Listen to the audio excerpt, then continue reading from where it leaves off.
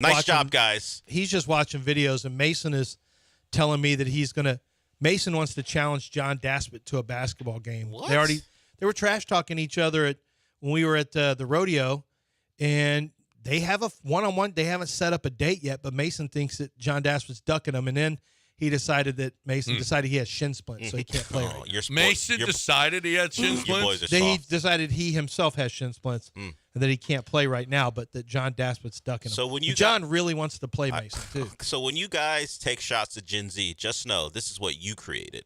No, they're punk-ass kids. I mean, no, you're right. I'm not going to disagree with you.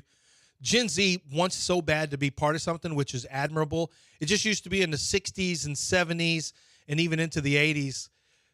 You know, you wanted to be part of, civil rights. You had people jump into that. And then you had women's rights, and you've had, in the war, you had war efforts. And I get that's what's going on here.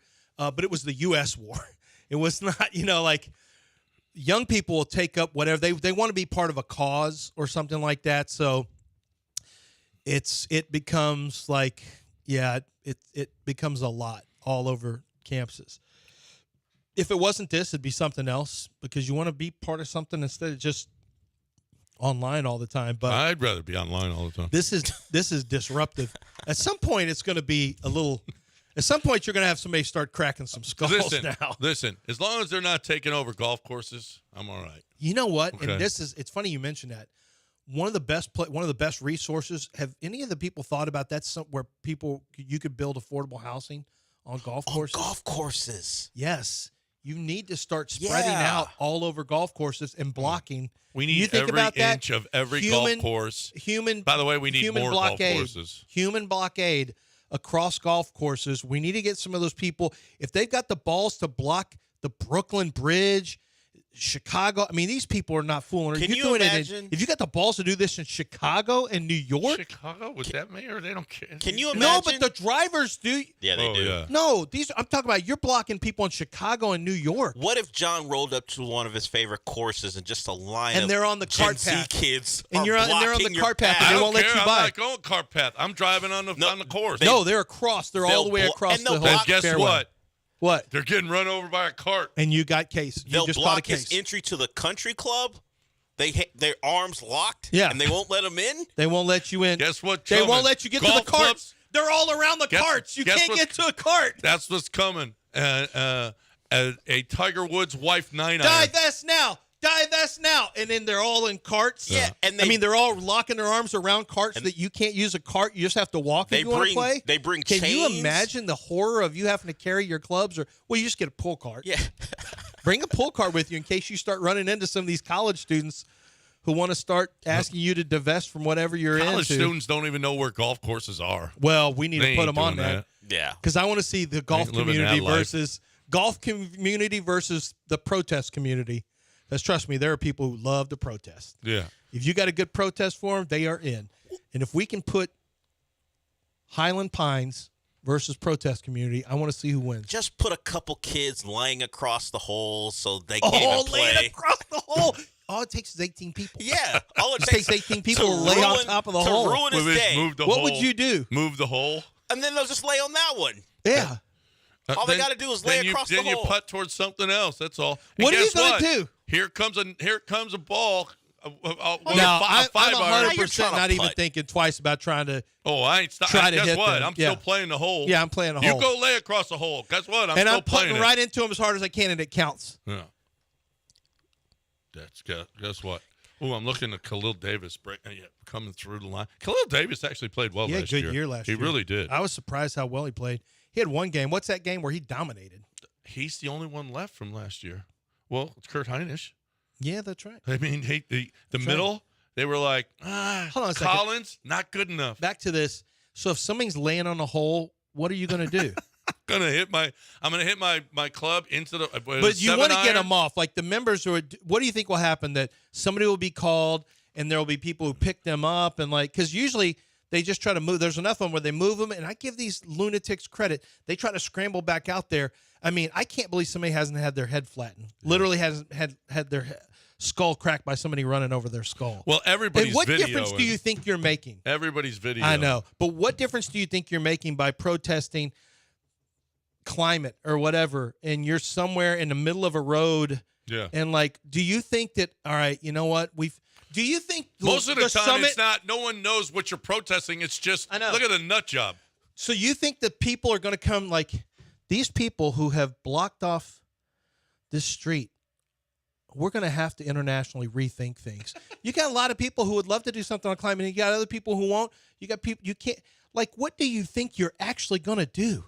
What do you think you're actually going to do other than probably get beat up? Because at some point you're going to get beat up. 100%. I'm guessing somebody has been beat up. We just haven't seen it on tape. No, I'm sure people. I'm sure. Like, give me that camera. Watch this. Now, I just want a sign that says. I'm going to admit, I'm not a good person for saying this. You're clearly not. But I watched this wanting somebody to pick them up and throw them hard against something. What? Yeah, I want to see that. Like, You're a terrible person. No, I just want, because I want to see. I thought yesterday, what could happen? Because these people are all pretty good about, like, they don't buckle. No. If they stick it out. But what if somebody came up and smacked somebody and knocked them out unconscious? Do you think they would do this? Lance got up out of his chair. I'm out. Oh, you think they're gonna? What would it take? You think they're tapping out? What would it? What would it take? One person getting knocked unconscious where they go, all right, I'm out. No more crisscross applesauce for me. I think it depends on the person who did the punching, because if they look like they can do it again, they might go. I just want one sign that says "Pimentos for the Patriarchy" at Augusta. You would never make it in. Yeah, you would never make it in. No, I hide it, and then someone runs up. Yeah, you know what? Actually, if you wore pants, for the patriarchy. If you wore pants and you had it folded up, you actually could get that done. What would happen to that person? Oh, they'd be quietly removed. They lose their pass, and then that's probably the worst thing that could happen to anyone if you lose your day pass. I got to talk right now about getting up and getting after it. Okay. Get up and get after it. That's what happens when you're drinking free reign coffee. Love my free reign coffee. Had it this morning. Dream coffee, work, repeat. Dream coffee, work, repeat. Dream free reign coffee, work, repeat. Full body. It just hits different, people. And I'm telling you, I love this company. But the first time that I talked to the people from here, they were like, hey, man, we're about country. We're about community. We're about first responders, military, veterans, nurses, teachers. We're about that. We're about that lifestyle. That's what we're about. Are you about that lifestyle? Are you about appreciating life? Are you about appreciating the people that do stuff for you? Are you about slow roasted in small batches, unbeatably smooth coffee? Get up and get after it with free reign coffee. I love mine. You'll love yours. Try the Texas Pecan. That's my favorite. If you're looking for a great way to get up and get after it every day, you're not completely satisfied with your coffee, go try it.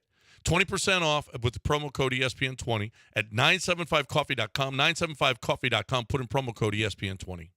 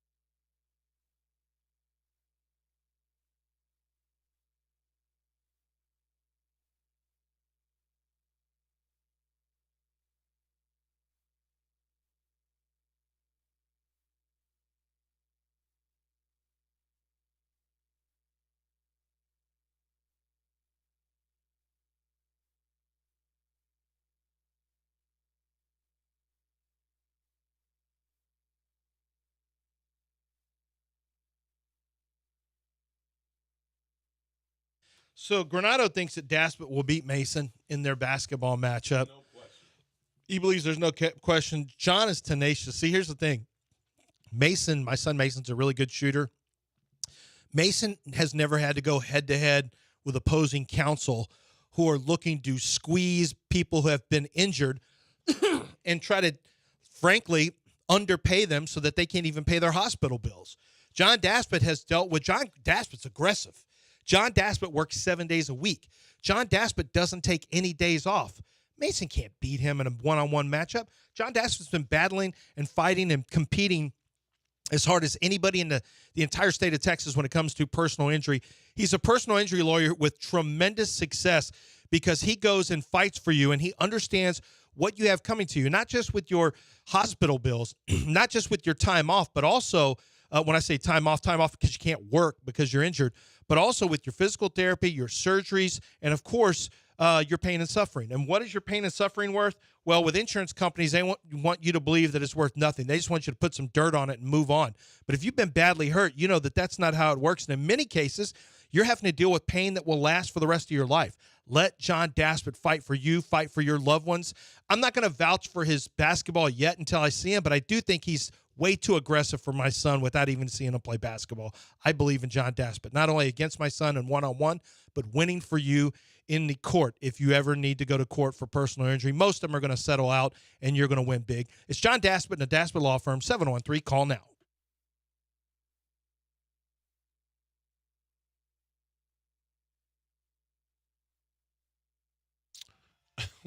Well, so a substitute teacher apparently took away a Nintendo Switch from a student. The student beat the teacher, the substitute teacher. Is that old, or is this a new one? Well, now the student is suing the school for failing to meet his needs.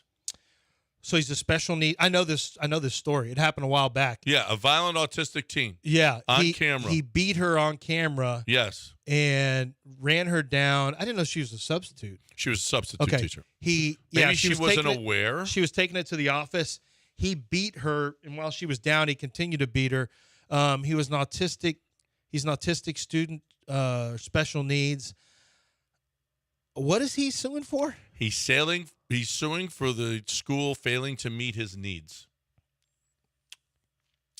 And to be clear, it's his parents who are doing the suing.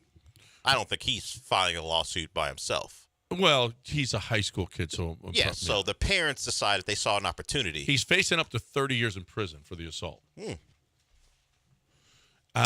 not great. That's a tricky situation with an autistic kid. Yeah, it's not great. When you see tricky situation. That's weird. That's why it's in News of the Weird. You know what else is weird? Kristi Noem. Who? You know her? No idea. Kristi Noem is the South Dakota governor. She is under fire because apparently in her memoirs, which are going to be published, she killed a puppy, a 14-month-old female dog, Cricket, brought it to a gravel pit near her farm, shot the puppy because it killed and ate several chickens and was less than worthless and untrainable. Do you feel like...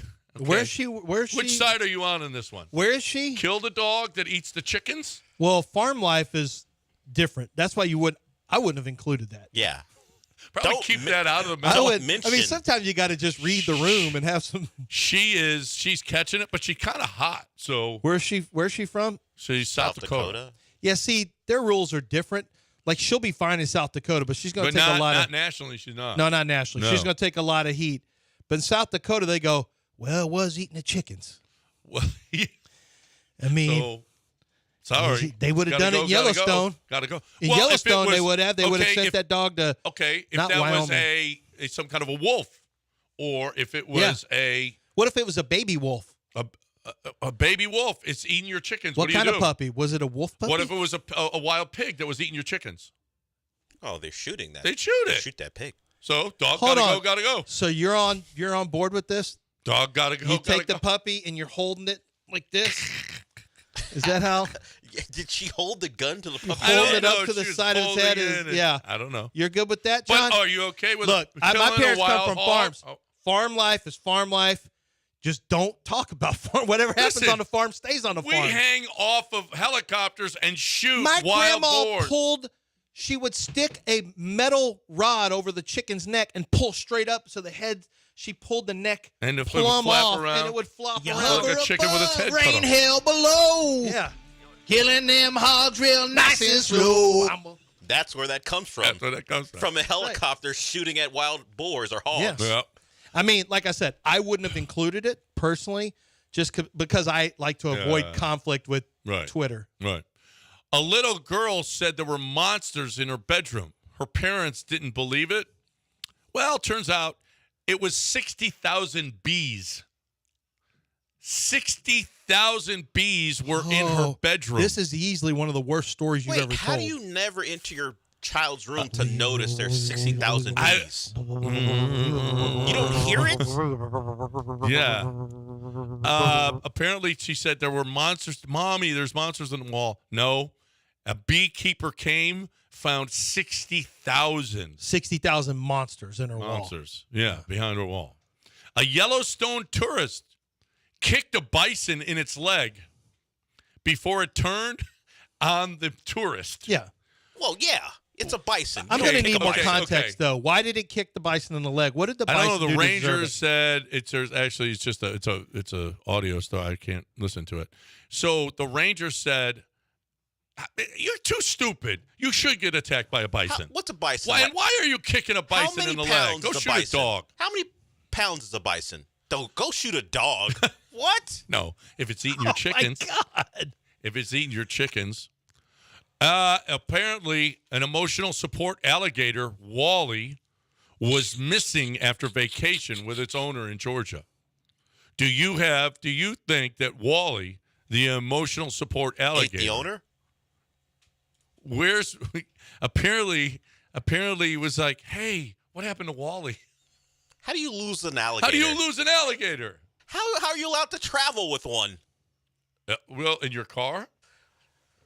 Emotional So you just leave support. him- You don't fly. You just leave the alligator in the car? Well, why are we doing these emotional support alligators? Emotional support alligator. Just, why can't we Don't just you be feel normal? bad for him? He lost his emotional Why support can't we alligator. be What type normal of- instead You of two trying to have be no so empathy. extra? What type of support does an alligator provide? I don't know. It's bro. Nothing. It's going to eventually kill you. It doesn't curl up next to you. It doesn't rub its muzzle against you. What does it do? I mean, honestly, Besides think of ways to murder you. why do we have to do this? I mean, why honestly, do we put you up with two this have kind of no, idiot The dude crap? lost his emotional support alligator, and all you two were thinking about, why? Coming from the guy who just said the dog's got to go. He's got to go.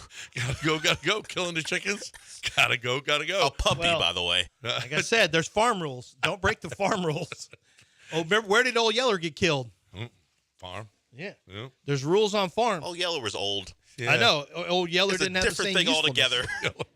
Oh, Yeller was the one getting attacked. Yeah.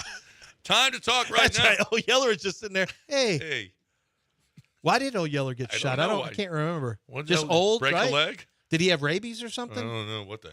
No, that's horses. I never saw. You don't shoot dogs that break their legs. Those are horses. John doesn't care about dogs for any reason. Get him out of there. Time to know. go. Gotta go. Time to talk right now. Oh, we'll kill wolves and pigs, but we won't kill that. Okay.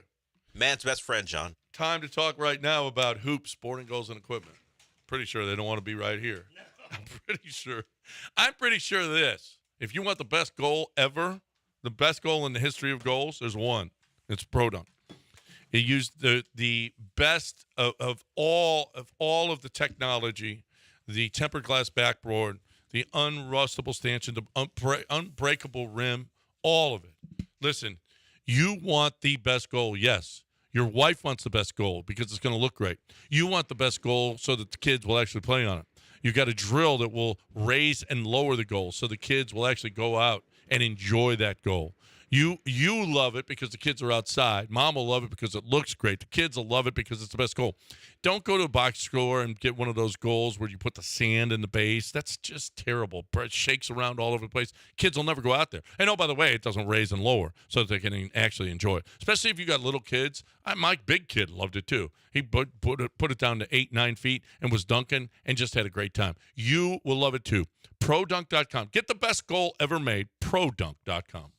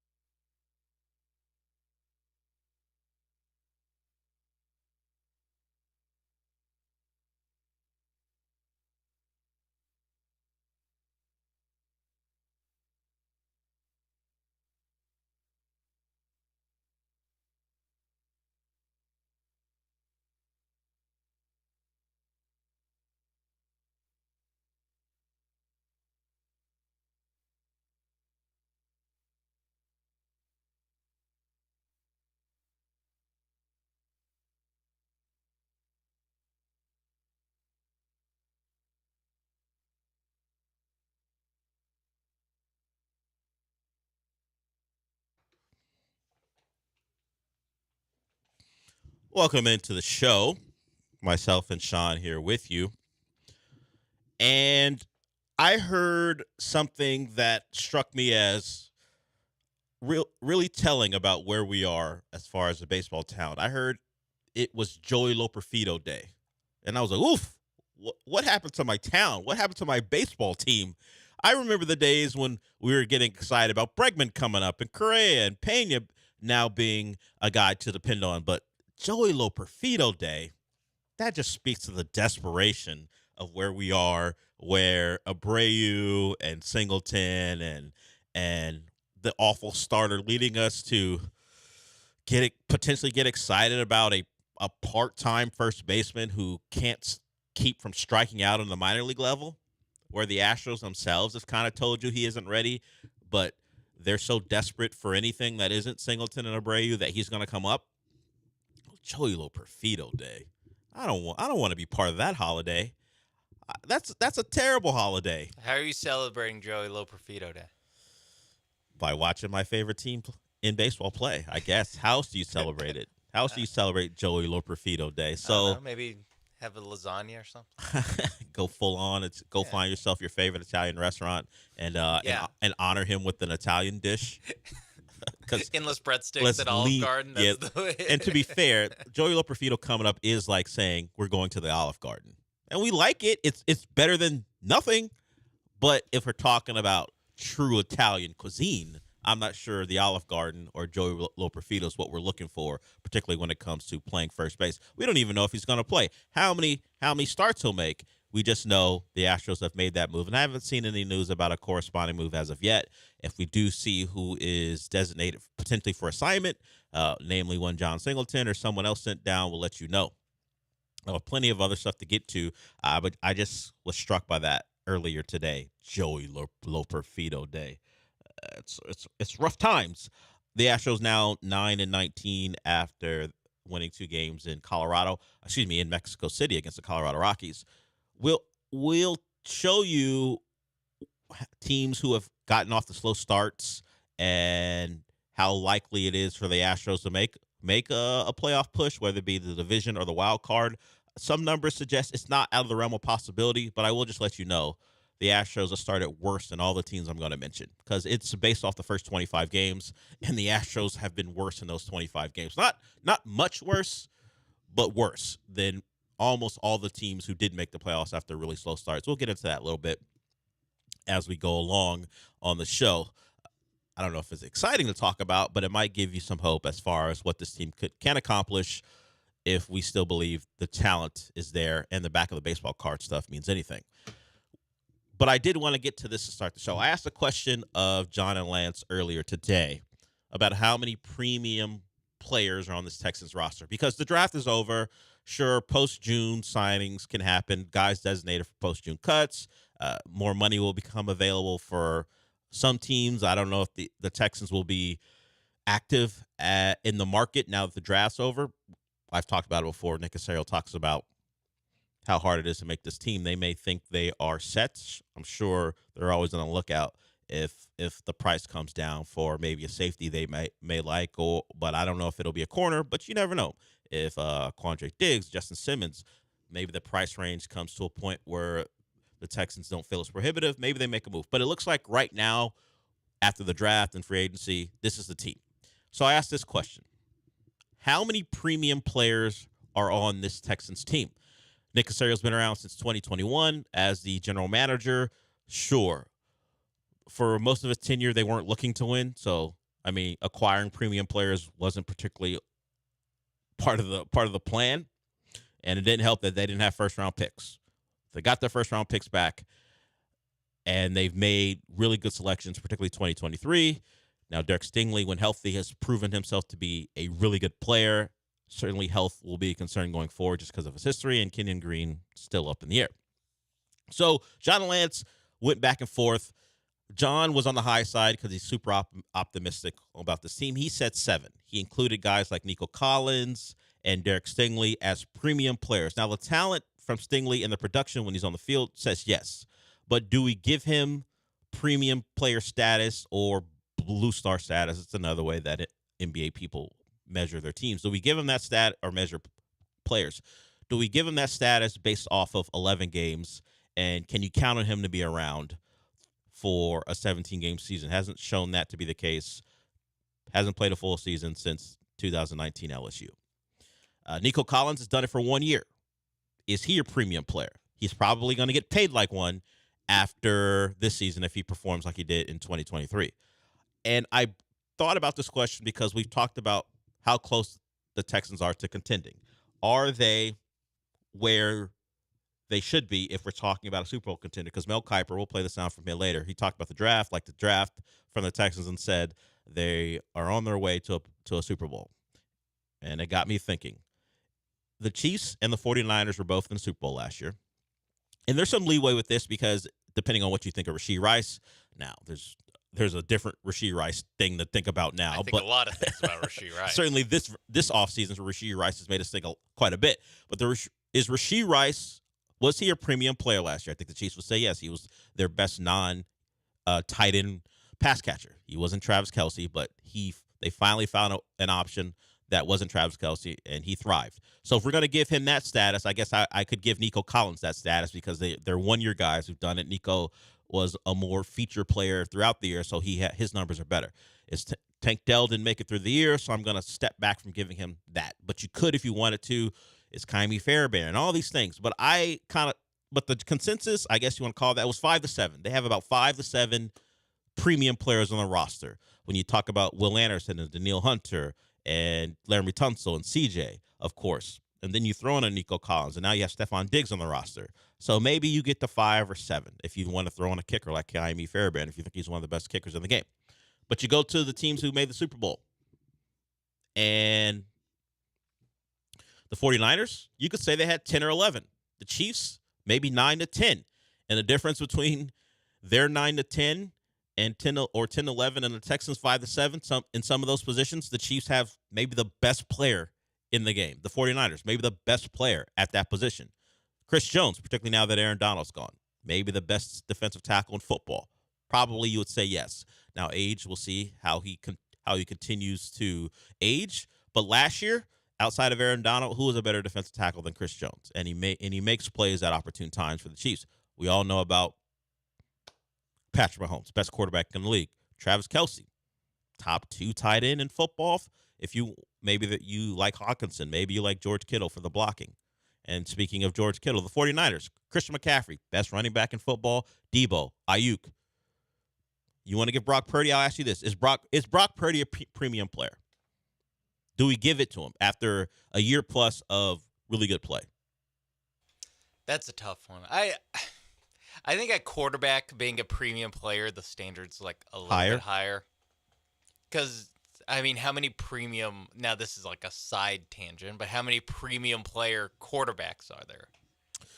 That gets into the debate of what makes a premium quarterback. Because I know it's a way around saying elite. Yes, but it's like Mahomes. If you're Allen, let's say top 10, you're a premium quarterback. If you're a top 10 quarterback, then he's top. You 10. think he's a top 10 quarterback? Yeah. Okay, so you throw him in the premium pile. Then you've got guys like Fred Warner and Travarius Ward and Hufanga when he's healthy.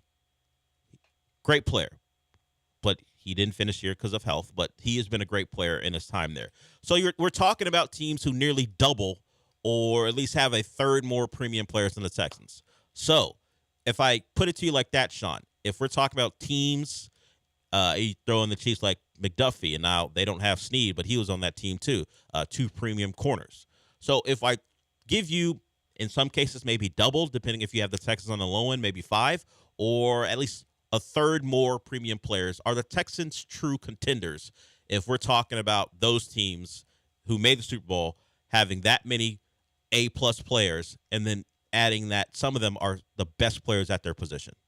I think they still can be a contender because some of those players you would think on the other teams are going to age out of being premium players. And Ayuk and Debo may not be thrilled with their contracts. They might be one of them.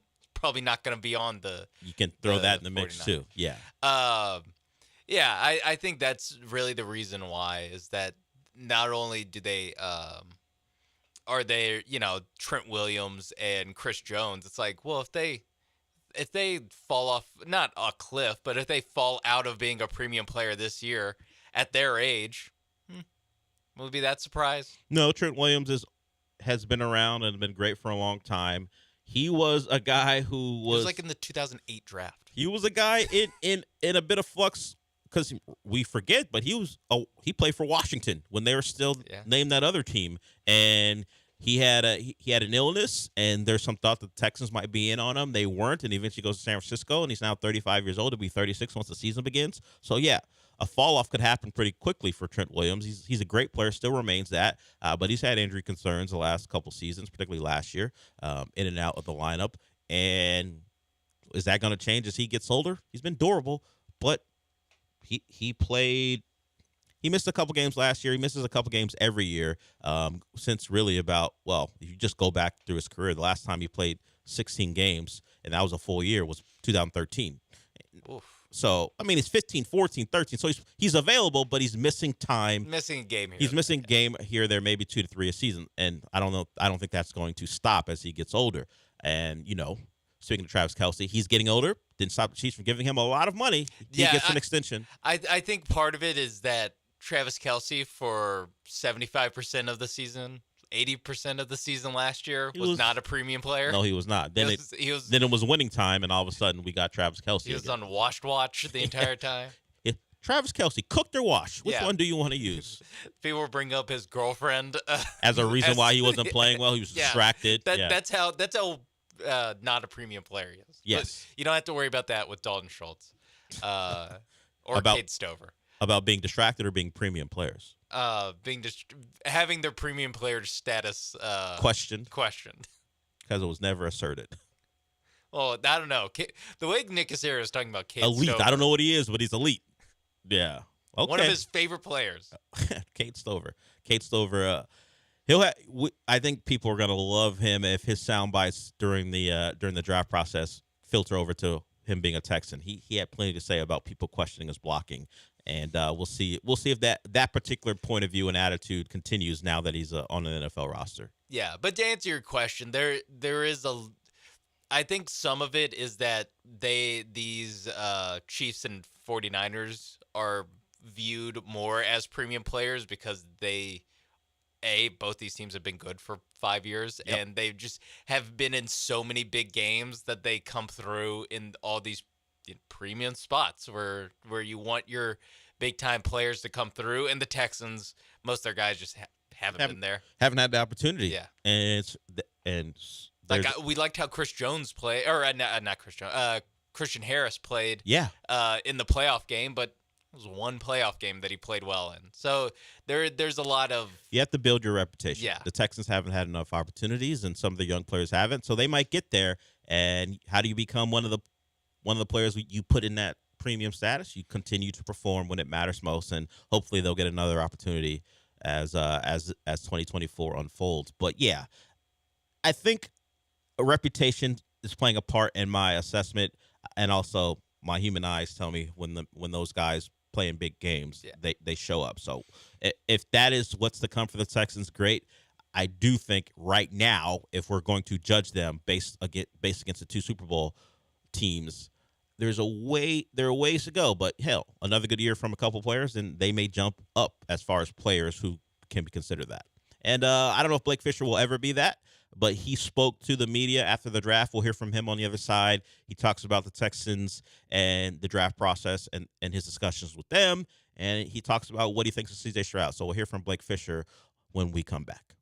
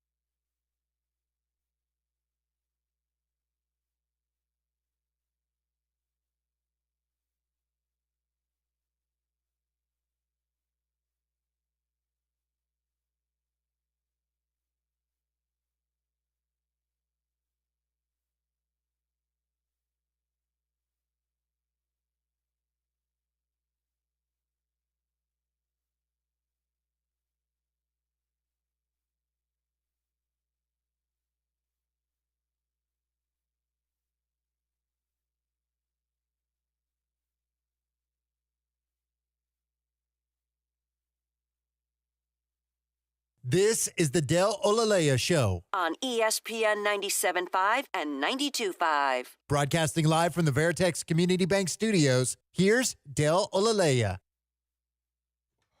Blake Fisher, one of 2 second-round picks for the Texans, spoke.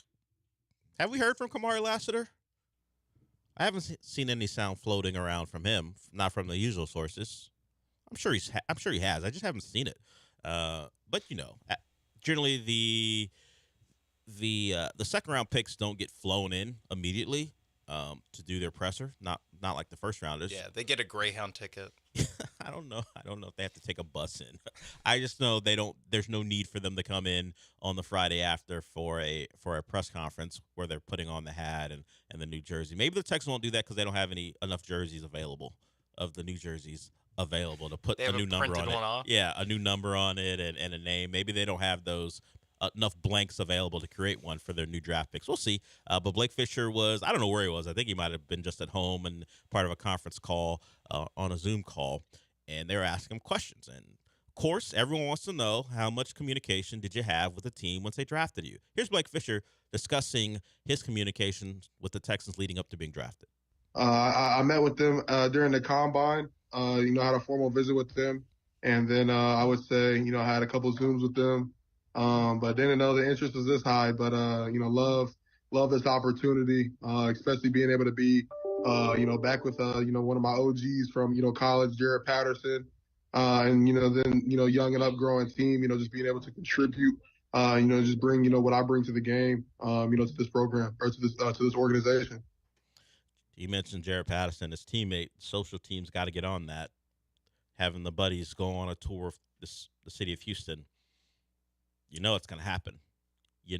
I don't know if one's going to put a chain on the other like Andre did to Cal, but those two are going to be in a social video hanging out, enjoying the sights, and that's how you maximize Twitter and Instagram going forward. So Blake Fisher, we don't know if he's going to start at any point this year, but he does feel like competition for the guy who put in his bio that he's a right tackle only, and Titus Howard.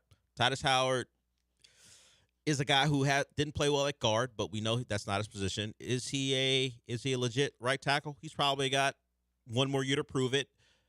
How much does it mean that he wasn't a D'Amico choice? Well, D'Amico was around when he got his extension. Now, D'Amico didn't get to coach him, so I don't know how much input he had or any of that offensive staff had, but he was a Texan when Titus Howard got his money. So maybe it's just a Nick Caserio joint, but they went in and got a guy to give him competition. And if Blake Fisher knows anything, he knows it's smart to talk great about your quarterback. So in this, you'll hear him talk about what he thinks of C.J. Stroud and the offensive line as a whole. CJ's a baller. His mentality every time he hits the field is a winner's mentality. And then, his offensive line being able to block for him, put him in the best position. His offensive line, being able to block for him, put him in the best position as possible. And then, him just going to work, being a great athlete, being a great leader. You can see it. The guys around the team there really respect him. You can tell, you can see that. So, really, seeing the camaraderie that they have amongst the offensive line, and their QB, and so on and so forth is really exciting to join. Yeah, man. Talk up CJ. Let him know. You're going to be his personal protector whenever you get the opportunity. How much draft discussion going forward? I don't know. What's the Sean? What do you think is the shelf life on discussions about guys who you don't or haven't seen in a Texans uniform yet? Does it last till tomorrow? Does it end today? How much time can you actually spend on guys who maybe you watched them play in college? You certainly didn't watch the film, but you obviously have to have a strong opinion on what they're going to be. Yeah, I think I haven't told. Well, as far as like the introductory stuff and the kind of first impression stuff, yeah, I think I got one more day in me. I just if Kamari Lassiter or is it Caden Bullock? Yeah. If one of them's a character, that'd be nice. If you're Keon Coleman, we'll hear from you throughout. I'll appreciate that. But if you're just going to be Blake Fisher, Notre Dame guy, saying all the right things. Notre Dame, offensive tackle, love my quarterback, blah, blah, blah. I said the same thing about Sam Hartman last year. Yeah. Blah, blah, blah. Leader, great guy, baller. Yeah. What you say about your starting quarterback. We're not going to get any of the Keon Coleman stuff. I do want to get to some Keon Coleman stuff, mostly because we talk about social media teams. Easiest job in the world. Yeah, but they blew it because he's talking about the Terminator and he wanted a Terminator theme music. We'll play the clip and it'll be self-explanatory. And they don't play it. They play something like the Death March or something. I think it's well, we can play it. Yeah, unless that's the beginning of the Undertaker. I might say Terminator. Undertaker's theme music. That's not what it is. It might be a rights issue. Probably. That's what I'm thinking. Yeah, but you can play Chopin, but you can't play. But the WWE will come after you. I guess probably. We'll play that. We'll play that a little bit later because if we're not getting a Keon Coleman in this draft class, I think you're right. I think. Well, you have another show to do by about 3 o'clock your time, 3 o'clock for you. I think it's about done. Yeah. About draft impressions and what it means. Maybe like 1:30. Oh, you'll be clocked out. Let Paul and Joe handle the rest of it. Highway Cantina's bringing food. That's true. You're gonna be full of food and want to take a nap. I might take a nap. Do we have an intern? We don't have an intern. I know this because I got a tweet yesterday about, hey, what's the podcast? So I just put it out there. 12:20. If you're listening and you're wondering where the John Lance podcast is, the sweet spot is about 12:20. I got the first 2 hours squared away. I got to get hour 3. They'll be uploaded by about 12:20. Just going forward until the summer when we might have interns again. I think it's the end of May. Okay. I think that's the rough. We'll get interns back, and then you'll have your podcasts about 10:15, 10:20. But until then, I don't know if you heard, I got other stuff to do. So they've literally heard. Literally, you're listening to the other stuff right now. So we will get you your podcast as quickly as we can. If you feel there's a delay, it's mostly because everybody doing it, except for like Brian, has another thing to do between the time that you expect the podcast to go up. So it's just how it is. We'll manage, and you'll hear your favorite shows in due time in short order. But I don't know if Caden Bullock or the rest are going to be a Keon Coleman. So yeah, I'm about done at maybe noon today, and if Highway Cantina gets here at a reasonable time, the show might just be done at like 11:40. I might. Hey, we got any sound that's really long that we can play for 2 segments? Let's listen back to the Barkley stuff. Yeah. Speaking of that, Charles Barkley talks about his time in Galveston, and it wasn't as funny as the first 2 clips that have been circulating. But much like this show, Inside the NBA has an arc to close, and the Pelicans to Galveston arc has now closed, and Chuck got called out because he spent time in Galveston, part of Rockets training camp, and he danced around it. Hey, I love the people. Didn't keep him from mentioning that dirty ass water again. So we might hear from Chuck a little bit later. I'll get into I mentioned this. We'll talk about it when we come back. The records of teams who started poorly and eventually made the playoffs. If you want to have some hope in the Astros, if you haven't lost any, maybe the series in Mexico City gave you some confidence. Maybe the numbers about when their good pitchers pitch, how good the rotation is, gives you confidence. We'll talk about the Astros when we come back. We'll also talk about the fact that Chris Finch may or may not be on the sideline going forward because surgery is in the cards for Chris Finch, the Minnesota coach, after a foul that didn't have to happen, took him out. And now Chris Finch, one of the coaches of the best teams in the league, team who's going to face the defending champions, might not be around for a game or 2. We'll see. We'll talk about that and other stuff when we come back.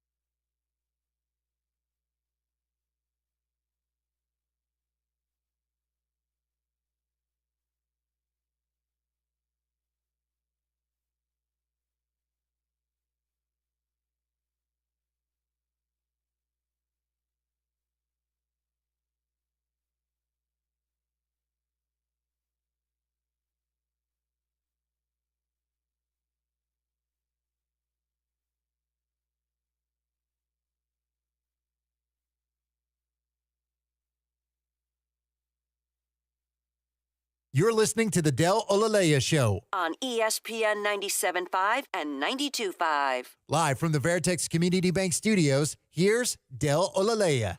Sean mentioned Highway Cantina and what it might mean for the rest of his workday, which is good news for us because they're bringing food in, and it's also good news for you. They're a featured restaurant that we're highlighting this week, Highway Cantina in Edo. It is a great Tex-Mex destination before and after ball games, and certainly for Cinco de Mayo. Thanks to Highway Cantina, our future restaurant this week. And I say it's good news for you because caller 4 at 1040 wins a $25 gift card from Highway Cantina. You heard great before and after ball games, so if you want to go see your Astros when they're in town and you think they're on the verge of a hot streak, why don't you go to the Astros and go to Highway Cantina, courtesy of us. Well, we're not giving you Astro tickets. We don't have that type of pull. But we are going to give you that gift card. $25 gift card at 1040. Caller 4 for our restaurant of the week. Thank you to Highway Cantina for that. We're going to be giving away gift cards throughout the week, throughout the day. So just stay tuned for that. Caller 4 at 10:30. I mentioned the Astros and a potential winning streak. Well, they certainly think so. The quotes coming out of the Astros after their 2-game set in Mexico City make it seem like they beat one of the best teams in baseball and it's supposed to springboard them into a big push. You hear from Jose Altuve. It was like we were starting a new season. I told the guys this is the moment to believe our season starts today. Alex Bregman chimes in. We're going to get super hot and go on a run. And then Joe Espada as well. We want to use this series as a springboard to play better than we have. I think we demonstrated over these last 2 games the type of team we are. Okay, how do I put this in terms that aren't too insulting? It's like you're playing the Washington Wizards and you beat them by 30 on consecutive nights, and now you're talking like championships around the corner. We can go to football. Who would it be like? It would have been like beating up on the Patriots or the Panthers if they had a pick. Well, they've still been terrible, but we don't think about them because they even have their first-round pick because they traded to Chicago. It's like beating up on the Panthers in consecutive weeks and going, you know what? It's a springboard to the rest of our year. What are you talking about? Look, I believe in the Astros. I think they can be a good baseball team, but I'm not using beating the Rockies as an example. The Rockies are awful. You played well. You played in an environment where home runs are going to fly out of the yard. Great. And by the way, if not for a Rocky being terrible and missing third base completely, who knows how that game goes? You're up 4-2. They score a run. It should have been 4-3. Ronel Blanco would have given up a third run. Instead, the guy misses third base. You get out of the inning.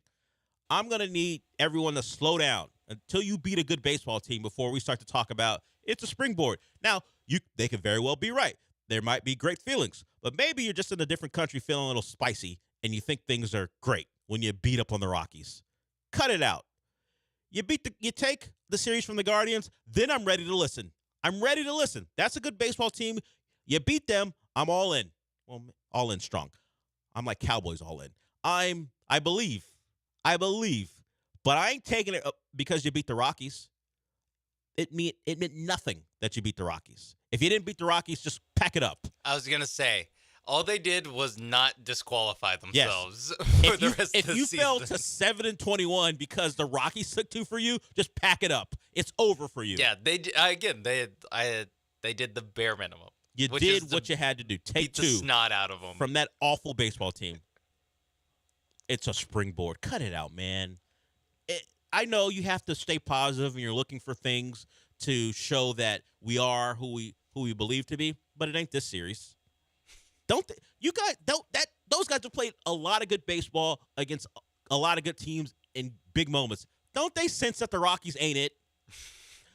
They got to know this team's awful. You think they would when a guy like you mentioned doesn't touch third base, yes, and scores.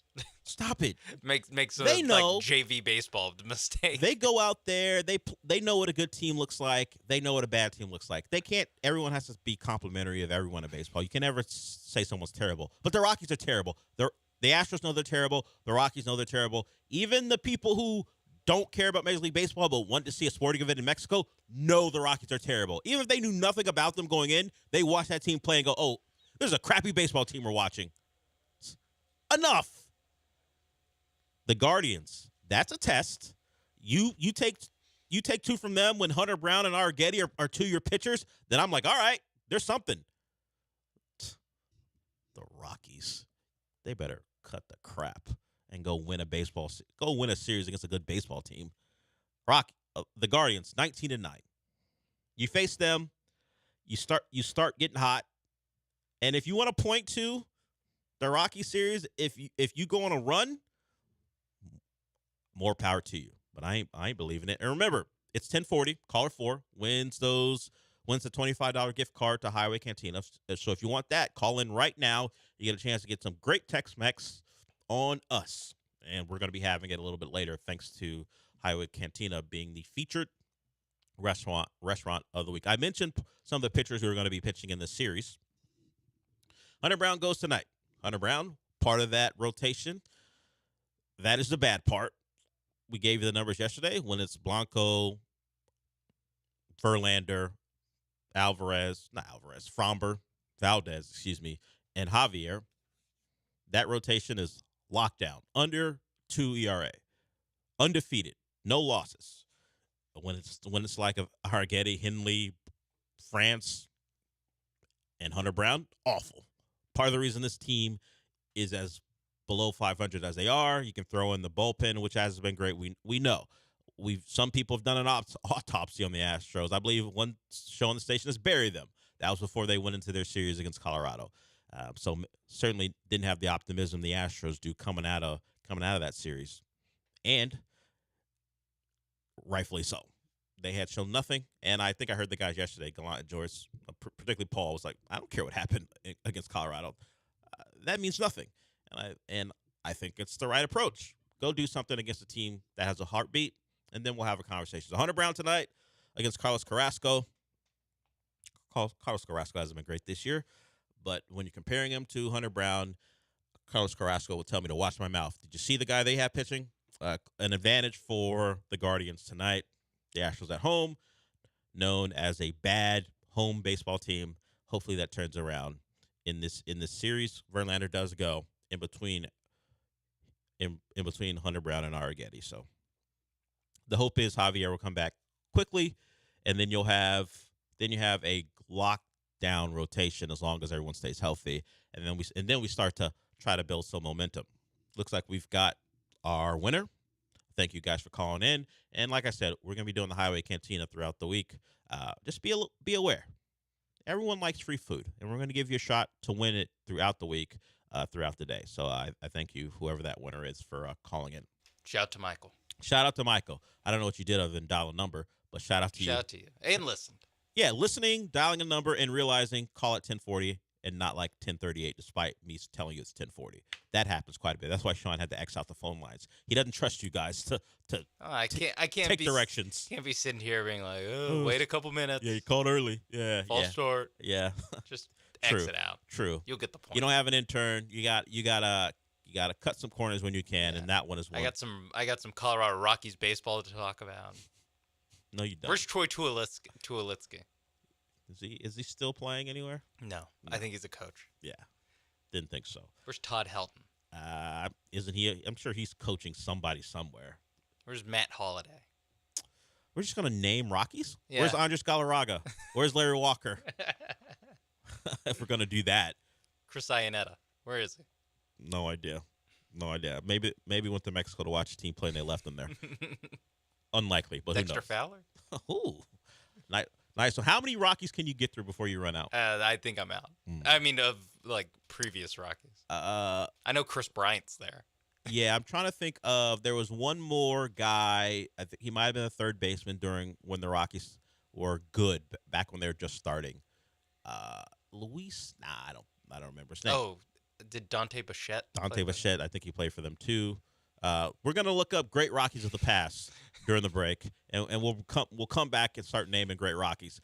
But before we do that, before we get to that in the next segment, I'm gonna talk a little bit about the NBA. We had games last night, a good one. and two not so good ones.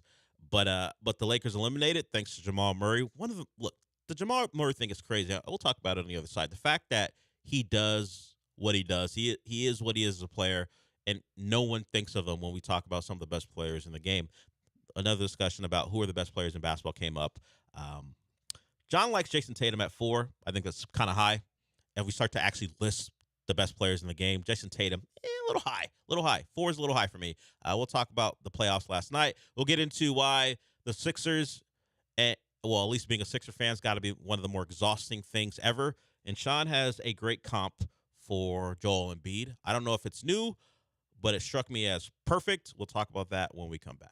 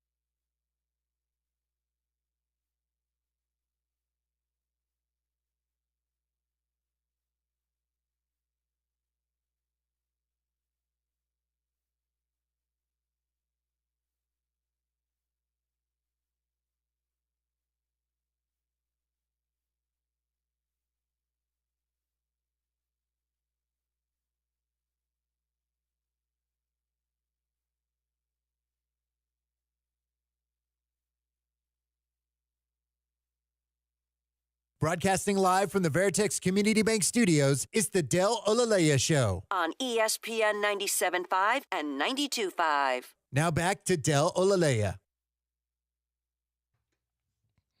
Welcome back. We did have some NBA stuff to get to, but as I say, any time you call in, we will definitely get to you. I don't know if we're going to do that whole shortest wait time thing. That belongs to a different show.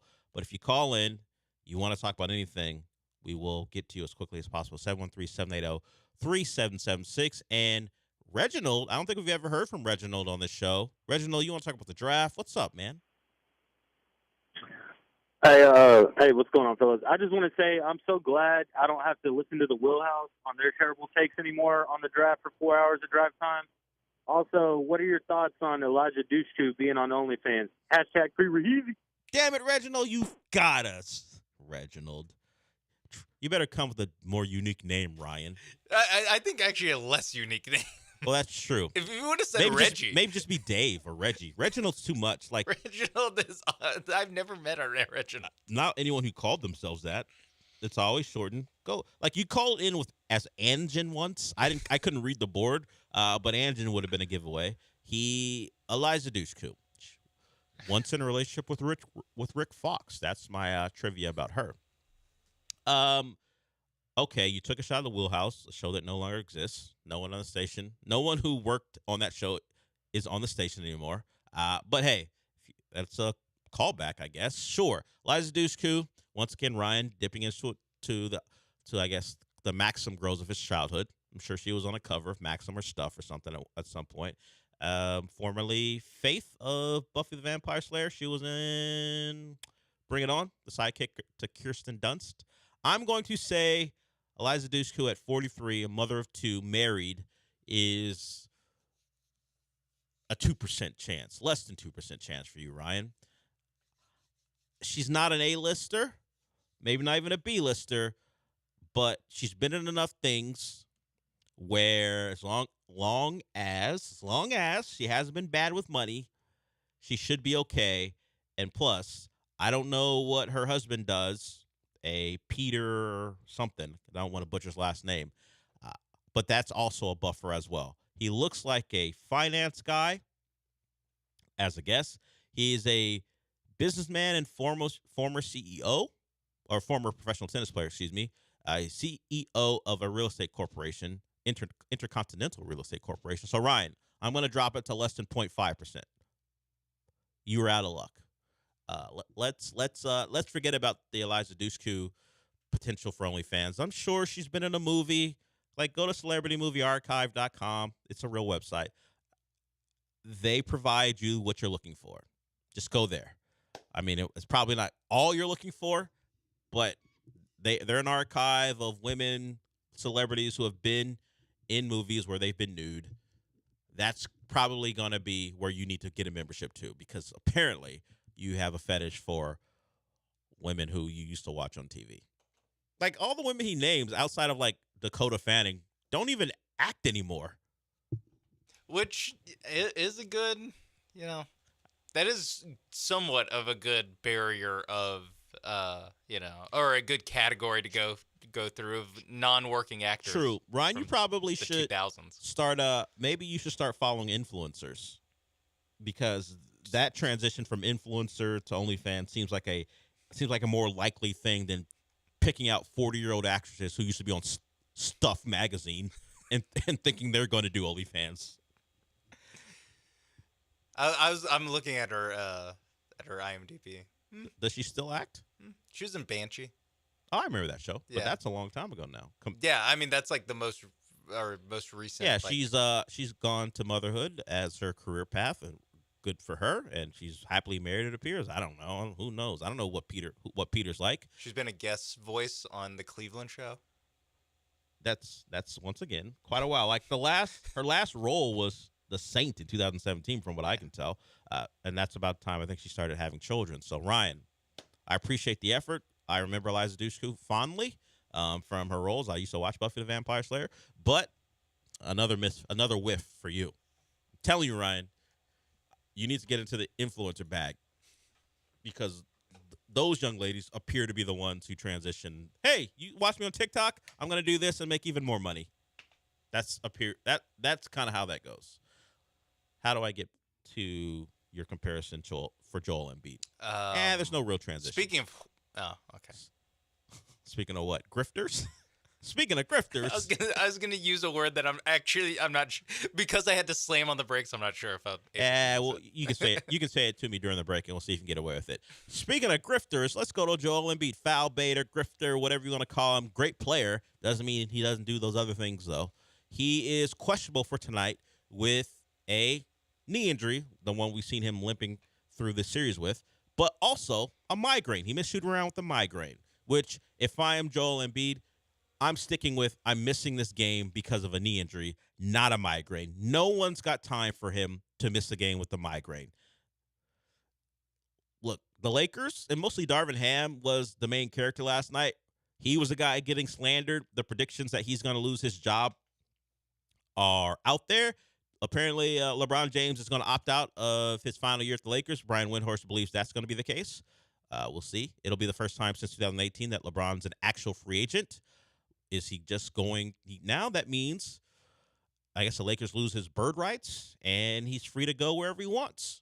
I don't know who has money available. I'd have to look into that. But LeBron James is going to be a free agent, and is he going to ring chase? Is he going to be a Sixer? The Sixers going to have plenty of cap space in this upcoming offseason. No Tobias Harris. Oh, Tobias Harris will catch the slander. I forgot. He's another guy in line to catch a lot of slander if they lose this game tonight. He has it almost perfectly. I think if he just didn't play in Philadelphia, he'd have it perfectly. Of super paid, but not really. At no point was he ever really a star. No. And so he just flies under the radar when he absolutely no-shows these playoff games. He is a max player. He's the second highest paid player on the Sixers, I think. And he basically has no effect on the game whatsoever. No. He played 8 minutes in game 3. 8. No, sorry. He scored 8 points. Sorry. 8 points in game 3. The fact I couldn't immediately be like, no, that's wrong. He scored in the last 3 games 10, 8, and 10. Those are his points scored. Yes. On almost identical shooting numbers. 4 out of 11, 4 out of 11, 4 out of 10, 4 out of 10. That's who he is. 10 points on 10 shots. And the fact that he might catch some slander. It's like he's in the part where you have to either be a Sixers fan or be like really watching these games. Yes. To be like, wait, he does Tobias, nothing. Doesn't he make $40 million a year? What? Sixers fans are gonna kill him if they lose and he plays poorly. Plays poorly. That's poorly. Well, that's poorly. But Joel Embiid is going to catch it nationwide. He's going to catch it the worst. Yes, because no one likes his game, and mostly because he makes people think of this other guy. Your comparison, what was it? He's big man James Harden. He's 7 foot James. He's 7 foot James Harden. Yes, that's what he is. Is what he is. Foul baiter. Great player. Foul baiter doesn't come through when it matters. James never had the injury issues that Joel Embiid has had, so James never had that excuse. He always used to say, or this is one of his excuses, the ball just didn't find me. How come you only shot twice in a deciding game 6 against the Heat when you were a Sixer? Oh, the ball just didn't find me.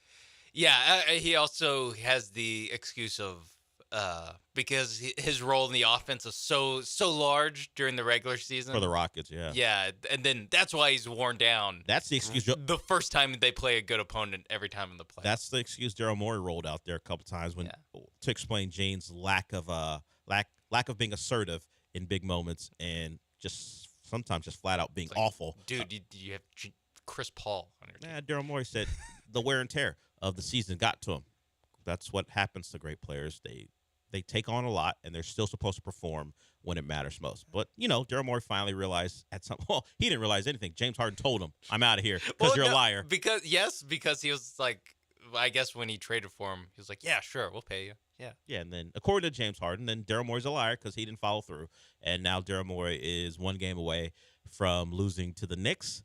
But, with that Tobias Harris money off the salary cap, LeBron James is available, apparently. Brian Windhorst, as I said, is reporting that LeBron James will opt out of his final year and become a free agent, which will mean teams with cap space have a real shot to upgrade their roster You have to be a contender, and Philadelphia fits that mold. Will LeBron want to go to Philly? We'll find out, I guess. That's the biggest hurdle. Yeah, does he want to go play in Philly? Well, they have a clutch client there in Tyrese Maxey, so there is a connection there. Does he want to watch Joel Embiid fall all over the place for 70 games and then watch him do it in the playoffs too? Like, he has to go from one guy who falls all the time in Anthony Davis to another. And Anthony Davis actually has played well, or he did play well in the first round. Before the series was ended by Jamal Jamal I realized Murray. It's not present tense anymore. Yeah, he played well. He did play well. Joel Embiid played well too, except for fourth quarters. Yeah. They kind of both had the issue, particularly Anthony Davis in the second half. But at least Anthony Davis is matching up against Nikola freaking Jokic, not Mitchell Robinson. Well, and Isaiah Hardenstein. Well, you saw what Joel Embiid. Precious or Kachua. Well, you saw what Joel Embiid decided to do to get Mitchell Robinson out of there. Hey, let me grab your ankle. Let me trip you a couple times because I don't want to deal with you anymore. That's Jokic's secret. He never jumps, so you can't you grab his ankle. You can't grab his ankle and commit a flagrant on him. Never leaves the ground and still one of the great players in this league and maybe going to be one of the great players of all time. And he's helped by a absolute killer in Jamal Murray. He hits another game winner, this time not a complete buzzer beater, but enough to eliminate the Lakers. So the Lakers this is the second time in the series where the Lakers had a possession to go up, and they didn't convert, and Jamal Murray comes down and puts their lights out. So the Nuggets move on. They'll see the T-Wolves. Will Chris Finch be available? He is their head coach. He's going to have surgery on his patella. Between 11:15 and 11:30, Lance comes in and looks at his clock because he's waiting for food. The message was between 11:15 and 11:30. Look, we're all looking forward to Highway Cantina. We gave away a gift card. We'll continue to do that throughout the day and throughout the week. Eric, I see you. We'll get to you when we come back. First hour of the show in the books.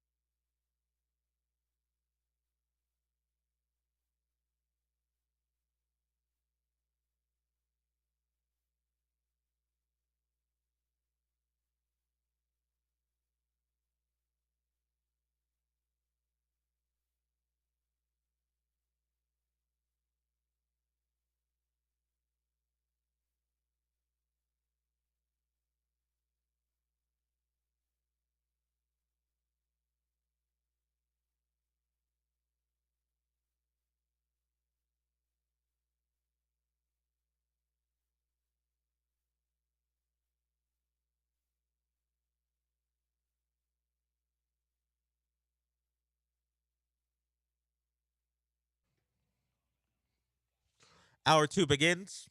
Eric, I see you. We'll get to you here shortly.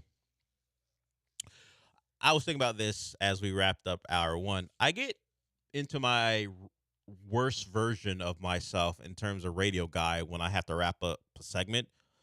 1 hour in the books. I don't ever say in the books in real life. Why would I say that now? What's the matter with me? I was like, oof. 1 hour in the books. I regretted that immediately. I was like, and I walked out to get some water and go, that ain't you. What the hell are you doing? I know the long straight line walk to get water. Yeah, it was. And I just imagine all the self-reflection that happened. And Yeah, I walked through our area and into the sales area as I was getting some water. I could see a couple of salespeople. I'm like, oof. Well, I just embarrassed myself in the books. In the books. What? I never say that. I would never say that in real life about anything. But I'm on radio. How do I get out of the segment? Well, in the books. 1 hour in the books. What? 90 minutes left to go. Like all the kind of hacky. Yeah, the hacky stuff that gets you to transition from one thing to the other. That'll be my goal, to figure out a way to transition in and out of stuff, particularly going to break, being me. Because in the books ain't me. Yeah, be Dell. Yeah. We'll be back. I think that's me. I'll just say we'll be back. We'll be back. Yeah. Hour 1's done. Yeah. We'll be back. Yeah. Hey, it's another segment out of here. We'll be back. You almost said in the books. Yeah, I almost said it. After some self-reflection, let's go to Eric. Maybe that'll cause me some more self-reflection. What's up, Eric? Hey, guys. Since Joey Loop's coming up, at the end of the day, who's going to do what's best for the team? Obreo or Singleton? Which one's going to get cut? I think Singleton. We probably can re-sign him. And also, Dell, did you hear Zack Snyder wants to do another Dark Knight with Ben Affleck as Batman? I did not hear that. I'll look it up. I don't know why Zack Snyder's allowed near a superhero franchise again. I'll look that up, Eric. As far as who's going to do what's best for the team, it's not their choice. I don't think anyone's going to volunteer as tribute and go, hey, you can cut me. Abreu ain't going to. He will get his money either way. So maybe if he doesn't want to play baseball anymore, he would ask that. I would say neither one, particularly Singleton. He's hanging on by a thread to stay on a Major League roster. I don't think he'd be on one if it wasn't the Astros. So he's not volunteering. It may just happen to him. And Abreu certainly isn't. No guys just decide to give up their job for Joey Loops. If you don't know where Joey Loops comes from, in the previous show, we were trying to decide, at least they were, what's a good nickname for Joey Loperfido. There's some play on the Italian stuff. Sean thinks we should all honor him by going to Olive Garden. If you missed that in the first hour. No, you were talking about Joey Loperfido Day, and I said, how would you celebrate? How would you celebrate Joey Loperfido Day? And Sean said by getting mid to below average Italian food. Mid. Hey, those breadsticks are great. Yeah, I ain't gonna knock the breadsticks. Come on, but and also Joey Loops. That's what we. Because some guy said once it hits a home run, it'll loop around the bases, but no one says loops around the bases. Yeah, come on. First home run in the books. I said Joey Whiff, but that's insulting. Yeah. Oh, come on. It's a little disrespectful. Joey Sits. I see people calling him J-Lo. That's Lance is doing that for whatever reason. I kind of like J-Lo. I don't think he does. We'll find out. You don't think Joey Loperfido? I don't think he wants to walk around and being called J-Lo. He's got to have a real nickname, right? All baseball players do, don't they, for the most part? Don't they all get a nickname at some point? A lot of them are just like their name some variation with a Y. Breggy. Yeah. That's true. That's a lot of them. Tuve. It's just, or Tuve. It's really Tuve, not Tuve. Tuve. Jordan just gets. Jordan. Yeah, there's not a lot you can do with Alvarez or Jordan. He's a one-name guy. Yeah, he's like Magic. Yeah, you know him. I guess that's a nickname too. True. Wilt. That's a real name, sure. Yeah, I don't know what Joey Loops or Joey Loperfido's nickname is going to be. Let him actually perform, and then maybe Todd Callis will give him one. You think we're putting the cart before the horse a little bit? Let's not give this minor leaguer who the Astros have told us isn't ready but has to play because no one else is ready. Despite Singleton and Abreu they're also not ready.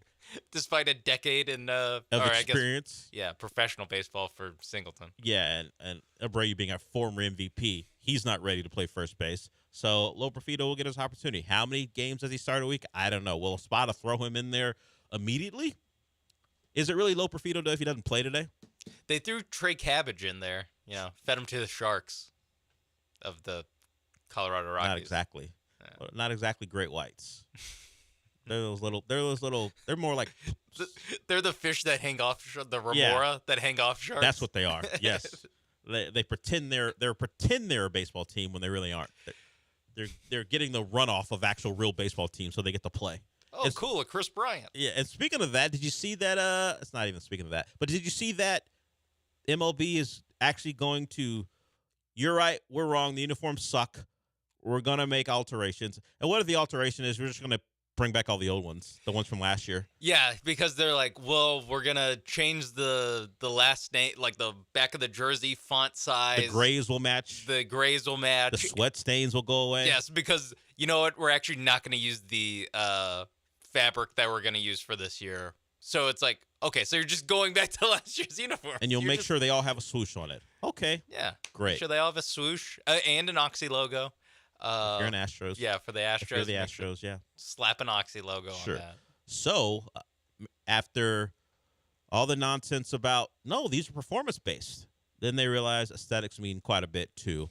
And when you have grays that don't match and uniforms that no one likes, you have to make the switch. Although the Astros, I didn't really – look, yes, the lettering's smaller, but the Astros kind of caught a break as far as a clear distinction between the two. Like, the Yankees one, clearly different. The Astros, not so much, but hey, they'll go back. If you were upset about what your favorite team looked like on the field, beyond how they actually played, the aesthetics are going to change for the Astros and everybody else in Major League Baseball. MLB has decided, yeah, everyone's right. We're wrong on this. Yeah, you know, the performance helping fabric. You know what helps performance? Their pants not ripping. That helps. And they also say, what do they say? Look good, play good? Yes, look good, feel good, play Look good, feel good, play good. So the Astros and everyone else, is that the Astros issue? They feel terrible in their pants? Season starts whenever they get the new uniforms in? And, of course, considering how supply chains work. What's July? When will these uniforms be ready? I was going to say September. Yeah. Yeah, when the Astros are. They just go undefeated in September. You're like, damn it. If only Rob Manfred hadn't screwed it up. Another reason to blame him. So I guess that's good news for some. We'll see. I did want to get to this when we come back. The segment isn't in the books. Not yet. But when we come back, we're going to hear from Ocho Cinco and Shannon Sharp. Why? Because somehow Ocho Cinco has Tank Dell's number. I'm always interested in how that happens because do they have agents in that? Are they same agency? Are they a mutual friend? How does Ocho Cinco have Tank Dell's number? I know Tank Dell's from Florida. Ocho Cinco spends a lot of time there, but Ocho Cinco's more of a South Florida guy. Tank Dell more a Central Florida guy, where he's from and where the unfortunate incident happened in Sanford. So an update on Tank Dell from Ocho Cinco and some advice as he was talking to Shannon Sharp as part of their very successful podcast. So we'll hear from those guys. Also, Nick Casario talked about why they draft and how they draft, so we will hear from him in a bit. But we got a couple more segments to go. I'm still going to be me, so we'll be back.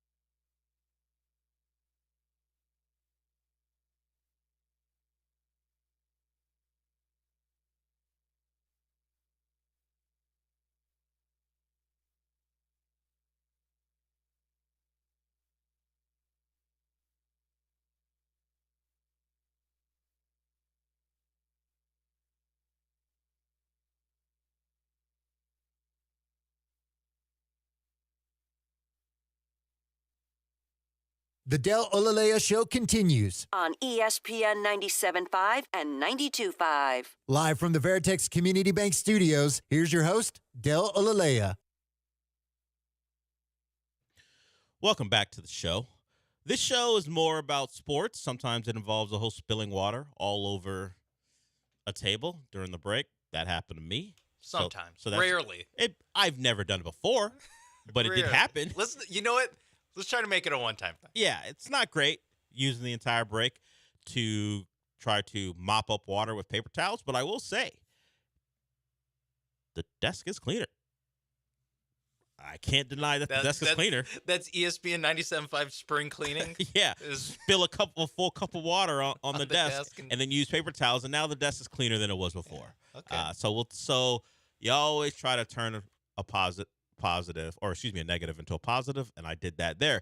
So I was going to talk about how Kendrick Lamar has responded to Drake, and so if you are a part of this show, you know we kind of venture off of sports sometimes. Not a lot, but TV, pop culture. So that's out there for people. If you want to go find that, Sean and I will listen to it at some point when this show isn't on, because apparently it's long, it's intricate, and Kendrick Lamar got after Drake. So that's out there for you if you want to go find that. He responded, and maybe it's a haymaker. I haven't listened to it, so we'll see. I did want to get to, before I spilled some water, I did want to talk about the sound that went on between, at least the clip was some sound from Ocho Cinco and Shannon Sharp's podcast. Tank Dell, we know, was injured in a shooting. Thankfully for him and everyone else, no one was seriously hurt. No one is dead, but it did involve 10 people being injured, Tank Dell among them. If you look at the footage, it looks like Tank Dell's trying to break up a fight, and then it winds up with him being shot. Now, Ocho Cinco and Shannon Sharp discussed this particular incident and what Tank Dell should do in the future to avoid things like this. I shot him a text message. Too, man. Tell him you're my prayers, man. You're my prayers. And after that, he responded back and said, everything is good. I'm good. I appreciate you. And I just told him, you got to move a little different, baby. You got to move a little different. I understand it's the off season. You want to enjoy yourself. You want to go out and have fun with your friends and your homeboys, but you got to move differently. You just have to. You have to. And the people that you surround yourself with should understand that you have to move differently. You shouldn't be at places anyway, for one, where they can carry. Oh, you shouldn't be at places like that anyway. Man, look here. That's what my old man used to always say all the time. Papa used to say, boy, if you got to go somewhere and you got to carry a gun, you don't need to be there. Oh, no. No, sir. Not at all. Now, it's very easy to tell Tank Dell not to be in a place where guns are. I get it. That's a easy and clear thing to keep you out of trouble. But how are you going to regulate what a man his age does and then expect him to be aware of anyone who walks to a party? He's at a party. He's at a party at a club where a pool is, a pool party, and is he supposed to, hey, security, make sure no one enters here with the gun? I don't know. I don't know where Tank is as far as who he hires. But is he at a point in life where he's hiring personal security? Can he dictate to a place, make sure no one comes in here with a gun? Search this person. Clearly, they weren't doing much searching if the 16-year-old got in. In fact, if a 16-year-old can be at the party, what is Tank expected to do? I understand. If you can be away from it, great. But it's putting a lot of onus on Tank Dell to be able to control all of those things when he was simply at a place where he thought he'd be with friends and something popped off, and then we had the gun violence occur. And we know gun violence can occur at any moment, anywhere, when you least expect it. I don't know if I can go, you know what, Tank, you're in the wrong place. You can't be at that party. Yeah, it's a tough one to do Monday morning quarterback on. Because there's a lot of things that shouldn't have happened. Like there's a lot of things where Tank Dell had no reason to expect what happened. So I don't know. He wasn't. Like, I guess you're anywhere. You're at a place that could have guns in it. If Yeah. a person decides to bring a gun to it, like there's a lot of places that you would think that you're safe, especially a guy who is from Florida and now lives in Texas. Like, it's gonna be a tough one for him. There are 2 states who have less than stringent gun control laws. And yeah, so I get how he was at a party at his hometown with probably with some guys that, let's just say, aren't NFL players, and so security might have been lax, but it's he's not allowed to hang out with his friends. Like like you said, he has to hire security for like the whole party that he's at. No disrespect, but I mean he's coming off his rookie year And a 3rd round pick. I don't know. I don't know if he has money like that. I don't know if he has Secret Service yet. Yeah, is he gonna buy out an entire place just to be safe? It's unfortunately it's a world where I guess that's what you have to do. But I don't think Tank's in a spot where he can do that. And he's in his early 20s. He wants to be with people he knows. Yeah. And we know he went back to visit family, particularly his mom, and then he went out to a party. I understand. I understand the thought. Be safe. Reduce all risk. I just don't know if you can plan for that. Yeah, like without just hanging out with Michael Rubin all day. Yeah. There's no. CJ's staying safe. CJ's courtside at a Sixers game Next to a billionaire. Yeah, I guess he has security. I guess Tank could do that. If he knows those type of people, maybe he can get CJ to invite him along. But if he wants to be with the people he grew up with and family, it may just be a different type of crowd. And I don't know if anyone at that party expected something like that to happen, or they probably wouldn't have gone. It happened, and it's unfortunate, and you just have to be thankful that no one was seriously injured, even though it's just amazing how 10 people were affected by gun violence and no one was seriously injured, or at least to the point where we're hearing about critical condition and stuff like that. So I just think and pray to whoever you pray to that went that way, because it could have gone a different way. Yeah, I appreciate it from the likes of Shannon Sharp and Ocho Cinco, but I feel like it's advice that, sure, you say it, but how do you put that into practice? Yeah, I mean, that's exactly it. Yeah, it should have been like, hey guys, I know you're throwing this party, but actually let's throw it at this other place that has, and I'll hire security, and so no, like I know it's supposed to be an outdoor thing, but I'm thinking more of an indoor thing again with metal detectors. Tank should have brought metal detectors. All right, yeah, you're at a party and something bad happened, and thankfully not awful, not tragic, but certainly very scary, and we want to wish Tank well in his recovery and anyone else who was directly affected by what happened, because it was scary. The videos are still out there, more whether it be people filming or security footage. You see what could have happened. Particularly, the one I saw was just the kid firing and firing and firing just haphazardly, not particularly aiming at anyone, just firing. And the fact that I saw someone like point.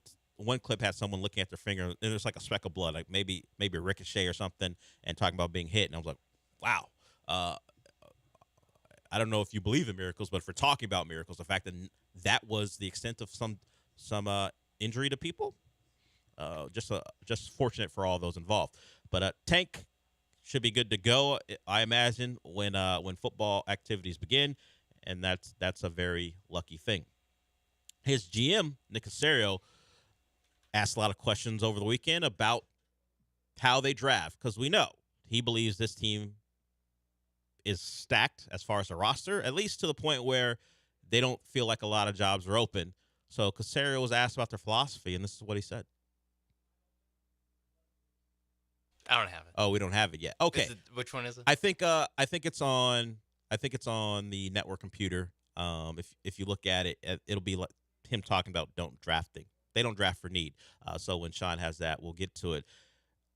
We talked about in the first segment of the show, are the Texans at a spot where they have players everywhere where they don't have to take best player available? I don't know. I questioned it on the night of round 2 and round 3, taking guys who you say are going to compete. And sure, that's a company line. You never want to give anyone a job. But you took guys at spots where you had veterans, whether it be Titus Howard at right tackle or guys like Miles Bryant and Desmond King at the nickel spot. I was hoping for a clear starter with your first picks of the draft. The Texans went the other way. Were they best player available? Questionable. Did they get snaked as far as corners, outside corners, because of the trade-ups by two teams? Maybe. They'll tell you they love Kamari Lassiter. Maybe they do. But maybe not more than Cooper DeJean or a Kool-Aid McKinstry who could have played on the outside. But this is Caserio discussing why they don't draft for need. Approach, and you just can't have enough quality football players. And there might be a situation where a player maybe doesn't play this year, but maybe his opportunity potentially could be more next year because of maybe how the roster is constructed. But we don't have a crystal ball, so we're not going to sort of make any predetermined decisions about a player's role, who fits where. Honestly, the competition will sort itself out. I think what we've done, what we've hopefully have done, is just create a sense of urgency. And you have to play well and perform well in order to stay in this building. And if you don't, then we have to keep the 53 best, and then however we put the practice squad together. So I think overall you're just elevating the entire team to the best of your ability, and that's, I think, what good teams try to do. Like, we feel we have a good team. You know, we feel like we'll be competitive. What does that look like? We're all going to find out here shortly. So that sounds like the Texans drafted succession plans.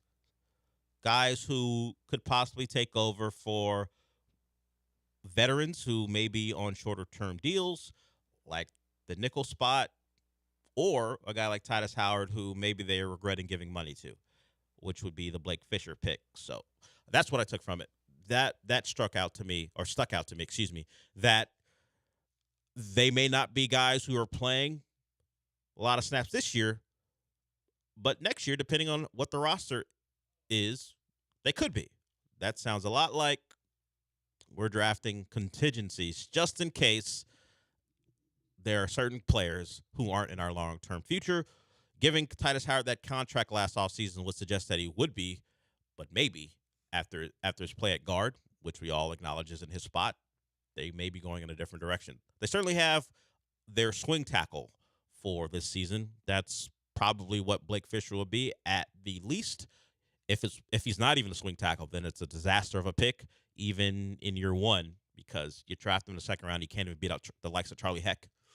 Not great, but I don't foresee that. I think he's a guy who will be available depending on injury to fill in at one of the spots, and then maybe is your right tackle going forward. That'll wrap up segment 2, and I say that because Highway Cantina is here. Sean mentioned it. Lance has already closed the door on me. I guess he thinks if the door is closed, I can't get out to get to the food.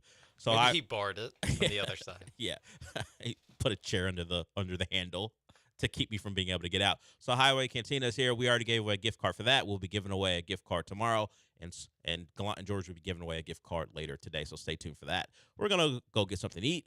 I will try not to eat on the mic. It's not that hard. Just don't eat on the mic. We'll be back.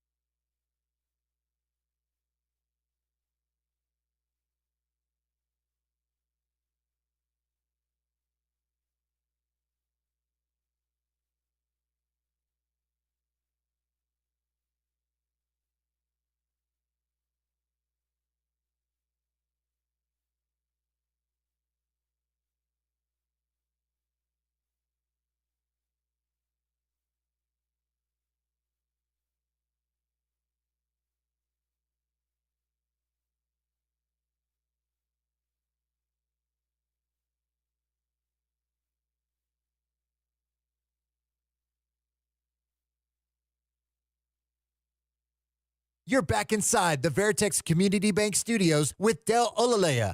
I mean, you're not actually in the studio, but if you watch ESPN Houston's YouTube channel, it's kind of like you are. No, not really? Okay. Welcome back in. Sean and I are back. And I say we're back because there's a lot of food out there, a lot to choose from because Highway Cantina is here. Brian from Highway Cantina hooked us up. Look, guys, they are the restaurant of the week for a reason. Go out there. It's a great place to stop by before a game or after the game. In Edo, I am eating the chicken taquitos. Look, there is a major difference from when a good restaurant does it than the ones you buy in the freezer aisle. I have been a freezer aisle taquito guy for a long, long time. It's a great snack. But Highway Cantina takes it to another level. They've got the shrimp wrapped in bacon. They've got beef enchiladas out there. You know, Lance Erline, the foodie that he is out there enjoying himself. So it's a place where you can get great food and enjoy your time. The margaritas are flowing. That certainly benefits some people, not the drinker that some other people here are. So Brian took this up. Go out to Highway Cantina and stay tuned as I keep telling you throughout the day and throughout the week. We're going to get you squared away and give you a chance to enjoy the food like we are right now. And I feel like I've done that without alerting anyone to chicken in my teeth. So I'm proud of myself in that regard because I didn't learn from the best. I ain't going to call them mentors, but the people I produce a show for, not great at avoiding alerting the world that there's food in their mouth. So I will take credit, even if you aren't going to give it to me, for doing that. A couple things I did want to get to. I mentioned this earlier. Travis Kelce gets a new deal as we get to some NFL stuff. He was a guy who people thought was going to retire. People blamed his lack of performance on his new girl. And look, if I'm dating one of the more famous pop stars in the world, my performance would probably dip too. But Travis Kelce showed up when it mattered most. He was big time in the playoffs and then the Super Bowl. And the Chiefs reward him with a new deal with $17 million fully guaranteed, and he's also it's going to be total out at $34.25 million. So the Chiefs reward one of their cornerstones. It'll probably be the last big deal he gets because if the lack of production during the regular season is any indication, this is one of those golden parachute type deals. We appreciate who you are. We know you're a playoff performer. This is the last one you're going to get from us. I don't think the Chiefs are giving Travis Kelce a bigger deal, but he's certainly earned, if we're going to call it a golden parachute, he certainly earned it. He has been part of all three title teams, and he's a Hall of Famer. So Travis Kelce gets his money. He's 34 years old, and the Chiefs reward him. Unfortunately for others in the Chiefs organization, namely Isaiah Worthy, he's got to deal with those facilities. We talked about this before. The Chiefs really ranked low on facilities, and all the jokes were because of where Isaiah Worthy played at Texas, that it's a step down in the facilities. And I saw that locker room, at least the one they use, not the one in Arrowhead, but the one they use for training camp and regular practice. And I'm like, ugh. Isaiah Worthy's got to be like, what is this? This is an NFL locker room? It was crazy. The downgrade. That is worse than as someone who's been in the Texas football locker room. Yeah, wild. The culture shock. The downgrade from not just Texas. We know Texas got all the money in the world. They spend it, but most Power 5. Look at Sean. We'll tell you about it too. Yeah, we'll let you know if you didn't know. Most Power 5 places, like Kansas, built a new facility, or maybe I saw plans for one, or maybe it's already built. But Kansas, I think, Kansas has a better facility than the Chiefs do. I think they're building it right now, and the lockers were like wood paneled, like they look. They feel like they look like over a decade old as far as the design. It's crazy. It looks like a high school movie from like the CW would put as the locker room, where you're like, that's a ridiculous looking locker room. And all the jerseys are loose around the sleeve. Like you can tell no, they didn't have a technical director for football to tell you, hey, football players don't wear their sleeves like this. That's not how football players wear them. The quarterback's throwing like this. He's got the wrong face mask on. Oh yeah, he has the bar in the middle. Yeah, it's terrible. That's what I hate about movies from the. I love nostalgia movies. I love 80s movies, but the one thing that sets me off is none of the football players look like they play their position, and it happens now. It's happened. It still happens. Oh, get ready for Clipped, the FX LA Clippers Donald Sterling story. Yeah, basketball is hard. I will say basketball is the hardest sport. True, but they didn't get anyone who looks like any of the players. Lawrence Fishburne is playing Doc Rivers. The Chris Paul character looks like who do they say? He looks like Rodney Hood. And like if Rodney Hood was being featured in a movie or a TV show, that guy could play Rodney Hood, not Chris Paul. Also, he also not quite the dribbler that Chris Paul is. I can't blame him for that. No, I can a little bit. But cut your hair at least like Chris Paul. Don't cut your hair like Rodney Hood. Chris Paul's haircut's pretty simple. You can do it that way. They matched Matt Barnes' tattoos. They got an actor who looks nothing like really like Matt Barnes, but then they put fake, real Matt Barnes tattoos on him. Someone added JJ Redick. And there's like a picture in the trailer of the guy playing JJ Redick from behind in the JJ Redick jersey. And someone say, "Hey JJ, who's playing you?" He goes, "Jason Capono." It does look more like Jason Capono from behind. Than JJ Redick. Yeah. Clipped. I don't think I'm watching Clipped. Maybe for the comedy. I don't think I'm gonna take it seriously. And it's gonna be the show. The show. What are you talking about? Really? When does it premiere? I'm looking that up right now. Because does it come on before House of the Dragon comes on? Because maybe it's our interlude between Shogun and House of the Dragon. June 4th. House of the Dragon comes on and when? Mid June? I think it's July, isn't it? Mid-July? Hold on. House of the Dragon. I don't know about Clip, man. That one is. If you don't know, it's the Donald Sterling story. June 16th. So it's got 2 weeks. Are we gonna watch 2 episodes of Clipped? I think it's our it's like the Taco Bell to Highway Cantina. The Highway Cantina is House of the Dragon, and then Taco Bell is Clipped, where we can enjoy Clipped, but we know it is not the same quality. Not at all. Not at all the same quality. We might find it passable. Clipped is it's 1 a.m. 1 a.m. and I want to watch something, so I'll watch an episode of Clipped. It's mostly just laughing at the fact that Ed O'Neill is playing Donald Sterling. I don't think Ed O'Neill needs the money. He was on Modern Family for a while. No, that's network money. He's inspired by the script. That should be the question that gets asked. Why is Ed O'Neill in this show? You've got Modern Family money. What are you doing playing Donald Sterling? Oh, the first 2 episodes come out on June 4th. That's my birthday. I'm not celebrating. Happy birthday! I'm not celebrating my birthday by watching Clipped. Not 2 episodes of it. That's ridiculous. But it's out there. If you want to see basketball players, at least watch the trailer. I've seen the trailer. No, I'm telling that to the people. Okay. I know Michael Carroll normally gives out the watch or don't watch. You're saying don't watch. I'm saying watch. I'm saying at least watch the trailer. I'm not saying don't watch. I just don't know how much time I can devote to Clipped. Maybe it's 6 episodes. It's 6 hours of my. It's about 4+ hours of my life when you include commercials. Come on, it's a lot to watch guys who don't look like basketball players play basketball. And I'm not interested in the Donald Sterling story anyway. I do think I want to see someone pretend to be Doc Rivers though.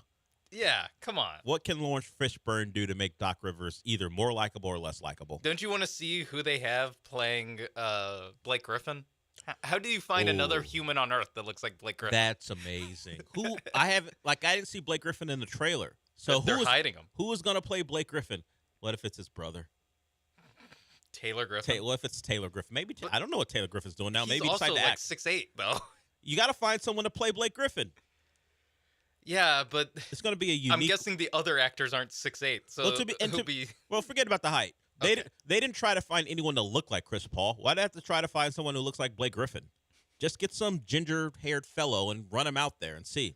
What? I'm looking at the cast. is he? He's got to be in IMDb. Who's playing Blake Griffin? Yeah, his IMDb. I am assuming they're gonna have to dye his hair. Because you see the guys playing. Yeah, Blake he has Griffin. black hair. He doesn't look anything like Blake Griffin, does he? Not really. No. No. He's.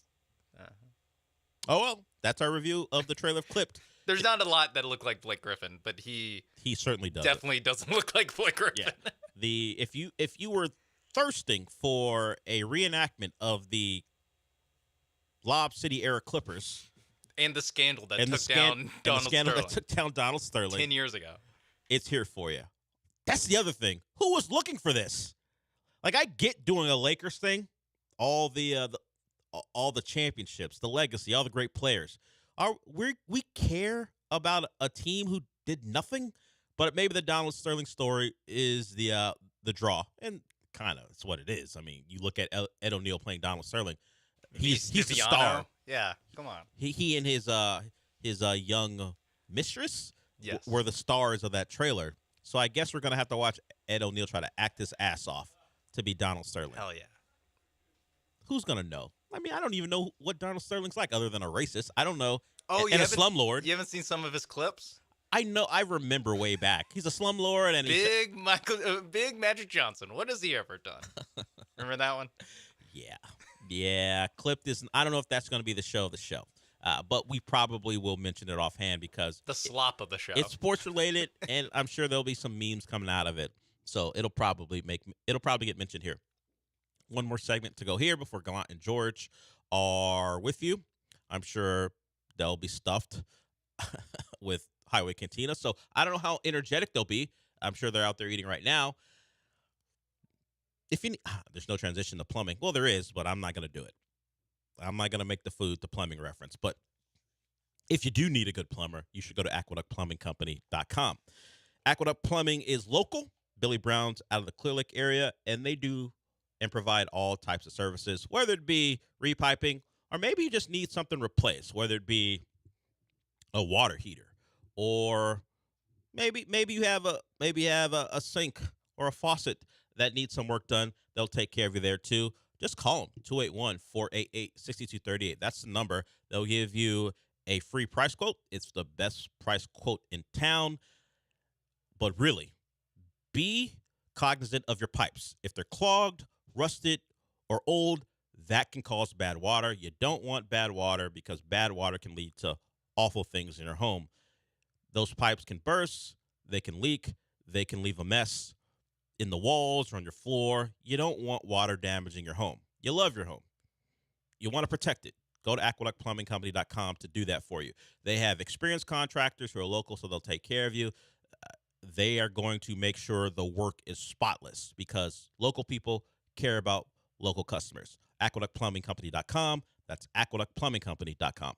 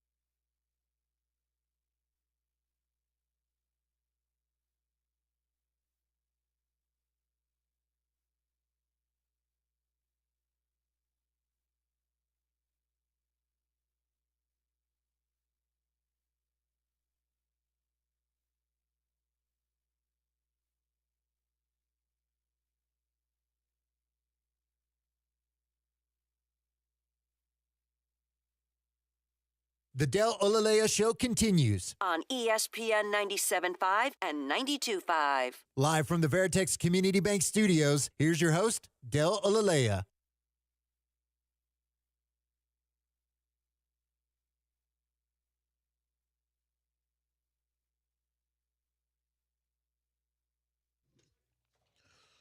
Final segment here. I did want to give you some of those Astro numbers if you have hope that they can overcome their slow start. There are a couple teams who have maybe not duplicated what the Astros have done to be so bad early on, but they've been pretty close, and they found a way to make the playoffs. We know the Astros have dug themselves a hole. They've been a bad baseball team for 28 games. They're 9-18 on the year, as my laptop just crashed. So giving you those numbers gets a little bit more difficult. So now, did you spill water on it? No. The residual. Somehow my laptop avoided that disaster from earlier. But I have to pull it up on my phone. Google Docs is wonderful in that way. Syncs up everywhere. So I'll do it that way. But you know, through their first 25 games, what were they? 7-18? No. What were they? 7-18? Then they got to 7-19. They're stuck at 7 wins for a while. I believe because they had that losing streak. So their first 25 games, I believe they're 7-18. Then they went to 7-19. Then they went on to Mexico City and turned their season around. If their Colts are to be believed, we'll see. Play a real baseball team, and we'll see.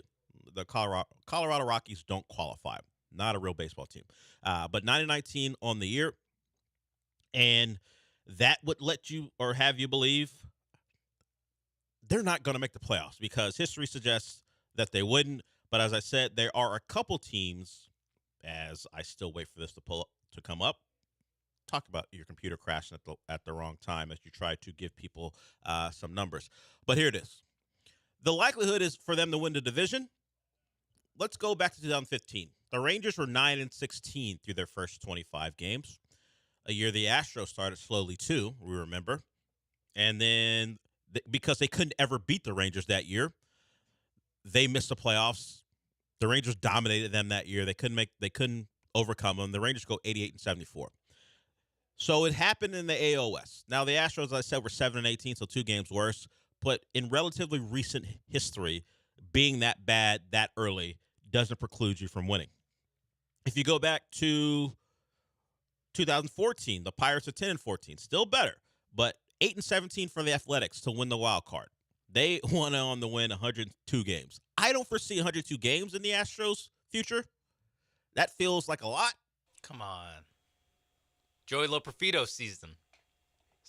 Was 2001 the Moneyball season for the Athletics, or was that the year before or after? The one where they made a movie about Scott Hatteberg and Brad Pitt. That might be the year. So they went on to win 162 games. They didn't lead to anything. I think they lost in their first playoff series, which obviously ended as a disappointment. They lost to the Yankees. Yeah. Was that the Derek Jeter toss? I think so. That wasn't in the movie, so I don't know for sure. Okay. So that's all I know. The only thing we know about the A's is that era of A's baseball. Is that movie. Brad Pitt was their GM. Because it's and Barry Zito did not exist. Mark Mulder also was not there. And Art Howe was furious. And he looked like Philip Seymour Hoffman. Because it was Philip Seymour Hoffman. Art Howe was like, I was in on this. Why do you keep making it look like I didn't agree? I'm not the villain of this movie. Also, I didn't look like Philip Seymour Hoffman. Yeah, I was taller, thinner, and balder. Yeah. What are we doing here? Thanks for giving me hair, I guess. Yeah, I appreciate it, but maybe Brad Pitt could have played me. Why is Billy Bean getting the Brad Pitt treatment? Why am I getting the Philip Seymour Hoffman treatment? Pitt loves working with Clooney. Get Clooney in the dugout. Yeah, maybe a Matt Damon at least. Give me something. So it's not likely, but there have been teams who have been almost as bad. See, that's the problem. No one has been worse and still made the playoffs. But there have been teams almost as bad as the Astros. And hell, it's a new era. The Astros probably have more credentials than those teams when they fought back to certainly the Rangers in that A's team. They certainly didn't have World Series titles in their background. So if you want to believe, look at those teams, even in your own division. Now, it's years ago, 2016 and 2001.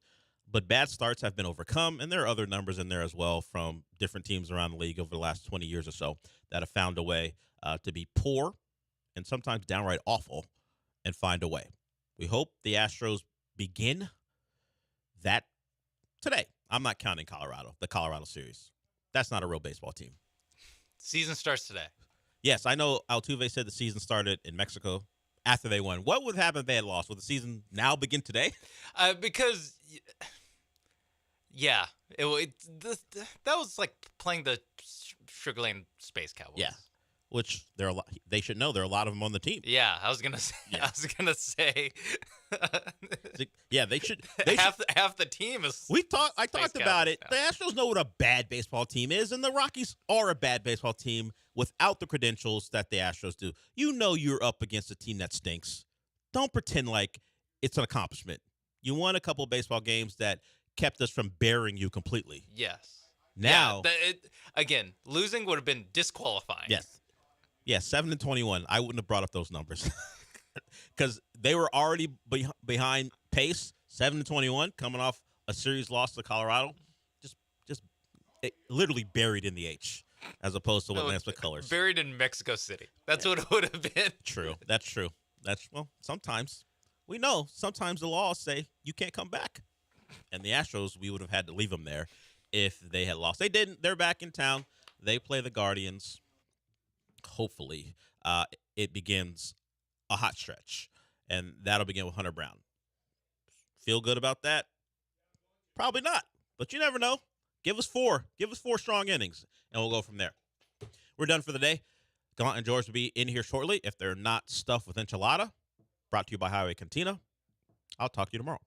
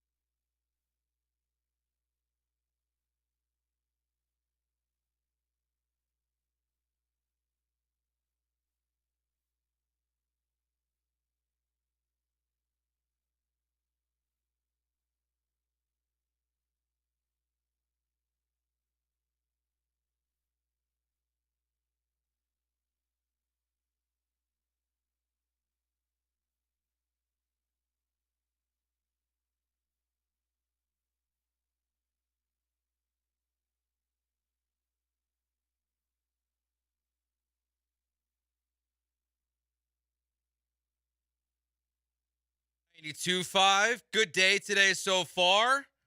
Our friends at Highway Cantina, our featured restaurant of the week. Check them out. Edo, great place. Before, after, during an Astros game, a Rockets game when we get here. They brought some grub by. It was delicious. And they brought some margaritas. They did bring by some margaritas. Paul thinks he's fancy because he filled up his entire cup with margarita. Well, Sean and I are just drinking it out of the cup. You can call it fancy. If you notice, Joe's cup is normal cup sized. Mm-hmm. There are many reasons that perhaps I have a tumbler that you can't see the contents of. Could it be because it's actually all the way full to the top with margaritas on a Tuesday? It could be. It might not be, though. Hey, Turn Up Tuesday. We're going to have a great show. I think I saw Brian just pour one of the gallons full of margarita just directly into Paul's Stanley cup that he has. What we're going to need to do, though, is we're going to turn the AC down a little bit, make it a little colder in here. Because when we get that tequila flowing through us, we're going to be feeling nice and good. And I didn't do it. And we got a surprise for people. We do have a surprise for people, yes, because our friends at the Highway Cantina want you to have a good time as well. We are going to give away a $25 gift card to Highway Cantina today, tomorrow, and on Friday. Mm-hmm. But see, we're not a normal show. We're going to do things a little bit different. We're kind of Metro. You're going to have to earn it on our show. Yes, and since Joe is a musical theater buff, and since I love singing, you're going to have to sing. You have to sing for your gift certificate. Yes, at 1:15. You will call in. We'll take the first 5 people to call. So we first come, first serve. 5 will be our max number of entrants. And you have to sing your version of Paul's Highway Cantina song. Right. If you mention Jeremy Pena and you're super creative, you might get bonus points. And whoever sings the best will get a $25 gift card to Highway Cantina. So we'll call in at 1:15 for that. Really what you need to do is brown nose me. Don't be like the person who slid in my DMs on Instagram yesterday. Be the opposite. Kiss my derriere. And guess what? Highway Cantina. Especially if you do it with a little song and a little flavor. Yeah, so we'll do that. So call it 1:15, call in with your best Highway Cantina song, and if you and we'll choose a winner from there. But we'll start today because not only is it a good day, it's such a good day that we're getting ripped off. We are getting ripped off. We're getting ripped off. We're such motivators of the Houston Astros. They won 2 games. Not only they hurt us on Friday. Well, Friday before Friday. Friday before Friday. and they're ripping us off, Paul. They are ripping us off. Because look, Friday we gave them a funeral. Mm-hmm. But the Friday before, we gave them the reset button option. We were like Hillary Clinton with whoever was running Russia when Obama first took over. I don't know if you guys remember this, but they literally, to talk about a reparation of Russian-American relations, Hillary Clinton literally brought a reset button. Oh. That reset button seems to have worked great. I'm being sarcastic. But we gave the Astros a reset button. Mm-hmm. We said, hey, the season starts tonight against the Washington Nationals. And what'd they do? They won. They won. And then they lost every game after that. Until they got to Mexico. But they got to Mexico after we gave them a funeral, and they are 2-0 post-funeral. Yeah. So it seems like they, Joe, maybe went back to the Gallant and George podcast for the Friday before last Friday and said, you know what? The season starts now. 3 quotes I'm going to read. Jose Altuve said this Sunday, let's take this as a new beginning, Joe Espada told us. We talked about, okay, new opening day for us, a new opportunity, and a new start that can get us going. Espada said this, quote, I wanted to just put that series in Chicago behind us and use Mexico as a starting point. Reset button. It was more put things behind us. We need to do X, Y, and Z better. Let's do those things. And then you got Ryan Presley. So instead of the back of the baseball card, they're all talking about resets. Said Presley, quote, everybody kind of took this series as a reset. We haven't been playing good baseball. We know it. That's not the caliber of Houston Astros baseball that we play normally. And I think it's kind of one of those gut check times. You look at yourself in the mirror and find out who you are and just go take care of business because nobody's going to feel sorry for you. So, Joe, tonight against the Cleveland Guardians with Mario Joseph Loperfido making his major league debut, we believe. We hope. The Astros are pressing the reset button. They are. In perfect time because they're going up against a couple of first-place teams the next two series. Hunter Brown does not have an 0-4 record with a 9.68 ERA. He has an 0-0 record with a 0.00 ERA. Reset button activated. The Astros are a fascinating team, Paul. They are 9-19. They are playing a team in the Guardians who are 19-9. And if you look at the betting angle of this, the Astros are a minus 170 money line favorite to win tonight's game with a pitcher on the mound that has nearly a 10 ERA. The Guardians, who have the best record in baseball, are plus 145 underdogs. So, like, as bad as it's been for the Astros, like, Vegas just keeps telling you, like, they're the favorite to win all these games they're losing. It's just fascinating that this team could be so bad and still, like, there's such a belief in them. I mean, you have this on here. There's no team that's lost 19 of their first 26 games that's made the playoffs since, like, what, the 20s? The 14, the 10s? 1914. The last time a team lost 19 of 26 games and made the postseason. That is actually over 100 years ago. Yeah. Which is also mind-blowing. But you know what that just means? It just happens once every 100 years. So once every 100 years, a team loses 19 of their first 26 games, it makes the postseason. Century starts now. Yeah, century starts now. Like, here we go. We're on our way. We're well on our way. Yeah. Make history or we're history, Joe. Whoa. Wow. Makes you think. Deep. That was deep, Paul. That should be the hashtag. I quoted a sign from the 2004 Red Sox-Yankees ALCS. Oh, that's not good. Hey, that worked out. I mean, it did worked out. They were down 3-0. It did work out. And hey, I mean, you know, the people weren't believing in the Red Sox at that moment in time. The less bloody Boston Massacre had taken place in Game 3, right? Everyone was the bloody sock.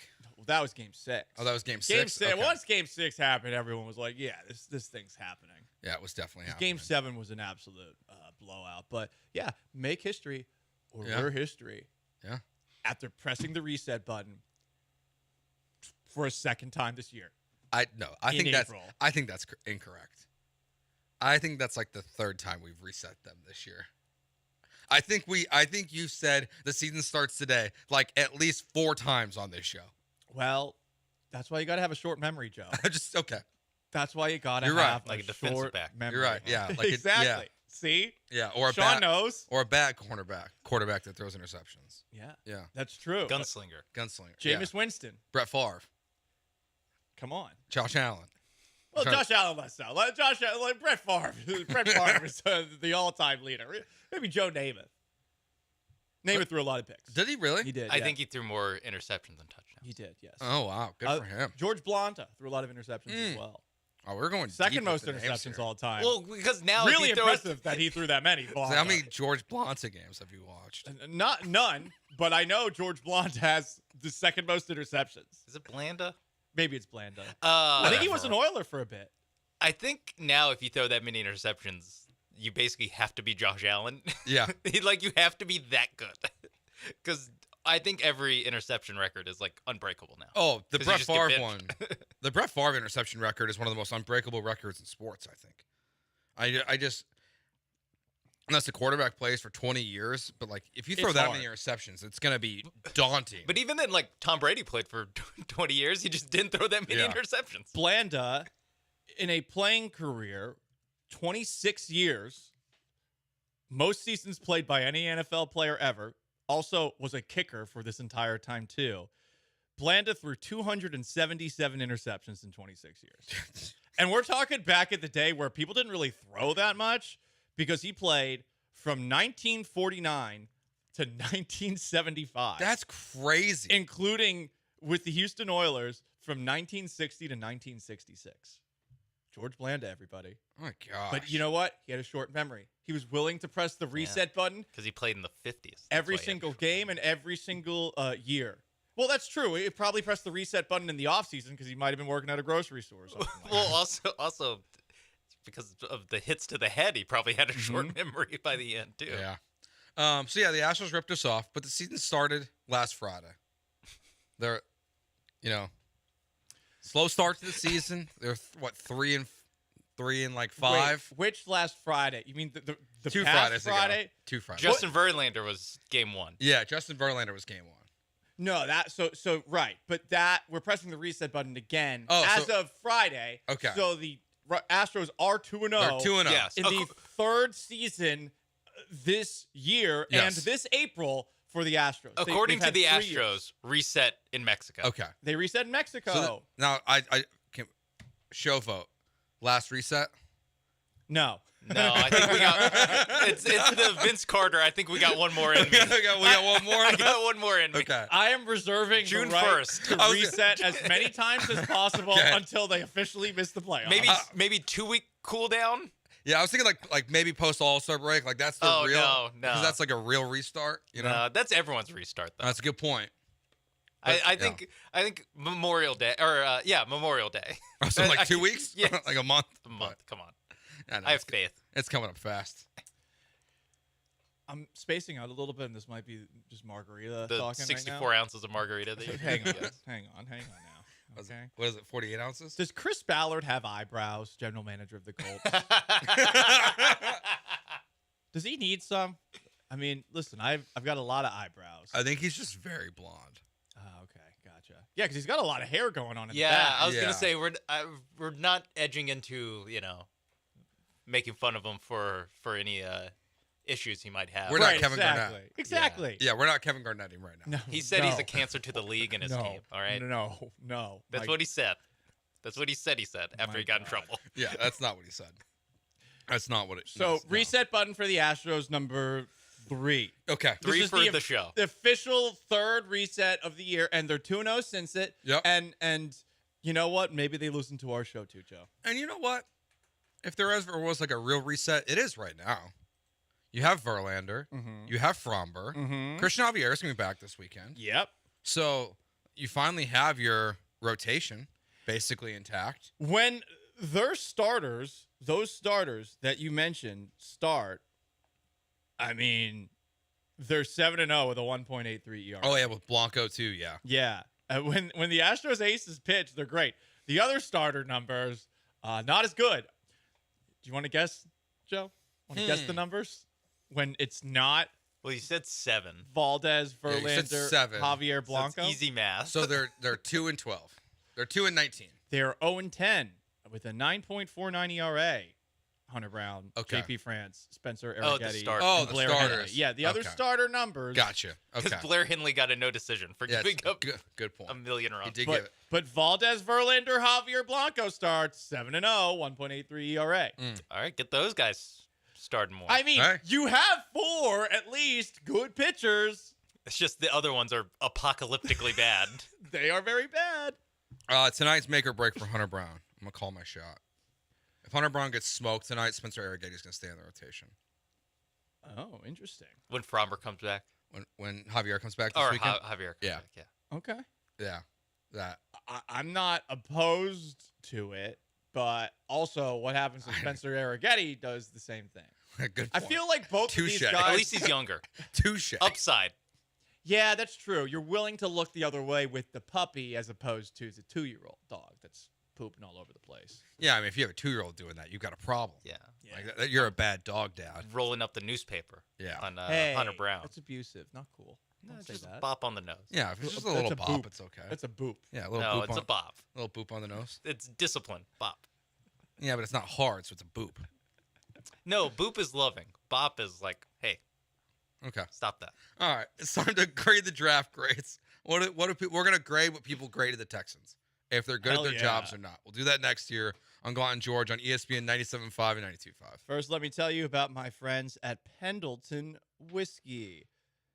Sure, Paul might be drinking a margarita right now, but when I get home after a long day, my blue-collar shift of noon to 3, a long-winded, tiring day, you know what I like to do? I like to get out the old bottle of Pendleton. I get a cocktail glass, a big old rock. I have these sphere-shaped rocks. Put it in there, 2 fingers worth of that delicious Pendleton goodness. It's refreshing. It's not too sweet. It blends so well with so many different things if you're looking to make cocktails, like a Rodeo Mary. How about that? A Bloody Mary with a little whiskey action in it? It's actually really, really good. Pendleton whiskey is made with the finest northern grains, cut with glacier water. Doesn't that sound nice? From Oregon's Mount Hood and barrel-aged in American oak. You blend it all together, you get something that's going to satisfy your inner cowboy. It's Pendleton whiskey. It's true Western tradition.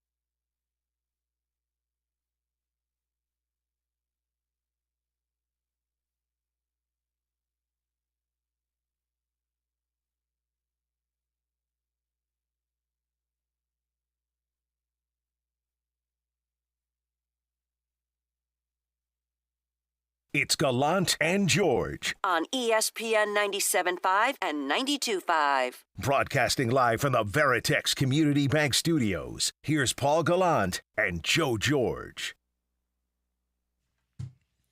Paul, the text line would like to know if you're going to host a watch party for the Brady roast on Sunday. I'm going to watch that by myself. Okay. I saw Belichick will be there. I did. He will be the best part. I think so. I think someone's going to have to do a little writing for him. Yes. Do you know who I'm not looking forward to at the roast? Peyton? No. Rob Gronkowski. Oh. Rob Gronkowski was part of the roast of David Ortiz in 2017. Let's just say, good God, it was bad. Oh, really? It was bad from a, hey, it's not like he didn't push boundaries and it was boring. Let's just say he pushed too many boundaries and they were met with crickets. Oh. Yeah. So he's on the odds board, most likely to make an inappropriate joke about Giselle, even though they're divorced. Rob Gronkowski would be the betting favorite. Most likely to make an inappropriate joke that also falls flat. Because inappropriate jokes are great if you land them. That's what a roast is all about. But he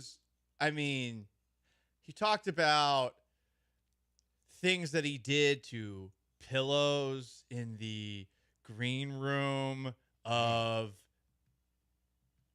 Dunkin' Donuts commercial shoots. Okay.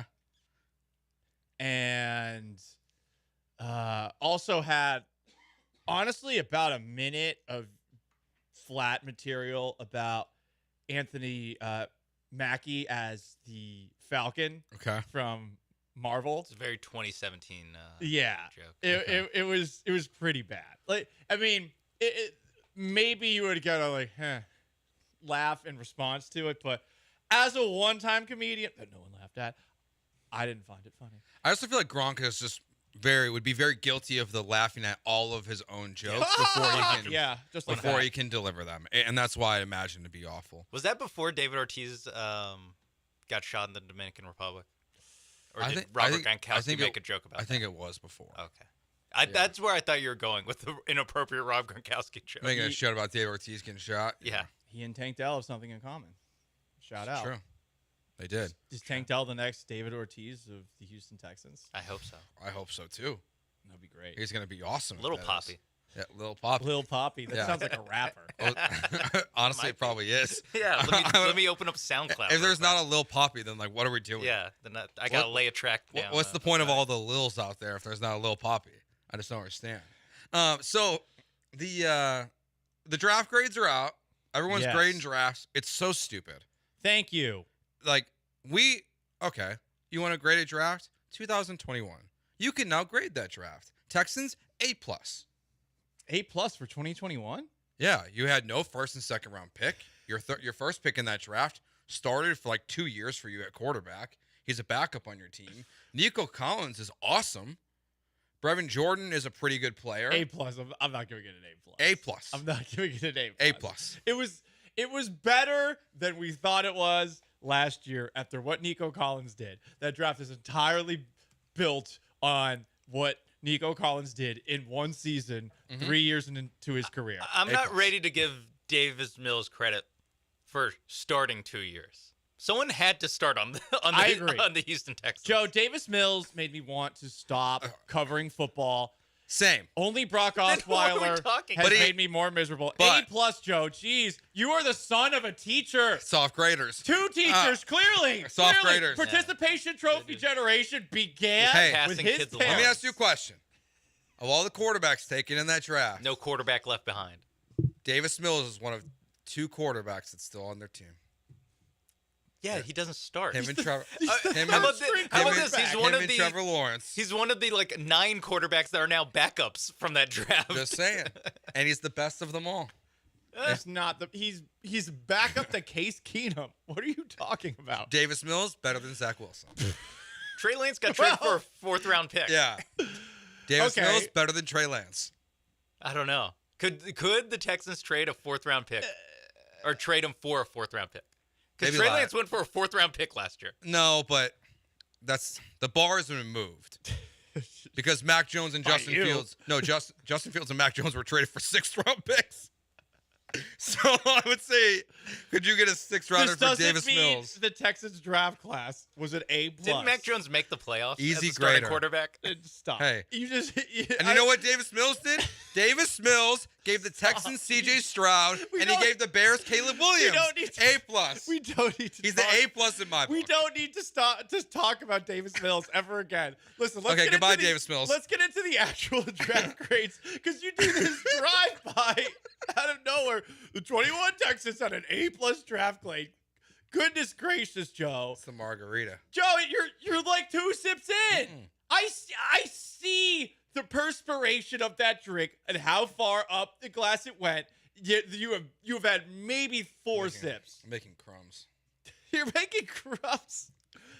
This is Drunk Joe. That we're learning him on the fly. So Renee Bugner, I think that's how you say it, put together this list of 20 draft grades. It's not everyone, but it's all the big names for the most part.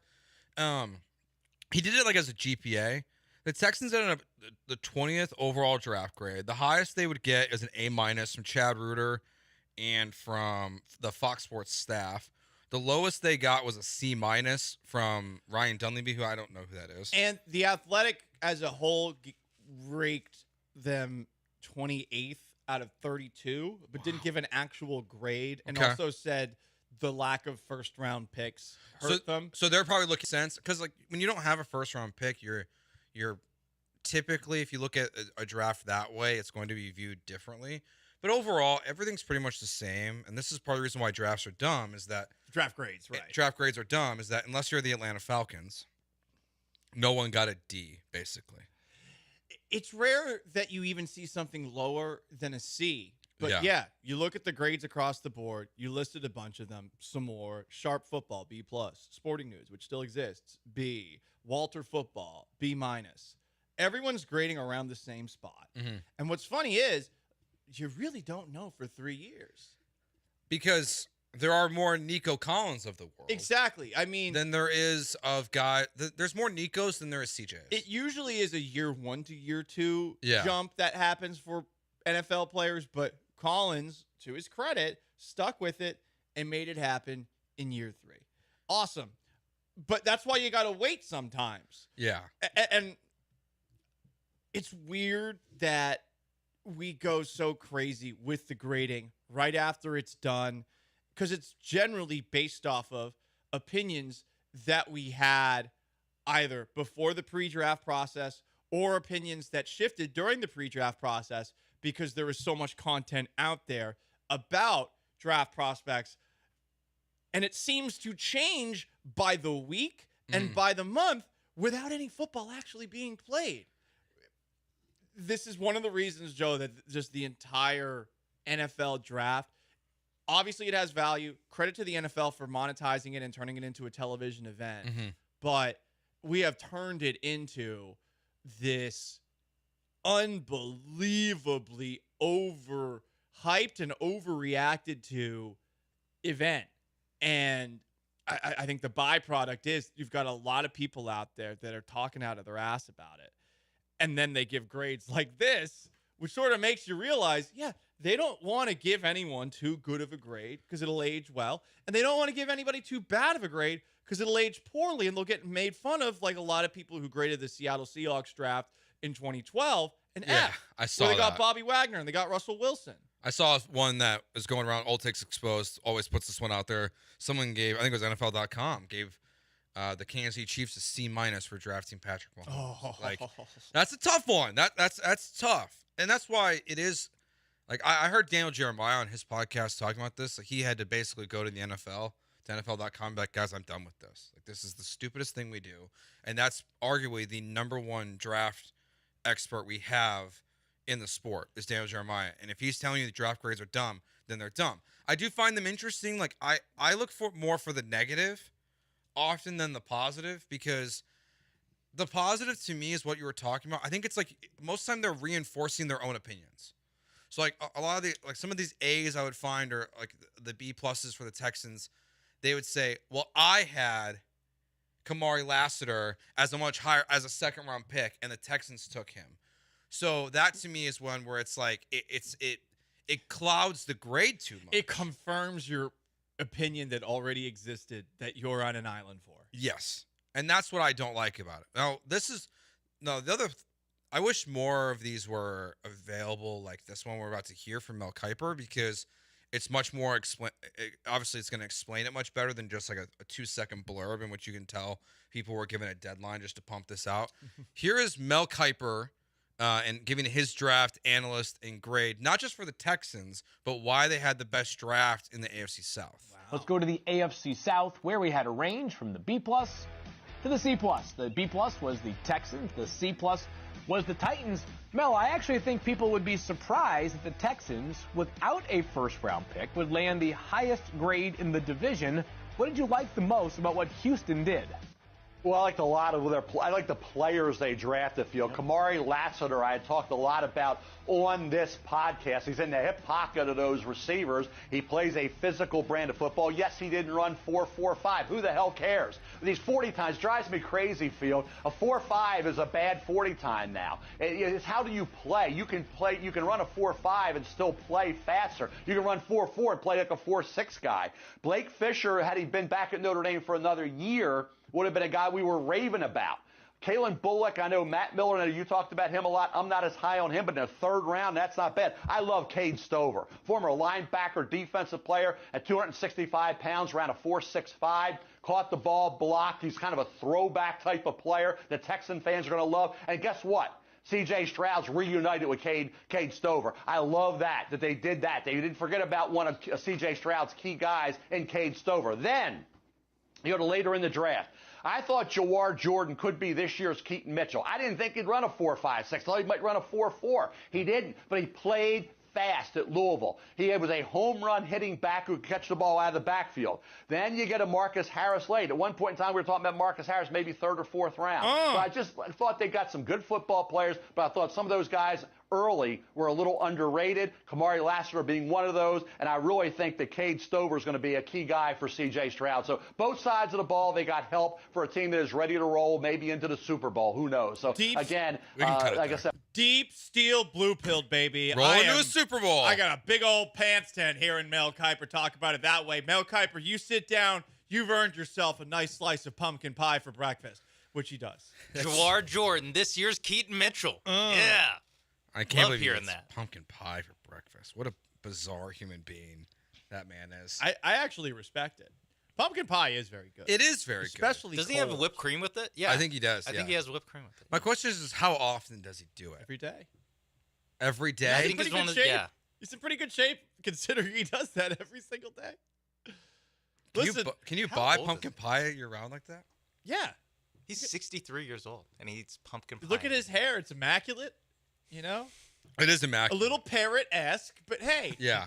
That plume be rocking, and if he's going to say this about the Houston Texans draft class, hell yeah. I'm all in. Because I only want to hear the good things, like everybody who's looking at the draft grades. Mm-hmm. That's why it's great that there's so many options available. Now, they generally range from B- to B+ because everyone's too much of a pussy to give them a C or below. Yep. But hey, if you are looking for someone to kiss the ass of your favorite team on draft day, you have so many options, and you will ultimately be happy. Mm-hmm. And Mel Kiper just made us happy. Mel Kiper made us happy. All right, what did we miss this weekend? A bunch of stuff going on. We'll get a little bit into the war on the beaches of Galveston from Charles Barkley in the next segment as well. On Gallant George here on ESPN 97.5 and 92.5.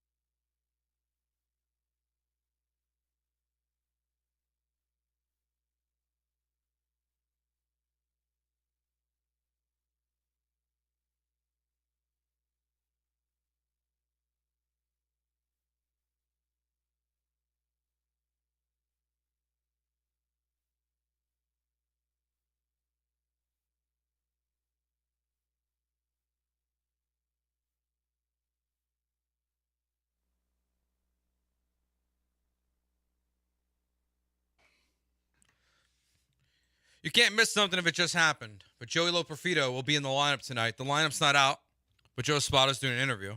He said Joey Loperfido will be in the lineup. He's not here to sit. He's here to play. Whoa. He will not be at first base. Which makes me wonder what the next move's going to be for the Astros. But he'll be in the outfield tonight for the Houston Astros. So, let down. Maybe he's going to be in center and Chaz will be in left? It's great that he's playing. It's a letdown that he's not playing first.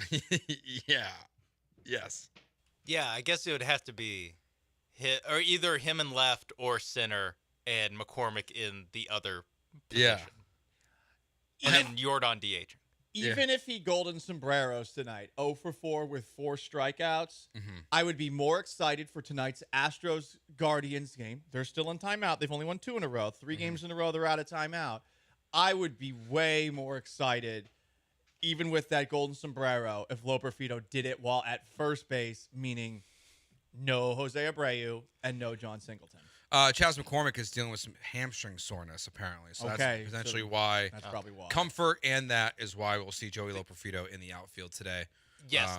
Somewhere. It would very much help Joey Loperfido if he played as much first as possible. That way, the comparison is between him and Jose Abreu. Yeah. It's a lower bar for him to Oh, clear. Chaz McCormick's not been very good this year, so he might be able to. Yeah, but good point. But Abreu's been worse. Yeah. I mean, all Joey Loperfido has to do is get a hit like one every 10 at-bats and have it be a homer, and he's better than Jose Abreu. Yep. You're right. That really, 150 with some pop. Yeah, It's be like- great. Dude, honestly, hit a ball to the warning track, and I'm happy. Get some sack flies. Get some sack flies for Joey Loperfido, and hey, improvement.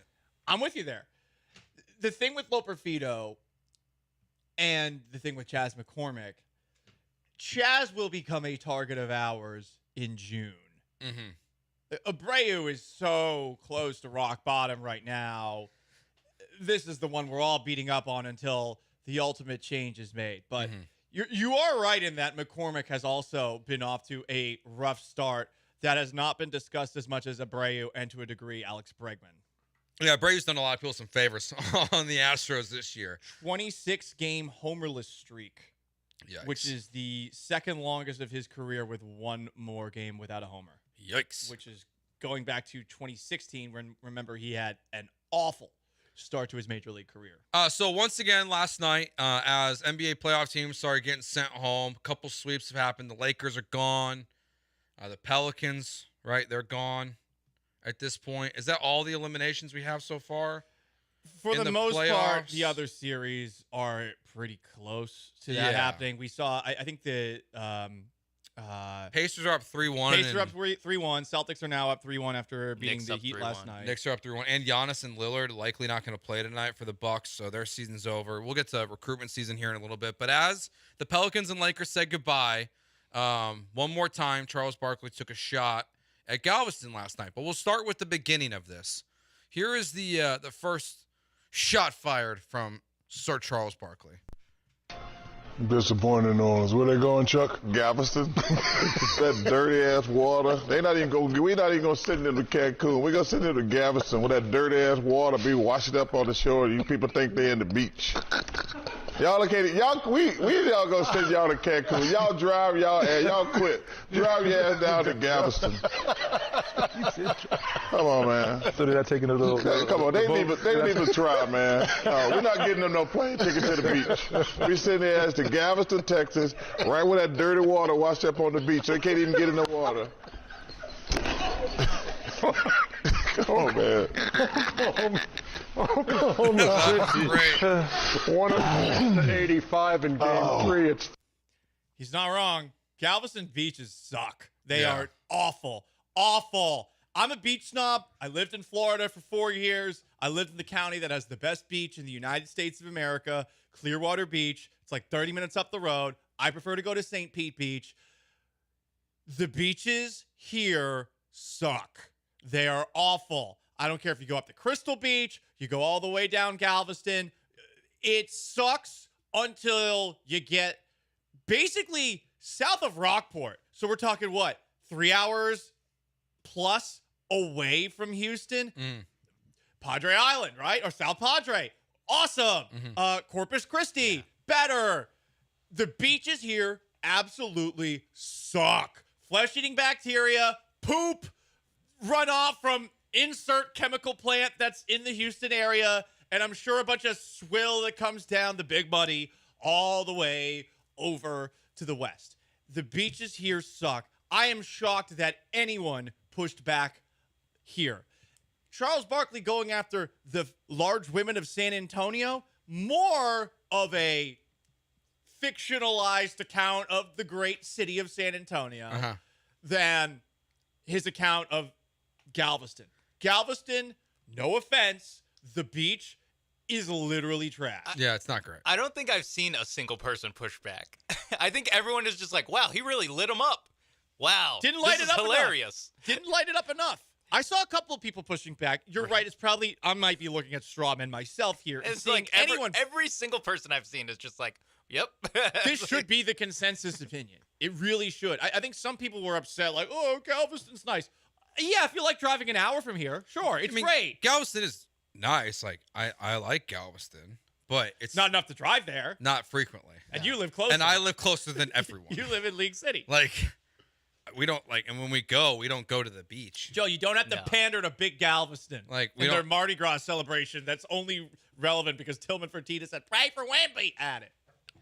Yeah, I never would have gone to that. It's not my thing. And then 409, cool. But it's our crappy beaches. Fair. That's why people are defending. I don't want it to be our crappy beach.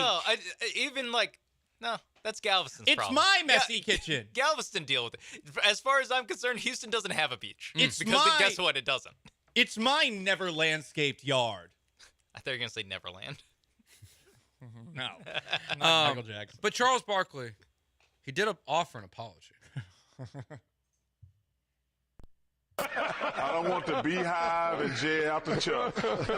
Those, I apologize. I do not want the beehive and Jay after me. So how do you like Galveston now?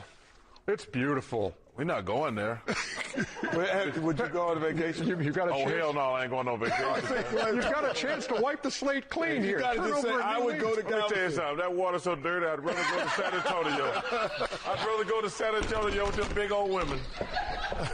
No, I'm not going to Galveston. I want to go to the beach down in the river walk and watch them big old women walk around San Antonio. So you know what? So you know what sets him off. Okay, so you know what? We're going to rather go, Chuck? San Antonio. You know, that's what they invented Victoria's Secret, Chuck. Why is it secret? Because them little women down there, they can't get in them cute little underwear. They wear bloomers down in San Antonio. Oh, my God.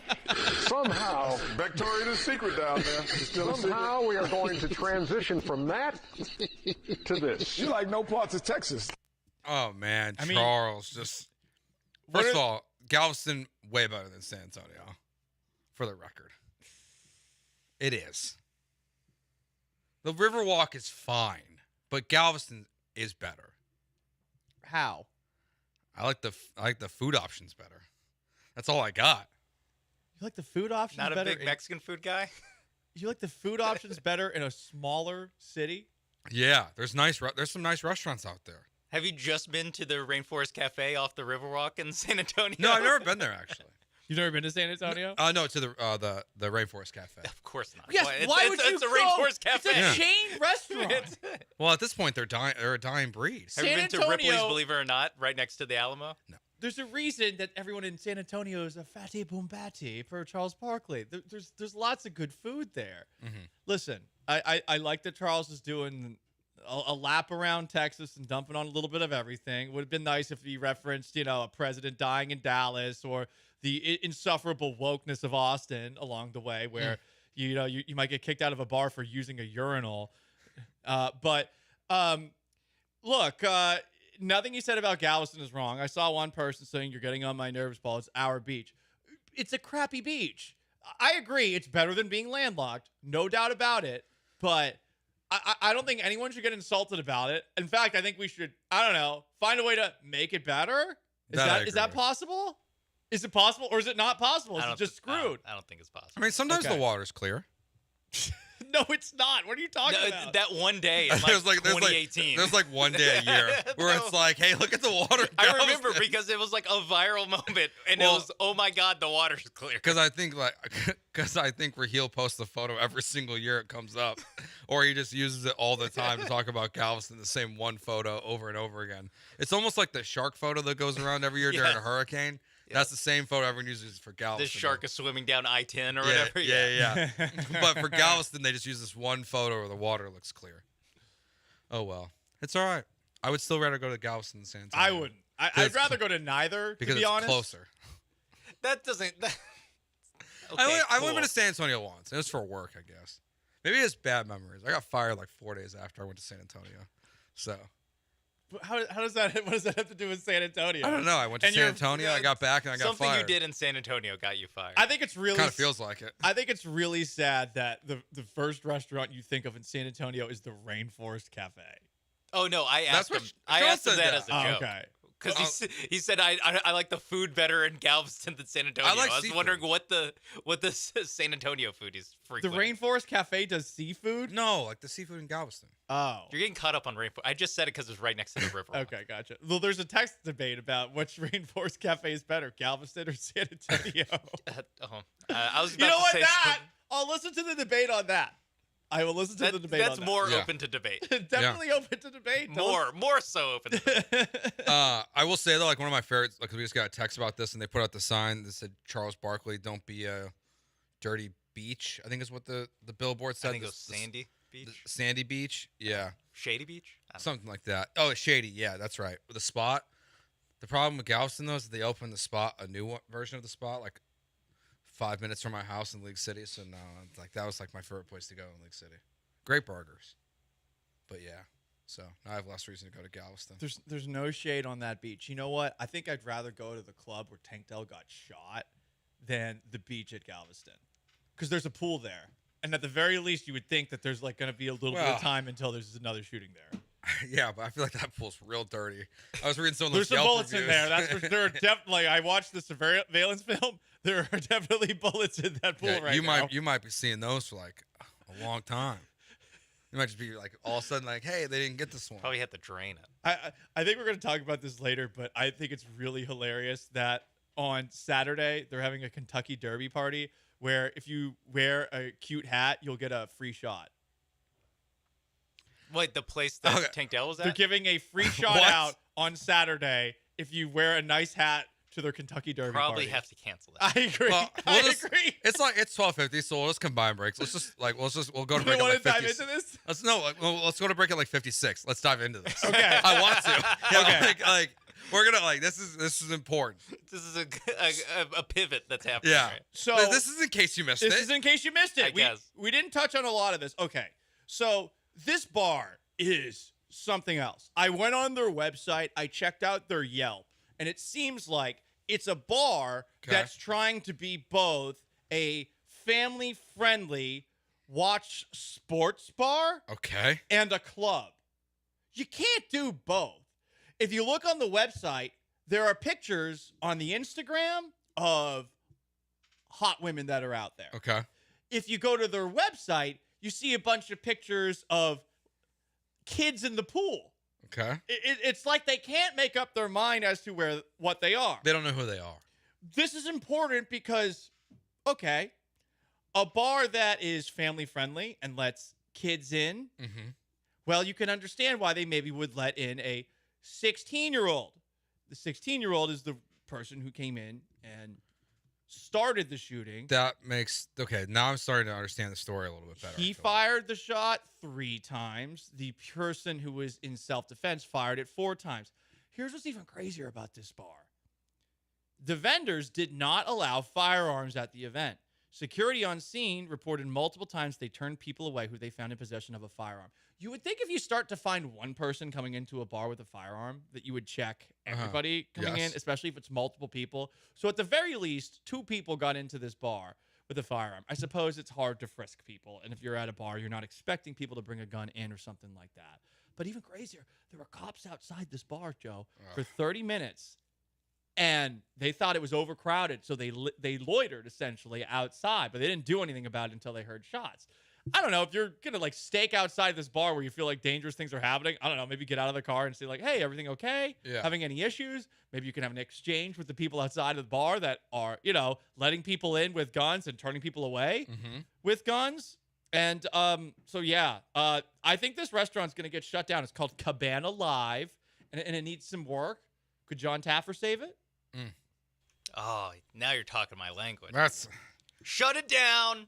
Gotta shut it down. That 16-year-old has a gun. Shut it down. There's a 16-year-old in here. 1, 2, he has a gun. Bar Rescue is like my #1 hangover show. It's a good show. Spike TV knew what it was doing, Dude. putting it on all day Sundays. Yeah, it was great television. And Taffer's just amazing. Did you guys go, like, would you ever try to go to places if you were going to a city? Like, when I went to New Orleans for the first time, like, I made a list To the bar rescue of places? the bar rescue bars and went to them. I've never That's done a that. little lame. I know never it's done lame. I'm aware it's lame. I don't care. I did it on purpose. We went to the bar rescue bars. How was it? I think it was like the one with like the turtle, the giant turtle drink. Okay. We went to Really that one. selling us. But here. how was it? It was fine. In the city with arguably the best food in the United States. He Well, likes it's Bourbon Street. He It likes was- Galveston. It was Bourbon Street. That's It was true. Yeah. It was while we were on Bourbon Street. Okay, fair enough. So Yeah, like, if it's on Bourbon Street, I get why you pop into the bar. It was it was a as Bourbon seen Street on bar. TV. Okay. Yeah. There's one that there was this bar like we went to one time as a joke in Chicago, like right when we all turned 21, me and my friends, and it was the biggest dump I'd ever been in. Kind of sounds like this Tank Dell bar a little bit. And then it ended up on Bar Rescue. We went back like months later. It was very nice. Oh, that's awesome.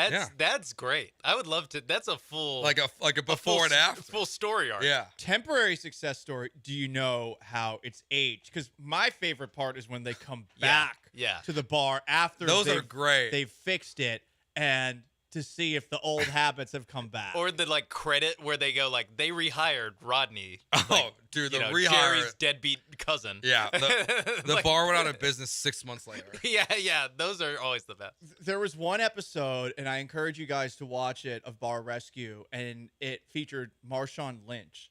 And Marshawn Lynch's friends, he had basically put them in charge of running a bar. Okay. So Marshawn Lynch is in the episode a lot. And no one in the episode is like a disaster per se, but they are very funny. And it's clear that Marshawn has some patience in his life for some of the people that are working at this place. So that's a good episode. Huh. There's another one where, and I think this happens a couple of times. So the Taffer comes in, gives them a new name, gives them a new look on everything. A theme normally. Right. And after doing the grand opening, thinking, hey, we've changed it, the guy who runs it went out of his way to change the name back to what it used to be, which was a confusing name that no one understood was a bar. It was I love those ones. And those end credits are so funny too. and the place is doing horribly again. Yeah, and I'm like- just like, good. That guy sucks. The guy who Yeah. won the lottery and bought a bar and thinks he's a better business owner and restaurateur than literally John Taffer. Yeah.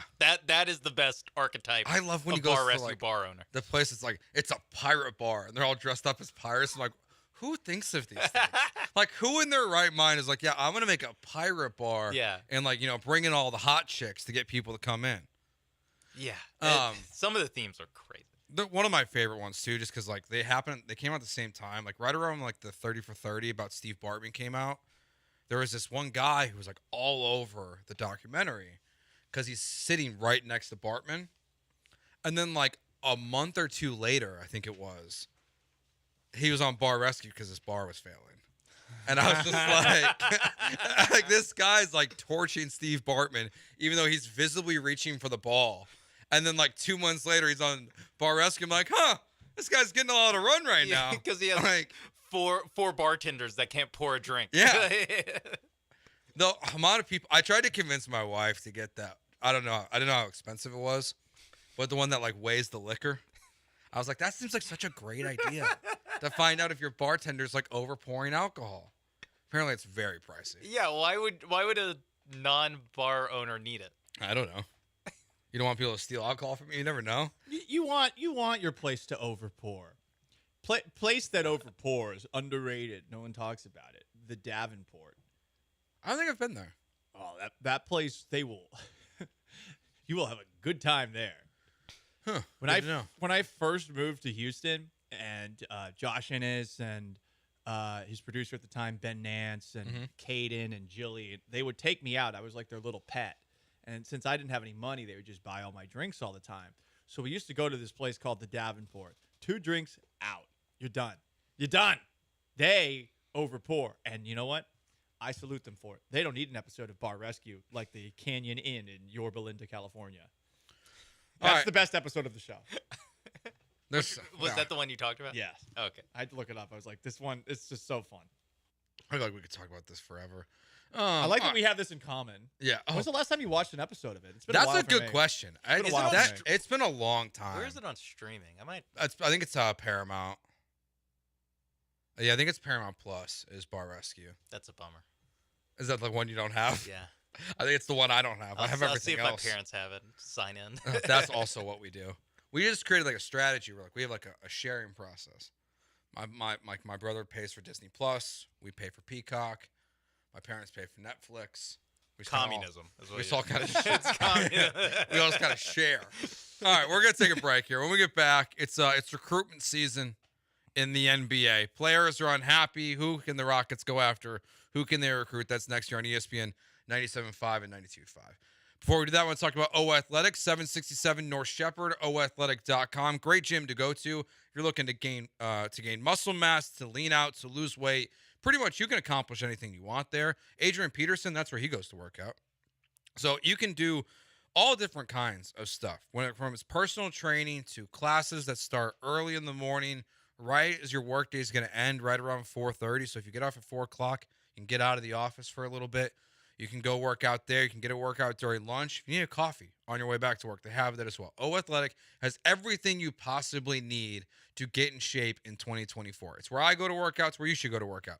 Check them out, 767 North Shepherd and oathletic.com.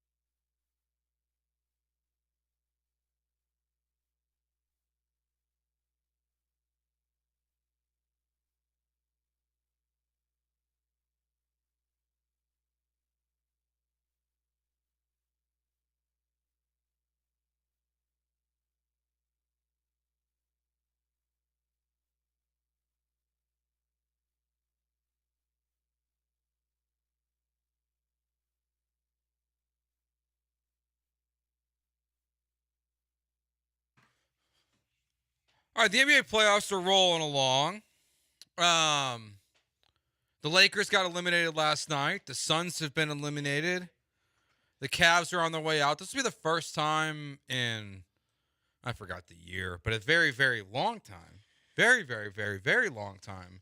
The second round of the NBA playoffs will not include Steph Curry, LeBron James, or Kevin Durant. Right. I think it's like 2007? 08, 09. 08, 09? Yeah. That's crazy. Yeah. The NBA ratings are going to be in a tough spot. Are the ratings going to be down? I mean, it might be. Are they still the same draw that they used to be? Are you going out of your way to, if you watch the NBA, watch those three? I think here in Houston, we kind of go out of our way to not watch Steph Curry and the Warriors. Generally, we bury our head in the sands when that team is playing. With Durant, I think there's some Texas fans that still like Durant, but I don't know about him. And yeah, there's definitely Laker fans who live in Houston, no doubt about it. But I don't know. I feel like right now the lack of interest maybe in this city in the NBA is more to do with the fact that the Rockets have been taking so long to get back on track. It's more the people that aren't NBA fans that are just like see like, oh, LeBron's playing. Oh, Steph Curry's playing. Like those are the three best, or at least the two biggest stars of just, oh, this guy's playing. That's what it is with Curry and LeBron. Less so with Durant. By the way, just a reminder, if you want to win a $25 gift card to Highway Cantina, call in 10 minutes. You'll have your chance to perform a Highway Cantina song for us. Okay. And we'll choose the best one. Interesting. Yeah, so that's in 10 minutes from now. Well, I wonder if the guy who's been on hold for 40 minutes to talk about the Dallas Cowboys. I mean, we're talking about the Lakers. We may as well talk about his second favorite team. Right? Should we talk about Duke and the Yankees next? Yeah. Just cover it all? What else would we talk about in that bandwagon territory? The Chiefs? No, I feel like if you're a Cowboys fan, you're not a Chiefs fan. Oh, let's not act like you think they are? Let's not act like they're above that. That's fair. And then I guess I don't know what football team they root for in college. Is it Bama? I don't know. I do know that they're trying to get the Chiefs to move to Dallas, though.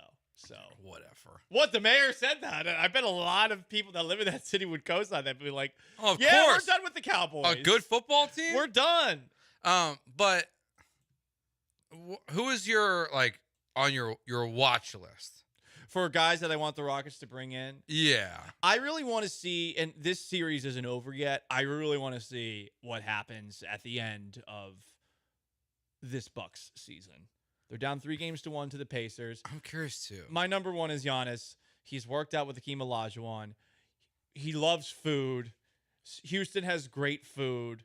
Houston has a lot of other things too. Seems like he's a little horny based off of some comments that he makes from time to time about his wife. As discussed, maybe not he great likes beaches. maybe he likes from time to time. Houston, not great beaches, does have great strip clubs. If his wife lets him go to those things, I don't know. That could be a draw as well. Probably better beaches than Milwaukee, though. He plays basketball like a football player, which I love. He has been one of the best players in the NBA for at least 5 years in a row. He is very likable. I want this man more than anyone possible. Yeah. Giannis. I don't know if it's possible to get him. I really don't, but I wonder if the Bucks look at themselves in the mirror after going all in to get Damian Lillard and to make Giannis happy, seemingly. I wonder if he still looks at Milwaukee and thinks to himself, yeah, I want to stay here. Yeah, I can make it happen here. Because obviously, I wonder that too. It seems like there's a chance at Kevin Durant. Based off of LeBron's comments last night, it seems like there's a chance LeBron will be a free agent, though that just involves a lot. But if the Rockets go to get anybody this offseason, the guy that I want is Giannis. Yeah, he's definitely at the top of the list. LeBron James is always going to come up in some capacity. Here's LeBron James yesterday. He was asked if that was it as a member of the Lakers. Tonight, was there any thought at all that, this could have been your last game with the Lakers? I'm not going to answer that. Appreciate it. Not going to answer that. Then he walked off. He appreciates it. Leave it to him to make the end of the season about him. That's who he is. That's how he's always been. I will say, if you are LeBron, yeah, you got to weigh your options. Are you going to be able to win another championship? are you even being looked at by teams across the league as somebody who can carry a team to a championship? I don't think it matters. You don't. I take more into what Shams reported yesterday, that Which the Lakers was? are considering drafting Bronny to make LeBron I happy. did see that report. I just wonder, like, if that matters. I think that matters more for LeBron as a dad, as someone like who just has pushed this narrative so much that he wants to play with his son. Now, like, I don't know what he's going to do if he's only going to, like, he's going to go back into games when his team's down by 20, because that's when Bronny's going to be getting NBA minutes, I guess. But because he's not a starting NBA player. But if Bronny comes out this year, he's going to get overdrafted, and someone's going to do it with the hope of luring LeBron. If he gets drafted at all, that is legitimately at the end of Say Anything, John Cusack holding up a boombox, playing Your Eyes by Peter Gabriel. I mean, it is so desperate. It's so desperate. Desperate to the point of being, as the kids say, cringe. Any team who does this offseason, know that you will be laughed at and know that it is deserved. It's definitely different to draft Bronny James, the son of LeBron James, than Shabazz Napier, like the Heat did, to try and keep LeBron around. It's still pathetic. Here's the thing. It'll sell tickets. Do it. Yeah, like having LeBron on your team is worth a second-round pick. I don't want this draft sucks. This draft is not good. In a good draft, like yeah, you're basically trading a second-round pick for LeBron James. Yeah. Dude, take guy who's still playing great. If the Rockets get the 10th pick in the draft, I don't care. If LeBron's coming, do it. They'll have to cut Boban to make room for Bronny James. Because Bronny's the new Boban. That's what's going to happen in the NBA. He's going to get cheered for at the end of games like he's Boban Marjanovic. I don't think he will. No, he's legitimately, I think, everything that Americans hate, like a byproduct of nepotism. Probably. We like to think that we are a country of equal opportunity, but in reality, we're not. It's like, hey, if you got money, great. I mean, yeah, If old you school got here says it's high places, great. Thanasis 2.0. Yeah. Giannis and Lillard were out the other day, and the Bucks played 10 guys without them, and they didn't play Thanos. Is it worth Thanasis? Thanasis. You almost made up Thanos. That's what I did. That's literally what I did.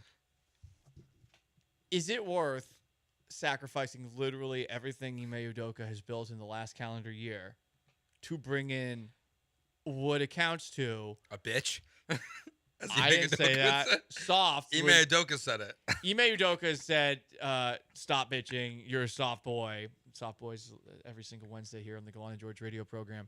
Is it worth it to bring in LeBron when you bring in somebody like that, whatever your program is, good luck. Good luck. Even if the players bought into it last year, LeBron comes in, no matter what. At first, all of the players are going to do whatever they can to get on LeBron's good side. And then some will find out the hard way that that's just not possible, and then they will maybe start to regret that they have moved from one direction to another. Well, if you bring in LeBron, you are completely castrating Ime Udoka. Yeah, this is not something teams that are like serious should do. Honestly, it should be either the Lakers to keep LeBron, also not that serious of a team, or a team that is like a team that actually just having LeBron on your team would like just generate so much more extra interest that it becomes worth it. Well, that's the problem though, because if we look at the actual basketball operations for the Rockets, I feel like over the last calendar year, Rafael Stone has certainly done well. I think with Ime Udoka, he's done great. But if you're Tillman Fertitta or you're Patrick Fertitta and you have the chance to add someone like LeBron and make your franchise relevant, even if it's just for LeBron on a level that they haven't been in a very long time, as a business person, you realize how much of a W that would be, even if it's super temporary and super short-lived. The one player I'm looking out for the most, besides, because I'm with you on Giannis, I'm a little concerned about the injury stuff for him, because it seems to be happening more and more frequently. So the number one guy on my list is Devin Booker. He's the guy I'm most fascinated with, because like he's been loyal to that franchise. They were an awful run. They were awfully run. He stuck with it. He wasn't like a vocal complainer. They get Chris Paul. They figure it out. And then they do this all-in move with KD and Beal. And it kind of blows up in their face. in this first year. Kind of. Yeah. Kinda. Yeah. Blows up in their face. I wonder if Booker would be if Durant demands a trade, I wonder if Booker joins him. And it would be harder for them to make this move, but you have this idiot running this team now, Matasheba, the new owner. I mean, he clearly has no idea what he's doing.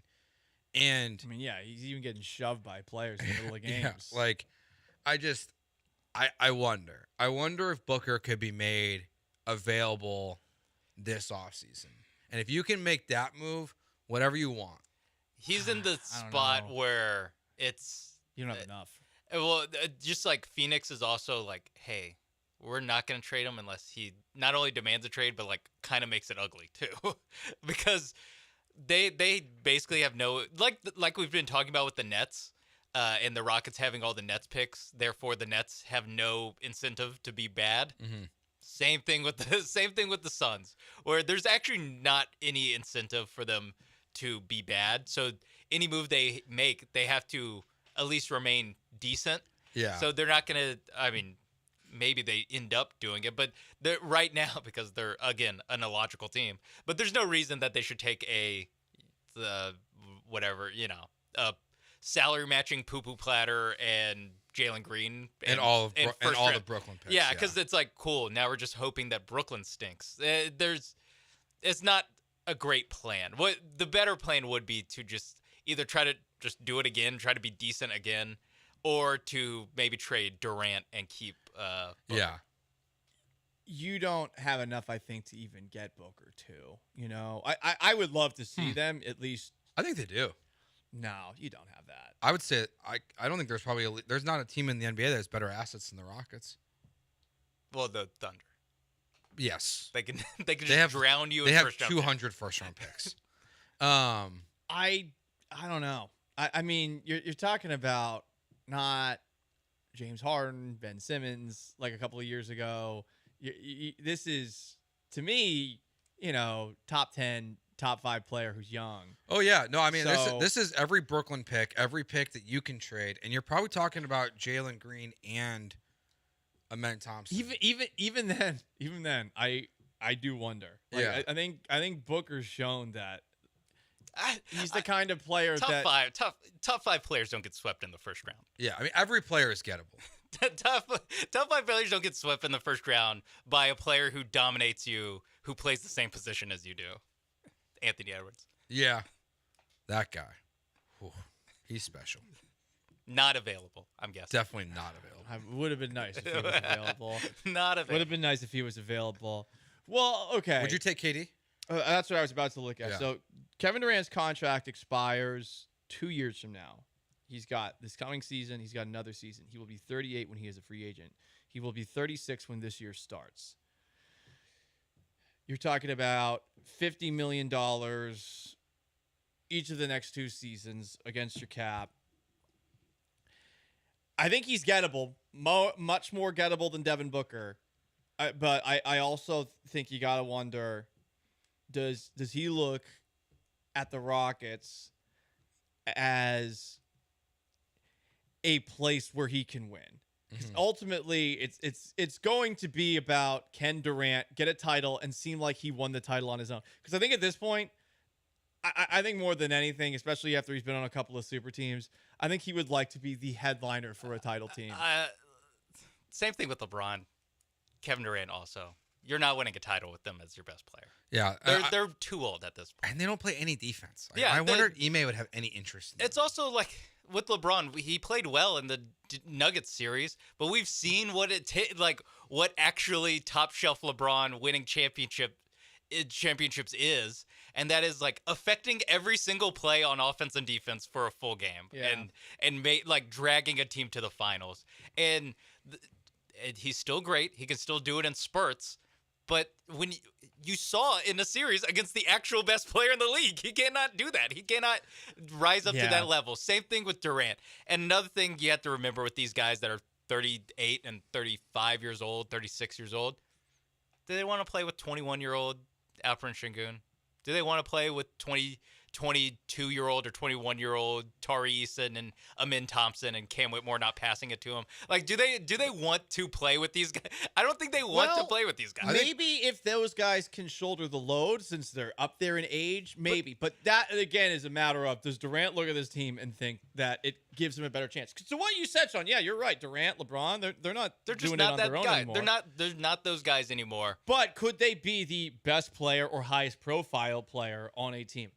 I think that Durant makes you at the very least a playoff team. Obviously, that's great. You would take that in a heartbeat. Would having a guy like him on your team put you in the realm, though, where you think you can win? Probably not. No. Yeah. The Phoenix Suns.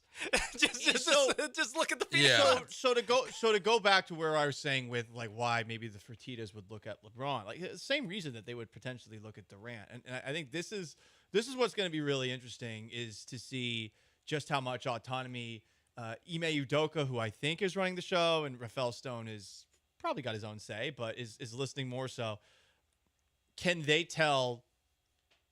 Will they tell the Fertitta family, who will probably look at LeBron and Durant and realize this will give us eyeballs and relevance and money? Mm-hmm. Is it worth it to just be relevant if you're not even a title contender? Yeah, that's a good question. If you believe the reports, that is basically what Ime Udoka did last summer with Fred VanVleet versus James Harden. Mm-hmm. Was the plan before they hired before they hired Ime Udoka was to get James Harden, and Ime Udoka's like, no thanks. But with Harden, I think it's different than those two. Well, locally, you're raising your profile so much more. True, but is it about the local profile in a city that's really not that diehard about basketball as much as, like finding yourself featured on SportsCenter or doing what they did when they first got Yao Ming, which was just become more of an international brand? Like, don't you want to sell like Rockets jerseys that have Kevin Durant or LeBron on them? I get what you're saying, and yes, I guess as like business-wise, you'd want the three biggest stars in the world, or I guess the two biggest stars. We started talking about, are people still watching the playoffs for LeBron and AD, or LeBron and KD and Steph Curry?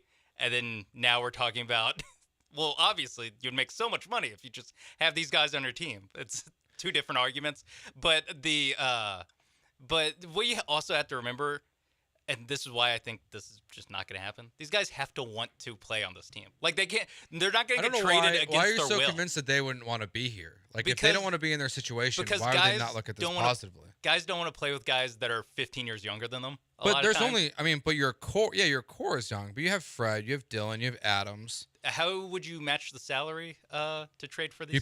You'd have to move some of those guys. That's going to be a big obstacle. You'd have to trade the guys they want to play with. That's true. LeBron would be legitimately the easiest to make happen if he, as you said, Sean, wants to come here, which is certainly a big if. He didn't want to play here with Chris Paul, his friend. Exactly. He didn't want to play back when they're good. But see, my pushback to that is that's Daryl. That's my honest opinion. Is like the reason why people didn't want to come here is what JJ Redick's talked about, where it's like, yeah, I think that's fair. You're not a player in an organization. You're not trying to win a championship.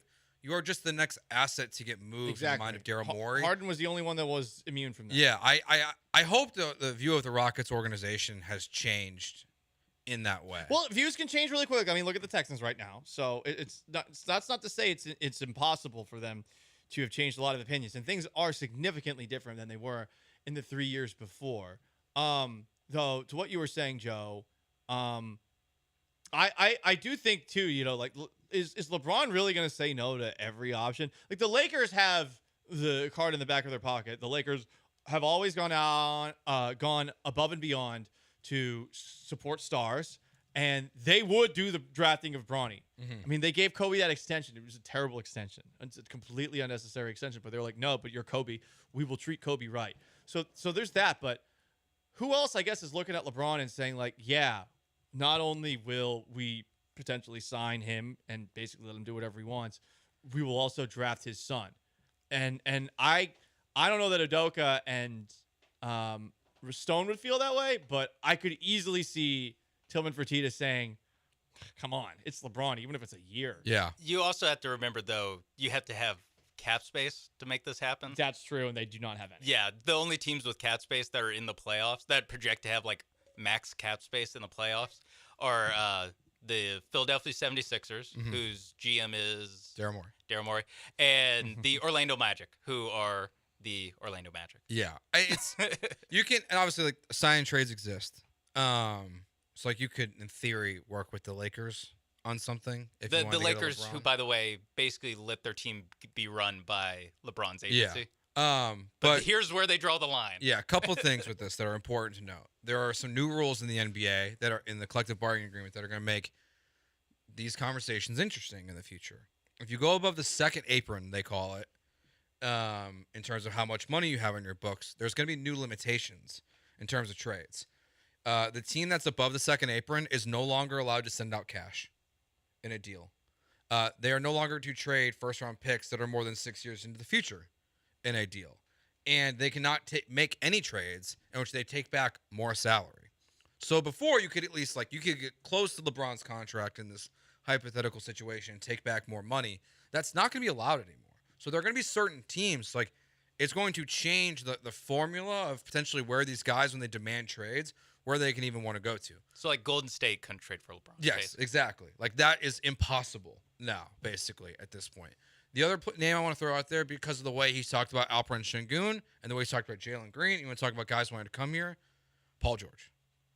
It's the guy I'm looking at that of who would want to come here.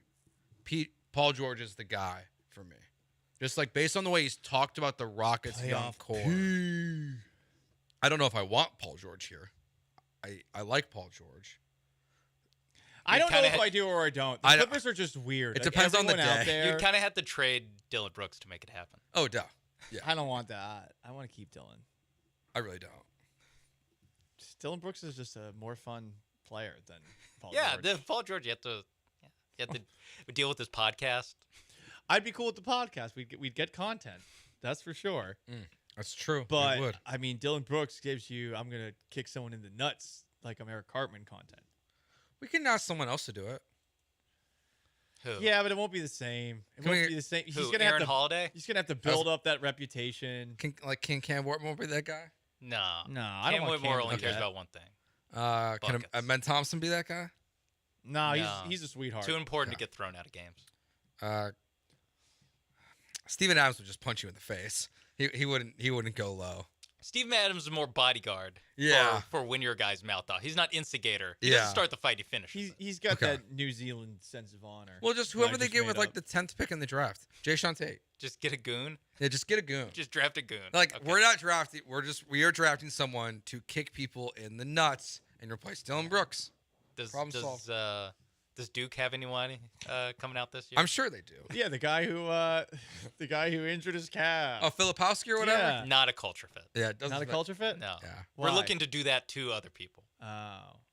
All right. Yeah, Well, can't be flopping. Yeah, Yeah, he's you may call him a he has soft ass victim boy. written across his forehead. Victim. all right. We will do the 10-minute drill next year on Gallant George on ESPN 97.5 and 92.5.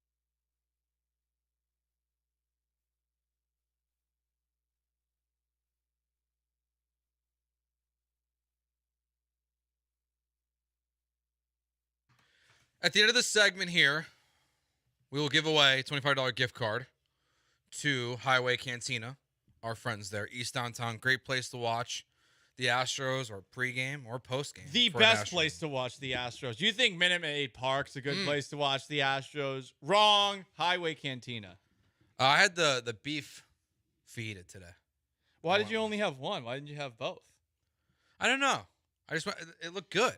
The steak looked good. So did the chicken. I know, but I had the chicken last time, so I just wanted to focus on the So you like to have one meat at a time? Yeah. You don't like two meats only one at the meat. same time? Only one meat at a time. Okay.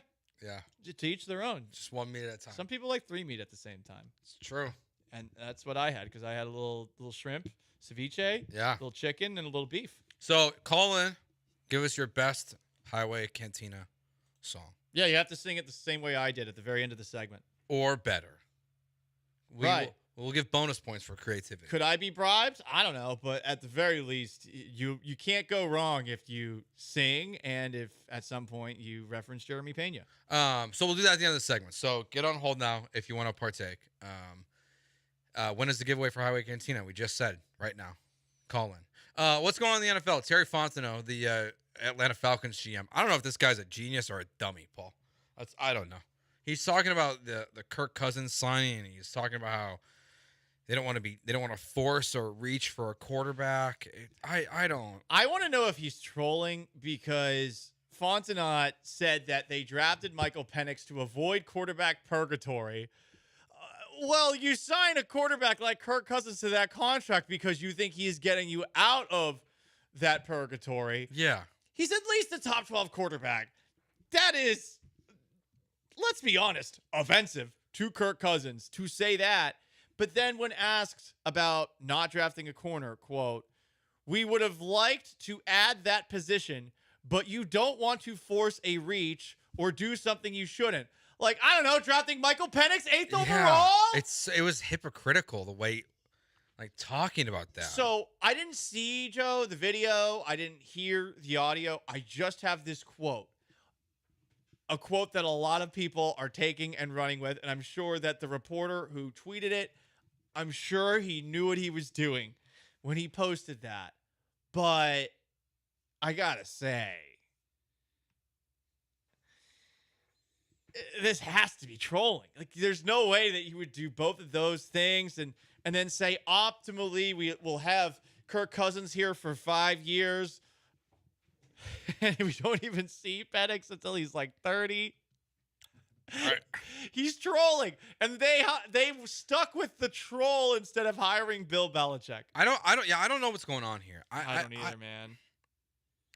It really just, from the outside looking in, it looks like an organization that has two people running it very differently between the owner and the GM. Like, it looks like you have an owner who wanted Bill Belichick. He was vetoed by Terry Fontenot and others because they didn't want Bill Belichick to have control in the way that he would have control. So they pivoted to who they wanted. And my guess, that's all it is that the owner, Arthur Blank, wanted Kirk Cousins. And the GM disagreed. So he took a quarterback. So one of them will be right. Like, that, it's the only... That makes more sense. It's the only, like, logical explanation that, like to hear people talk about his Achilles injury and they're not sure about him, then how is he under contract with you? Like, how are you not confident that he's going to be okay with his Achilles injury? I don't understand. Like, this is one of the most chaotic things I've seen. I like how they went from a head coach that would troll fantasy football owners to now a GM who's trolling, I guess, just people with eyeballs about the NFL, NFL fans who follow how things go. This seems like a good way to run a team. Just hire trolls. Yeah. It's definitely fun. So for us, yeah. Sean, you're what? You're one of your UT guys. What'd I do? Xavier Worthy. Yeah, what about him? Went a little viral.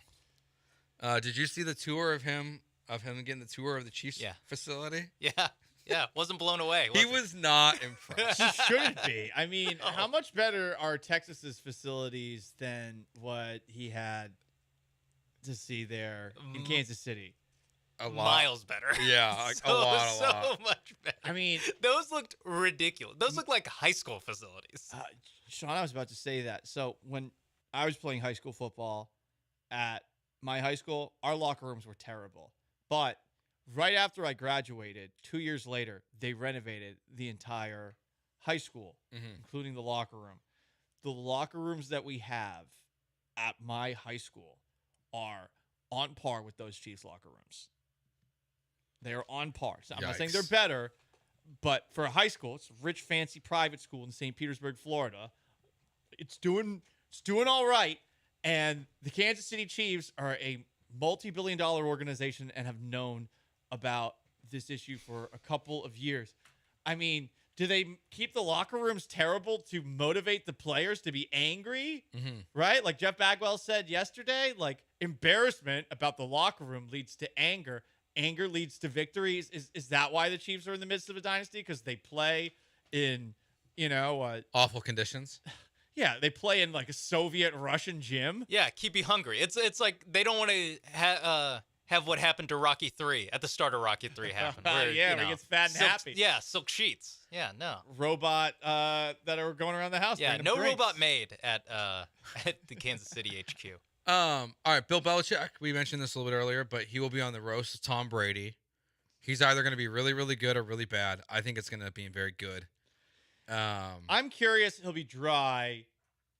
It's going to be so dry. He is a good storyteller. I'm sure that there are some MFer stories that he can share over 20 years of a relationship that he had with his quarterback, longer than the relationship Brady had with his eventual wife. Yeah. I'm sure there are some stories. And then he'll be on. Are you going to watch him, depending on what time it is, of course, him with McAfee every week? No. In the season? No. Yeah, I wish I could. I used to love I don't that want show. the other guys on that show. I want it to be just McAfee and Bill. Belichick. I don't need the other 12 people on that show. You know, like AJ Hawk, who's just staring at you like he's dead? It's honestly a little unnecessary. Weekend at AJ's? Like, it's what it looks like. We don't even, I mean. The mullet guy asking Bill Belichick some chalk talk questions. Hey, Bill. Boston Connor. What do you think about the... I don't want to dump on the show too much. It's just, if What did I do wrong in my life? I want more Belichick. Not be friends with a punter? Yeah. Are they all friends with him? Is that No, how they all got most that of gig? most of them are Barstool interns. Oh. Like, only like one or two of them are like friends. Oh. Wow. With him. Yeah. They all like What a lottery. Yeah. What a lottery they hit. Yeah, they all interned for him What? when they were in Indiana. I interned here. Look at me now. My cousin knows one of the guys on the show. He just found it. He just did a free internship, and then like 3 years later, he got like a backpack with like $80K in it. Like The biggest regret that I have about my career is that when Barstool was just in Boston, I only discovered it after interning at this really dumpy ESPN radio station in Boston that got destroyed basically right after I left. I spent a day cleaning the whole place at my internship because I was so embarrassed about how dirty it was. Ugh. So I chose this ESPN 890 internship that had one radio show with the local TV anchor who would show up hammered to do his radio show. Awesome. Right. So I chose that. And it was nice because I didn't have to pay the school for the internship. Because most internships in the media game, guys, guess what? You have to pay your school so that you can get school credit. Oh, yeah. Otherwise, they won't take you on. So you're paying to do a side job, essentially. So you better make the absolute most of it. But that summer, in retrospect, I wish I had interned at the, headquarters of Barstool, which literally were one town over, a 15-minute drive from where I was. Yeah, that's tough, Paul. Yep. That's tough. Especially when I see some of the people that work there today. A lot of fatty boom batties. All right, last call. We'll take a short break here. And as soon as we get back, Dave, you'll be up first.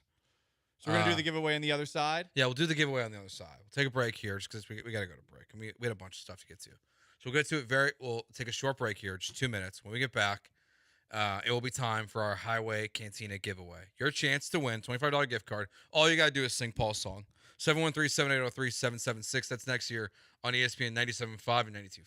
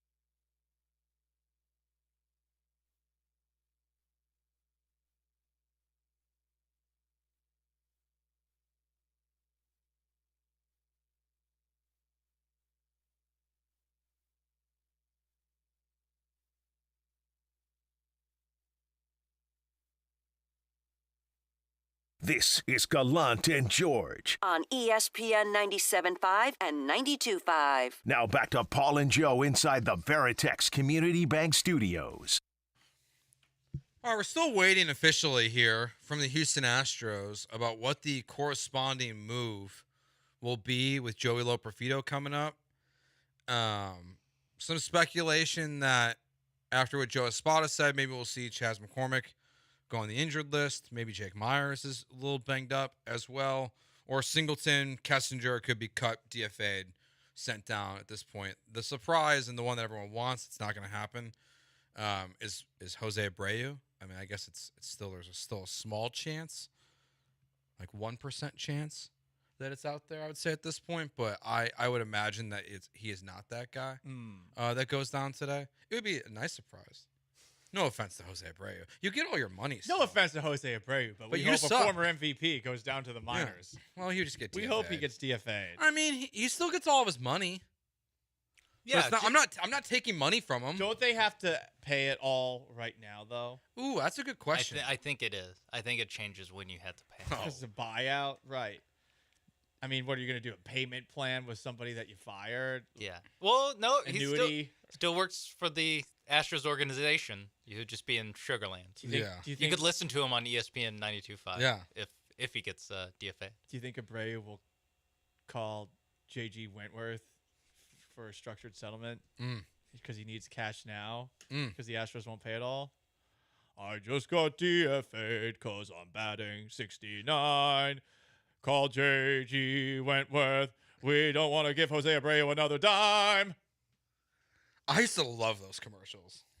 Speaking of singing. They've helped thousands, they'll help you too. One small lump of cash they will send to you. It's the margaritas singing, guys. It's the margarita singing. Speaking of singing, it's time to give away a $25 gift card to Highway Cantina, the best place to go before an Astros game, after an Astros game, during an Astros game, or the Rockets. That season will be back before we know it. Highway Cantina, we're drinking some of the margs right now. The large marge, when we had it there last time, was one of my favorite things I've ever been given. It was pretty great. What are your favorite things you've ever been given? In terms of like free food A drink. drink that you shared with. Oh, as far as You have a son? food and drink. Oh. Yeah, you have a son. I wasn't giving him. So you've confirmed had sex as well. Yeah, I wasn't giving him. But wait, you earned him? Sharing. I caused him. Sharing. There's a difference. At some point, a nurse handed, here's your baby.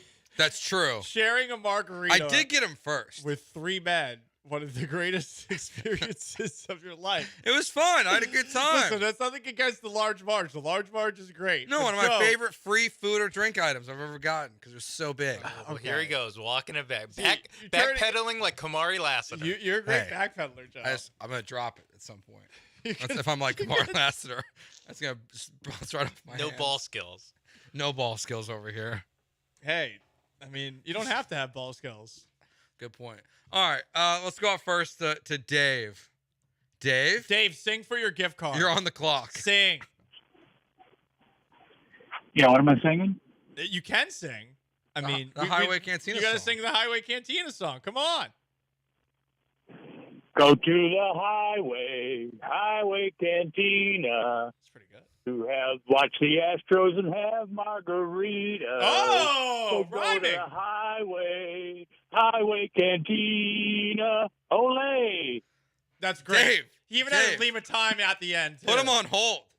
I think Dave won. Dave wins. We don't need to call the No one sorry, else needs to John call. and No, Alex. That was great. We're going. Dave wins. He put thought into that. Wow. Dave. He honestly added some creativity that I'm going to hijack going forward. I Oh, really no. thought about like the Highway Cantina margarita. There's a rhyme there. There is. There's a rhyme there. Good for Dave. So thank you, Dave. You just helped me make my commercial better. I know. That was good. That Good was job, really Dave. good. Congratulations. See, we Dave. like it when people sing on the show. Yeah, it's fun. We like to let people be artists. Anything else we got so far? We got J.G. Wentworth. We got Highway Cantina song. Anything else you want to sing for us today? Any other commercials that stand out? I mean, you know what? Do you know what a really bad one that's stuck in my head, and I have no idea why. I feel like it's either from Astros games or some other games that I've been watching via Fubo TV. There's this. I don't even know the lyrics. It's like it's Rebelsis. I don't know that one. I have no idea why, but it's like, time for rebel, sis. And then it has this like little jaunty guitar in the background and like all the drug commercials in America these days. It shows people sort of like dancing around, living their life. Like, I'm taking this drugs. And then it lists all the side effects. The side effects include spontaneous combustion, instant death, decapitation. I always love those at the end when they just rattle off like 100 million things, and that's the end of the commercial. What can go wrong with you? Nothing. It's like when you do gambling ads, and if we had like legal sports betting, we'd have to do this stuff and like list all the things you have to call and whatnot. Right at the end. But speaking of that, did you see what is happening in the gambling world? No, what's happening? I think, referendum? I think we've jumped the shark. Dave & Buster's is going to allow customers to bet real money on arcade games. So like you and I and Sean could go to Dave & Buster's and we could, through like an app, place a wager on a game of skee ball, and we could bet on it. That feels like a bad idea because you're gonna be drinking already, and like this is all ego. Like playing Pop-A-Shot, like how much you wager on a game of Pop-A-Shot? Like this is, I don't know how I feel about this. They have to set limits, right? They have to. Like you have to like try to like you kind of have to force people to be responsible here. Like you can't spend more than $250 on side bets. Yeah, or it's like $10 per bet is like the max. But like, what are they gonna have? Like dudes betting like 2 G's on a game of Pop-Shot? My favorite, the best way to think about it is that they're still dads with their kids at Dave & Buster's, and they're betting on their kids, not betting on themselves. Oh, that's true. That But- should be illegal. What? You can't bet on your child.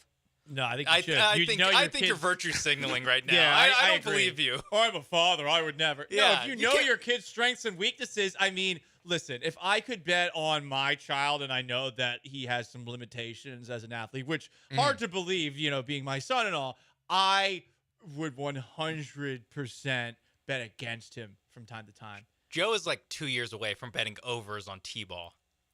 You should bet unders. You should bet the under on your son. To No, feel like I was motivating you the whole time. What's the over in a T-ball game? Like 80.5? Because they don't keep score, don't they? That's a good point. Kids these days, this 'Cause generation. I feel like don't they make every kid bet? The one game I would never bet on though, if I was at Dave, the football one, where there's like the 3 holes and the guys that pop out at you. That game's hard. That one is. Yes. That game's challenging. I wouldn't want to wager on that one. I'm trying to think what the last arcade game I've played that I'd want to wager in. You should Maybe be able to NFL wager on like the Blitz. NASCAR machines that they have. No, that would be fun. Just They're frustratingly unresponsive. I can't do that. Fair. Now but- that I've actually had a taste of real go-karts, like I don't think I can ever do the video game version again. Ever? Dude, I'm telling you, I did the go-karts over at Andretti's in Katy once. Oh my god, it was like I haven't been there yet. I did I've it heard twice. it's awesome.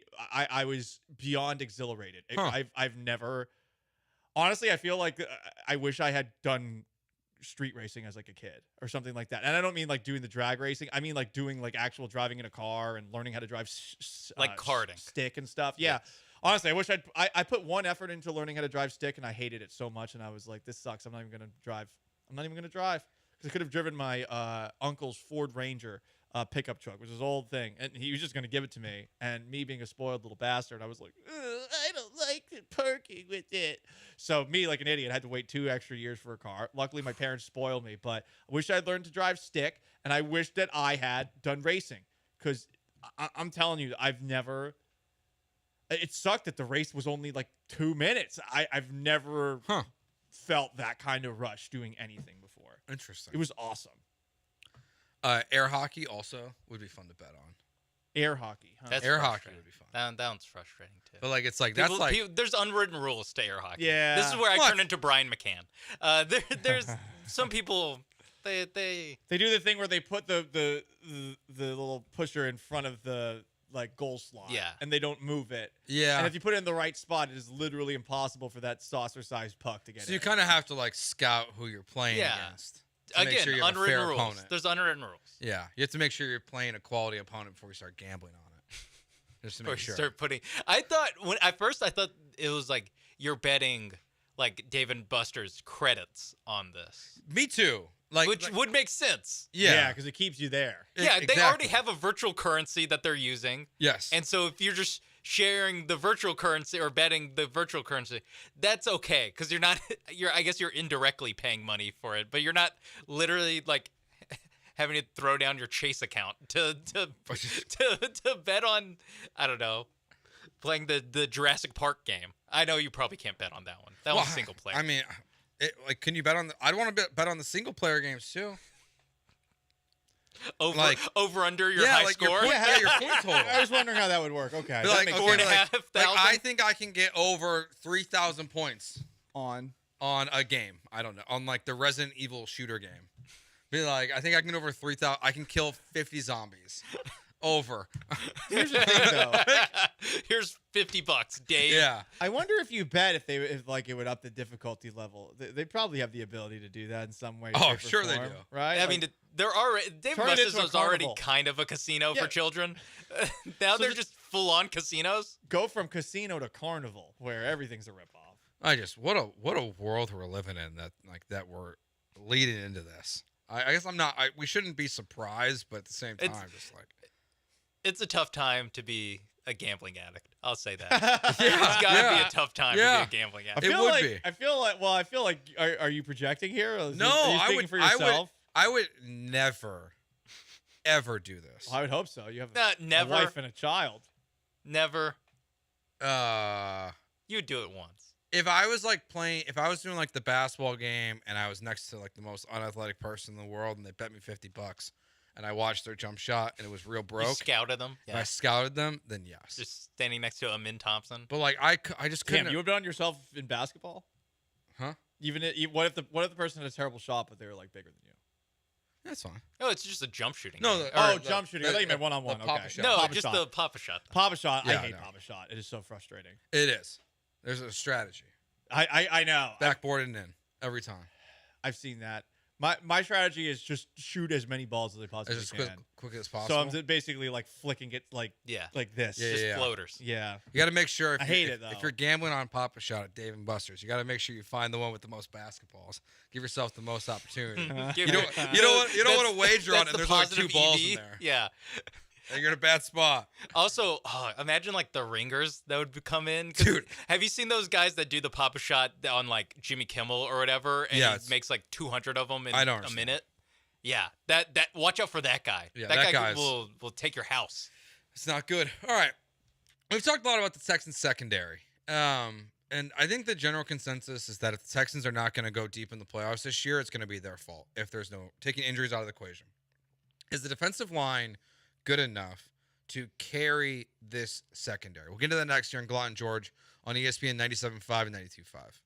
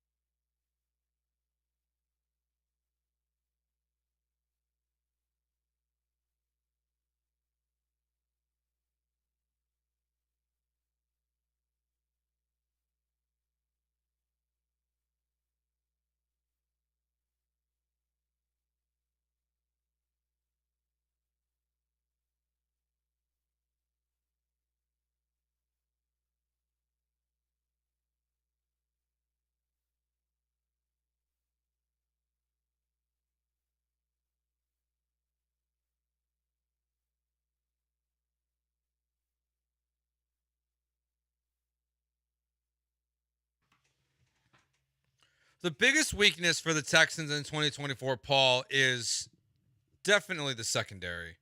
Correct? There's no debate that it's the biggest issue with this team. The cornerback position, specifically cornerback number 2. I would agree. I think there's still questions about safety, but in Kalen Bullock, it does seem like there's a lot of upside there. You're rolling back with a lot of the guys that you had last year at the position. But nickel corner, there's competition.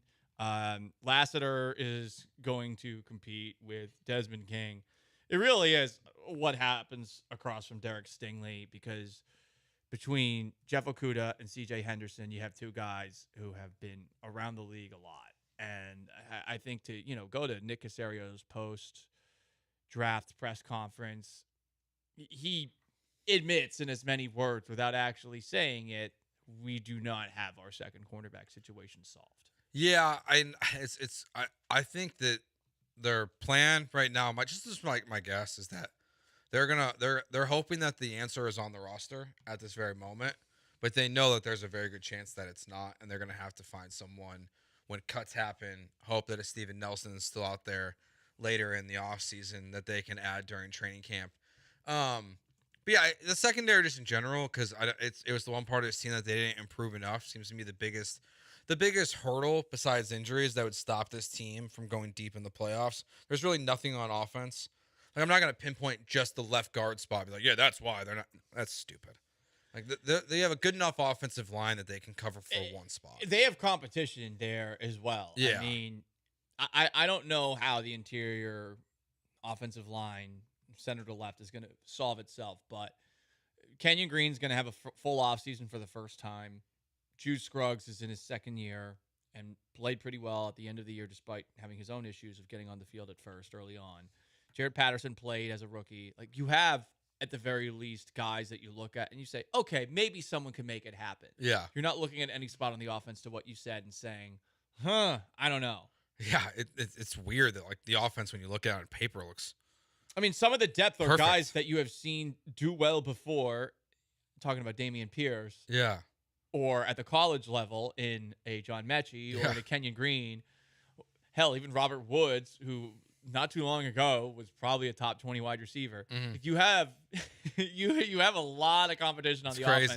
So you feel great about it. It's the defense and the jump that it takes from last year to this year, where they're going to be playing way better quarterbacks, is really, I think, where this entire season is going to be determined. No, they said the teams had a franchise record in sacks last year, so obviously, like, they were getting after it. Will Anderson ended up with 7 on the year. Jonathan Grenard obviously had a very good year before they got paid, but they brought in Daniil Hunter, who's a better football player than Jonathan Grenard is. He's also been healthier than Jonathan Grenard has been for the most part. Jonathan Grenard is 4 seasons, and it's been kind of was an up and down guy about how often he was in. So I think that the way they invest in the defensive line for me, Paul, is that they're saying that whatever deficiencies we have in the secondary, the concern about the deep ball that we've talked about, that they were constantly giving up, that they're saying that with our offense, because we're going to score points, and with our defensive line and our ability to get to the quarterback, that this team strategically is going to be in a position where, like, the defensive linemen are going to be able to pin their ears back, go get the quarterback, not have to worry about the run game, and that is the pressure on the quarterbacks is what's going to solve maybe some of their secondary issues. Yeah, I think you can make that argument. I think, though, that they got to remember that last year they had the most sacks they ever had in a year. So they added, you have Daniil Hunter, you have Danico Autry. That's 28 sacks that you imported, and you lose Jonathan Grenard's, 12 and a half. So, I mean, you've replaced the sacks that you lost. Will Anderson's going to be in his second year. Derek Barnett's here a full year. Mario Edwards and Barnett in depth, I think, are pretty good options. You definitely have the guys on the edge, but it's on the interior, which Autry will play a great deal of. Do you have that same kind of push? But, yeah, on paper, they are better than the team that had all those sacks that last year. I think it's just at this point, it's my guess is that it's their hope is that they are, even if the sack numbers don't reach the point, is that the stress that they're going to put on these opposing quarterbacks is what's going to solve some of their secondary issues. Because maybe I'm just trying to justify what they've done this offseason in my mind, because it really feels like they've ignored a giant section of their defense and just said, we'll figure it out. I just don't agree with it. I just don't agree with what they've done at safety. The fact that they just are going to leave those guys there. What would you have done differently? Do the signing of a Quandre Yeah, Diggs? Quandre Diggs. Or Yeah, Justin Simmons. or something Yeah, like that.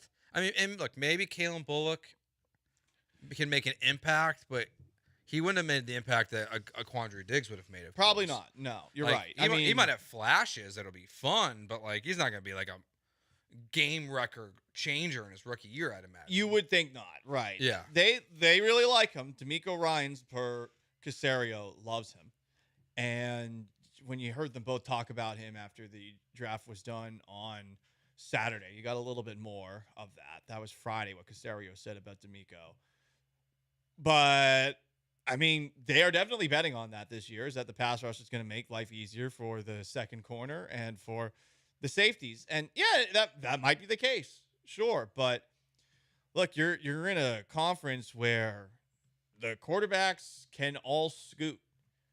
Patrick Mahomes is as good as it gets when it comes to avoiding sacks. Josh Allen is as good as it gets when it comes to shaking off sacks. Lamar Jackson is as good as it gets when it comes to running around sacks. Those are the three teams that you're looking at and thinking to yourself, okay, this quarterback gives us nightmare issues. Can our pass rush stop this guy on a regular basis? Richardson for 2 games. Richardson was tough. Yeah, there's Trevor Lawrence can even move. There's not really any statue quarterbacks in the conference, and there aren't really many statue quarterbacks at all anymore. And good, we should have moved on from that a long time ago. Yeah, the only statue you would play next year probably is Goff. Looking at their schedule, even he can move a little bit. It's quarterbacks can extend plays now. So yeah, it helps to have the best possible pass rush, the best possible trenches, but you will have a lot of work cut out for the defensive backs on the field, and they better be up to the task too.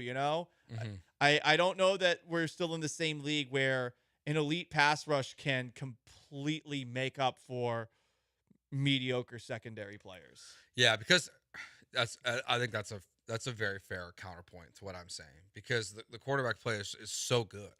And they can when you play plays. Minnesota, it's you got it. It's 1 extra second means that's 1 extra second of work for a defensive back, whether it's a safety sitting in zone or it's a cornerback that's trying to stick with a wide receiver in man. And some of these wide receivers are really good at having some sort of sixth sense or Vulcan mind meld with the quarterback. Take Tank Dell and CJ Stroud. They already seem to have just an incredible knack of knowing where the other guy is going to be. I saw it in Seattle. It was Russell Wilson with Tyler Lockett. It seems like every single quarterback in the league has one guy that they know if they extend the play long enough, this guy's going to sneak open by the very end of it. And it's a tough job being a defensive back. The pass rush certainly helps. And in some situations, in some games, they're going to overwhelm the quarterback. It's going to be a difficult time for them. But there's going to be other ones that they go up against, and it's the teams that are all the toughest to beat where they're still going to be able to extend plays and make plays, and you better hope that your guys are in the right spot. Yeah, it is a fascinating schedule to look at for the Texans, because even if there's teams, we all agree, obviously, that the Buffalo Bills took a step back, but their quarterback is still Josh Allen. I mean, depending on how the schedule shakes out, we don't know when Drake May and J.J. McCarthy will make their starts for the team. I think it's safe to assume that Darnold will start the season for the Vikings and Brissett will start the season for the Patriots. But you could play 3 of the first 4 rookie quarterbacks taken in the NFL draft next year. So, who knows? You're definitely getting Caleb next year, but you could get Drake May and J.J. McCarthy as well. It shows you how deep the quarterback position is in the AFC, because there's not a single, besides maybe Drake May and Will Levis, breather on their schedule in terms of quarterback play in 2024. It's just it's so different than it used to be. Interesting report of the basketball world we did not get to earlier. NBC is going to outbid, or is determined to outbid, Warner Brothers for the rights to the NBA, which means Round Ball Rock is going to come back. Well, hang on though. To the NBA. They got to get the rights back though. Who has the rights? Fox has the rights. See, I think did they sell them the rights or did they let them borrow? I'm pretty sure they sold them the rights to that song. Well, that makes me sad. Yeah, I think Round Ball Rock is officially a Big East sports production, but yeah, that's a bummer. That's a bummer. Well, we're gonna pretend like it's coming back. Yeah, Fox Sports in December of 2018 announced the rights that it had acquired. Huh. Where is this? Hang on. It had acquired the rights to Round Ball Rock, which it plays for college basketball on Fox. College basketball and FS1 had used their old theme, but switched to this theme for the 2019 and 2020 season. Interesting. So they've had it for a while. Okay. Well, you're gonna have to buy it back. Well, we're gonna assume here for this next segment that they're gonna buy it back, because I want to know what sports things like Round Ball Rock we need back in our lives. We'll do that next year on Gallant George on ESPN 97.5 and 92.5.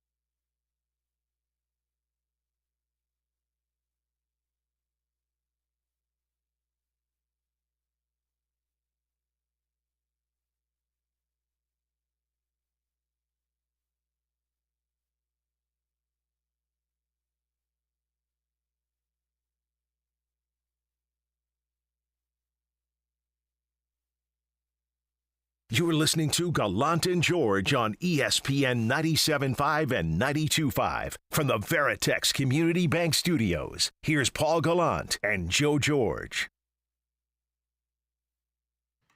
A quick note, things we want to bring back. I guess this goes with it, actually. We want to bring back Round Ball Rock. If NBC gets the NBA, great. It's just a perfect thing. 713 says, what we need back is Aggie-Longhorn rivalry. I loved that back in the day. Hopefully both teams can be competitive in the FCC. Well, the game's coming back. One day it will. On November 30th this year. Yeah. Or November 28th or whatever. Are they going back to the old tradition exactly? I think right now it's scheduled to be a Saturday, but they can move that. They can move it to the Black Friday. Yeah. Either it actually did move around a little bit on Thursday or Friday of that, but it was never on Saturday or rarely on Saturday. Okay. So. Yeah, that's a good one. Selfishly, I prefer it to not be the weekend after Thanksgiving. Why? Because I actually want to be able to go to it. That's fair.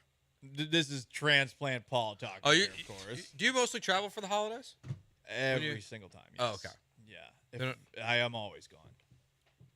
Makes sense. Yeah. I understand that. We used to do. You should do one at the condo. Make them come here again. No. Okay. It sounds like you don't want to. Yeah. Not really. You want to rather travel. You'd rather. I like traveling for the holidays. Yeah. I understand. Well, again, I'm gonna fit. It's a 2-bedroom place. I can't fit in my entire family into that. It's a massive family. That's a good point. Bunk up. Yeah. Bunk up.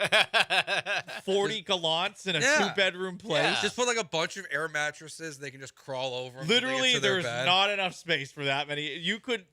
There is not enough room in that place for 15 people. I mean, my friends have been saying I gotta have a housewarming policy. Couple of Airbnbs. My friends have been saying I gotta have a housewarming party, and I'm like, I do not have enough space for this. I don't know what you want from me. Well, for the housewarming party, you could just invite less people. Yeah, but I don't want to also exclude people. That's my big issue. Is I don't want to send out invites only for some people to not get invited. I understand. That's why I did. I was like, take the birthday controls out of my hands, and people still got mad at me for not being invited. And I was like, I didn't even have control over it. It's awful. I feel guilty. Joe and I weren't invited. Yeah. Well, guess what? I didn't even know there was a party happening. So because he doesn't talk about us outside of work. No. We're just not really. We're just his coworkers. Yeah. Pretty much. We don't exist. That's how it works. I get off the clock and I'm gone, guys. I understand. Things that could come back that we may want. You know what's going to be on some people's list, Paul? What's that? I don't care as much. No offense to the WNBA. But the Comets. But how this dare one, you say that about Houston's greatest sports dynasty? There's actually a chance. Is there? Daniel Lerner actually just wrote an article for the Chronicle. Saying that Tillman Fertitta has written and expressed his interest to the WNBA. He also expressed interest in an NHL team. We have yet to see that. That one's not his fault. People have expressed interest in renovating the Astrodome and turning it into a convention center, and it still has yet to happen. That's one thing we don't need back. They don't need to try to make the Astrodome a thing again. Would you rather have the Astrodome a thing again or the Comets? Be honest. I mean, I'm more likely to go to a Comets game than I am to walk into the Astrodome right now. I mean, it would be nice if there was literally anything to do around NRG Stadium. So I wouldn't mind the idea of there being a convention center right next door that's got bars and restaurants. But again, someone's actually got to do it. If I'm picking between the two, I am picking the renovation of the Astrodome. Yeah. Kill two birds with one stone. Comets play in the Astrodome. Boom. Boom. Got him. Boom. That's not. Have you seen when they used to host basketball games at the Astrodome? Yeah, I've seen the video. They just wouldn't. You know how now they bring in seats to be closer to the action? Yeah. They didn't do that. Yeah, they just had people sit in the bleachers. It's crazy. There's just dead space for 20 yards. Yeah, what a bizarre thing. That thing's never going anywhere. They're not doing anything. It's a historical landmark. They're not doing anything with it. Thank you, Ed Emmett. The guy that I called a boob on the radio who called into my show 10 minutes later after I called him a boob, Judge Ed Emmett, who got replaced by, get this, Lena Hidalgo, who I know is so popular here. When Ed Emmett got ousted, by the time he was ousted, he had won. His monomania, Captain Ahab style obsession with the Astrodome led to him making it a historical landmark literally right after Houston voters had voted to demolish it and turn it into a parking lot. Yeah, it's just there's nothing to do with it. It's such bad shape at this point. I love the idea of if they There's always a funny idea every year. The casino, the ski resort jump thing. It's like an art project for insert Texas college. You'll see a bunch of slides that get posted in the knockoff cron.com, and it'll show what the Astrodome could be. And then everyone's like, but how much is it going to cost? So Comets, I don't see how the Comets make money. Also, Sorry. good point. Astrodome, I don't see how a convention center next to NRG Stadium makes any money outside of football season and rodeo season. Yeah. 9, or I guess 10, 11 weekends a year. Yep. Yeah. What else needs to come back? I was thinking I want the 2K football game to come back. NFL 2K. I thought it was a superior product to Madden. Yeah, Madden was smart after NFL 2K5 came out, and they were selling it for $20 at the time, which was also crazy. Yep. Madden was full priced, I think $50, and NFL 2K5, a better game that had Chris Berman doing like, the commentary and NFL primetime music for highlights of the game afterwards, smoother gameplay. Madden was still good at the time, but when Madden bought the monopoly essentially to putting out NFL games, their quality went down year after year after year after year. I have not purchased a Madden game in 4 years. Is it time? No, I'm never buying it again. With CJ and nope, I'm never buying Madden. Tank and that did cross my mind. I was like, oh. I feel new like uniforms, this is new unis. Yeah, new unis. Like now it feels like a you can different game. mix and match them. Don't. I don't need Start another a franchise. I don't need online franchise. Well, here's what's gonna frustrate me about that. You won't do it with the schmucks you did it with last time. What? Josh Beard and Brian McDonald. Sorry, Kyle Brian. King. I know Brian was not the issue in that league. Well, he was he wasn't part of the solution. He was pushing boundaries. It was definitely much more Kyle and Josh who were just ruining the league with like trade raping of the computer. And that's what it was. It was like, let's trade 4 tight ends for Patrick Mahomes. And somehow the logic checked out. But the big issue for me will be that I have played better versions of the game 15 years ago. That's what's frustrating. Like the game has not gotten any better. It has gotten better for the people who like to play people one-on-one online. It has gotten better for people who like to do the microtransactions and do that ultimate team thing, which I think is so dumb.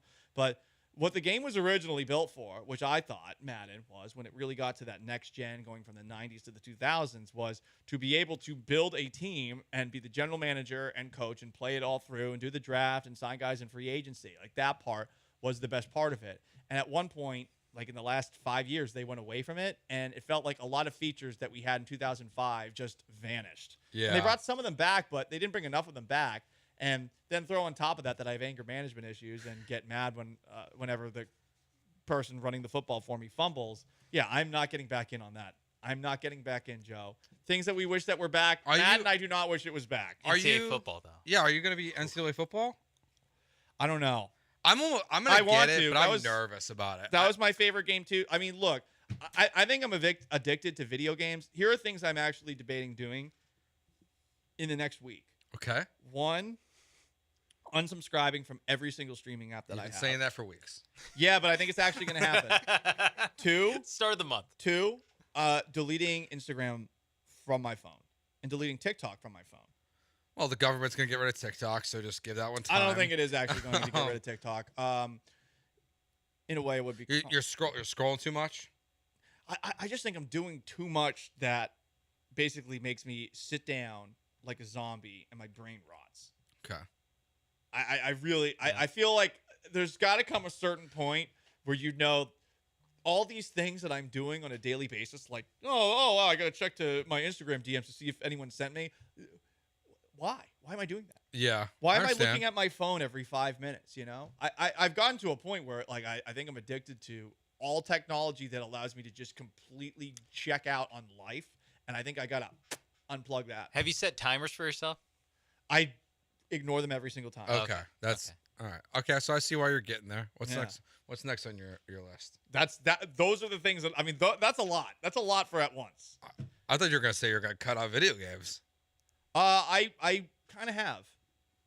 That 13-hour video game session that you had With like Fallout, 2 weeks ago. I played Fallout for a little bit on the Fallout New Vegas on Sunday. I played it for an hour, and then I was like, you know what?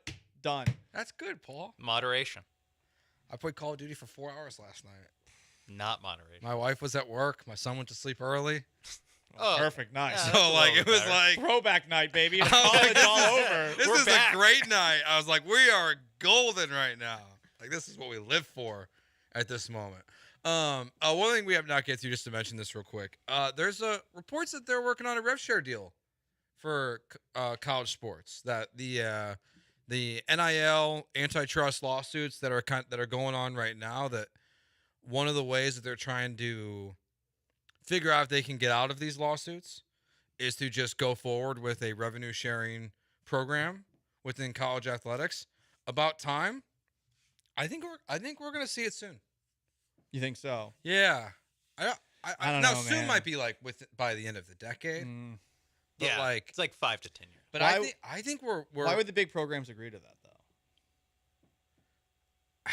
to me They it's have more still, power than the governing body. Like that's the problem. I would be great for the sport. Well, I would love to see it happen. It would be so you could sign guys to contracts so they don't opt out every year.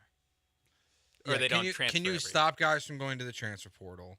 Because my biggest confusion about these lawsuits that are happening is like how each school is directly affected versus the NCAA as a whole. Because it feels like it should be targeted towards these individual schools, but the lawsuits, like as I read them, are bigger picture, which like is counter to what NIL really is. Where NIL is what Alabama does, what Texas A&M does, but the lawsuits are general that are happening. So I think that the biggest schools might be able to push back at it, but at the same time, it's those coaches that are the most vocal and supportive of it. Also, the donors are probably sick of it. Being like, oh, we have to pay money. So you're a Big Ten school. The Big Ten signs a $4 billion deal with Fox and NBC. And so you're getting whatever 16 divided by 4 billion is. Yeah. You're getting that.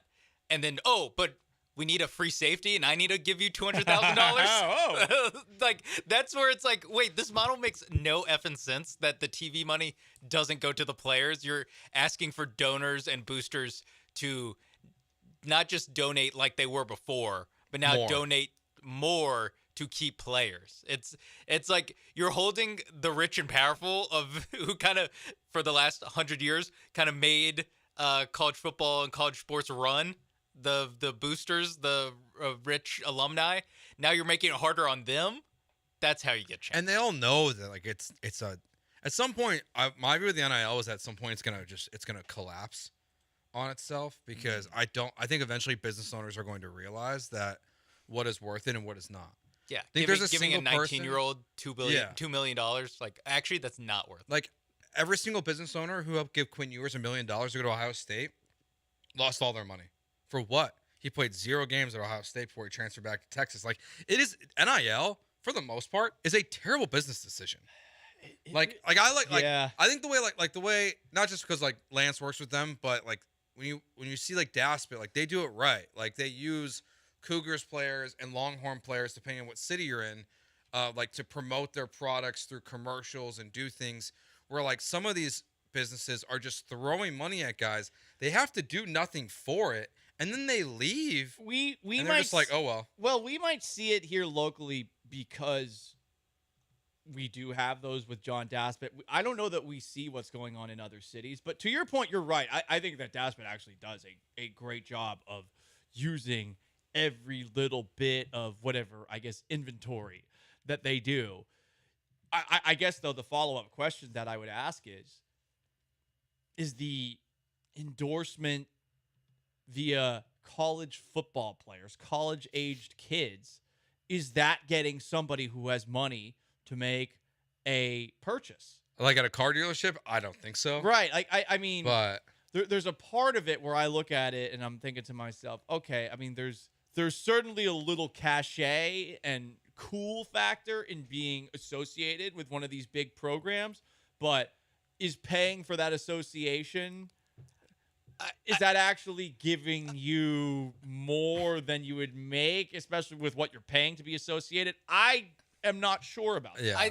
I'm not sure if it's worth it because, again, I just think in general, this is not just like a football or basketball thing. I think giving any 19-year-old like more than 6 figures is just like chances are not going to go well.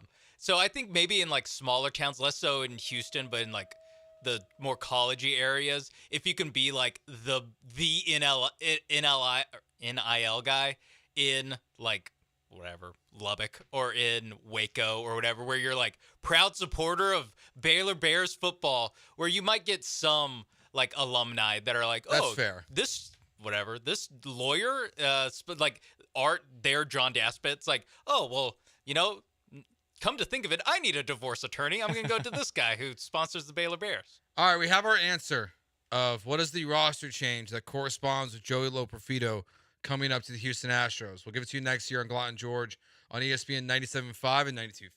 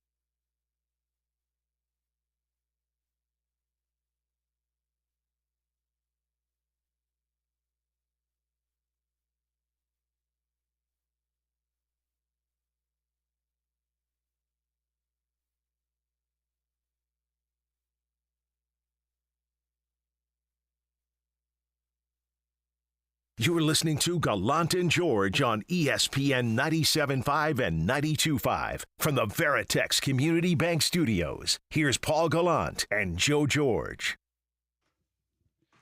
All right, the Houston Astros have officially called up Joey Loperfido. They've made their roster moves. We are waiting with bated breath. Sean and I have not looked. Okay, do you want to know? There's three parts to this. Do you want to know which Astros player's jersey he stole? Jersey number. He stole someone's number. Do you want to know who got DFA'd or who got sent to the injured list first? Let's go smallest to biggest. So whose number is he taking? Yuli Gurriel. He's going to wear the number 10. Okay. Big shoes to fill. Big shoes to But fill. I feel better already about first base. Even though he's not going to play first base. But he's wearing number 10. Just if he squints. But seeing number 10 at first base Listen, is going to be like, hey. You know, I just had 64 ounces of Highway Cantina margarita. I'm drunk enough to determine that Number 10, it just looks good. It looks just, better. It just looks right. Yes. You know what looks wrong? Someone wearing 79 at first base. Yeah. Just a thought. Okay. There were two more things. Injured list and DFA. Injured lists.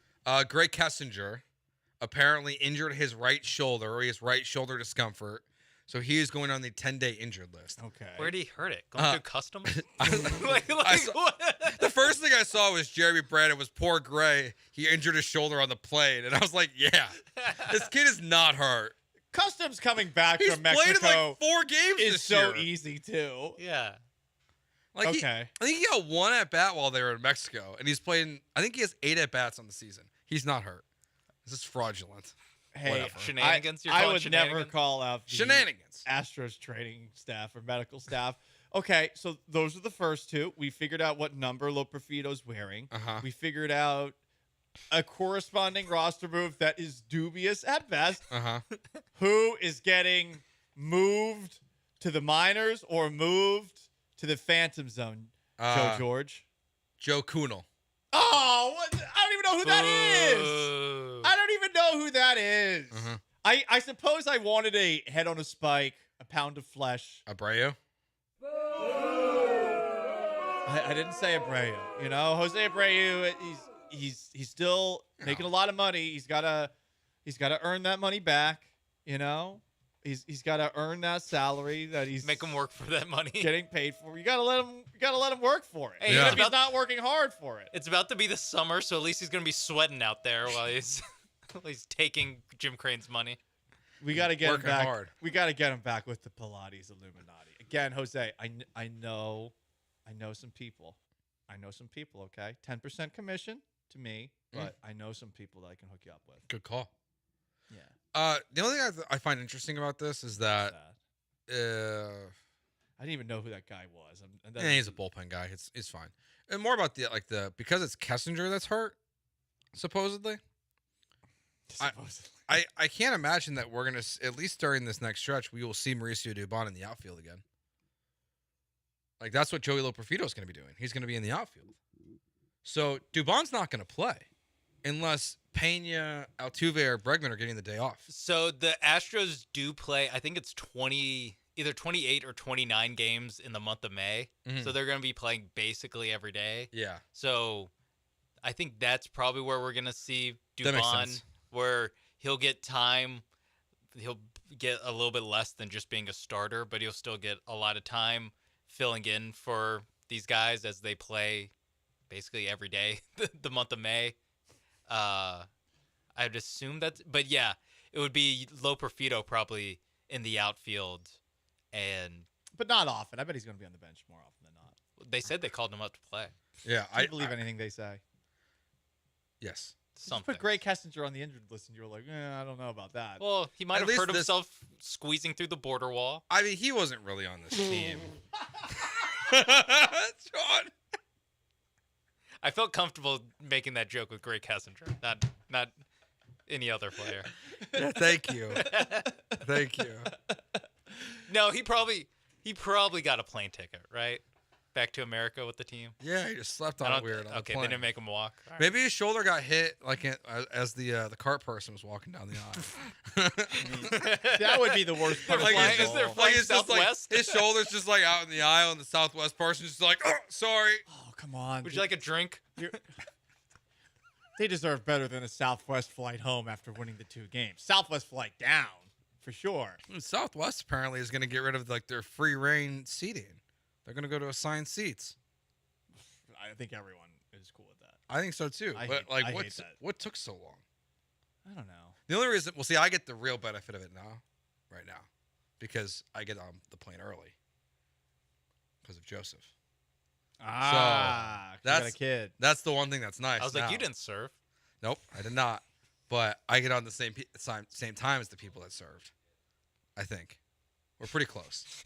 I think they go first. I hope. I think it's I think they go first, and then families and kids go next. So yeah, Good that's why we fly Southwest now, because it's we get to Your pay pick for of the cheaper litter. seats, Yeah. and free reign right there. Damn, dude. Yeah. Greg Kessinger probably didn't have pick of the litter. They probably make him sit in the back. I hope not. The Middle way seat. Sean's making it sound like it's like, well, everybody got to go fly directly home, but Greg Kessinger had to wait in line in Juarez to get back across the border. I don't know. How else did he get hurt? He didn't hurt. How did he hurt his shoulder? He didn't then? get hurt playing Riddle baseball. me that, Paul. Sicario 3. Starring Greg Kessinger. He's the perfect. No one would have expected Greg Kessinger to be It's not taking Day out of the Narcos. Soldado. I don't know what it is. I mean, Paul, you were the one talking about how dangerous it was for the Astros to be playing there. With It was dangerous. with the laser pointers and I did notice they're all day games. yeah. Trying to nip the laser pointers Even in the bud. We didn't talk about that first game. It looked so dark on the field, like you couldn't. Apparently, the lights, the way they're down, like they just point straight down.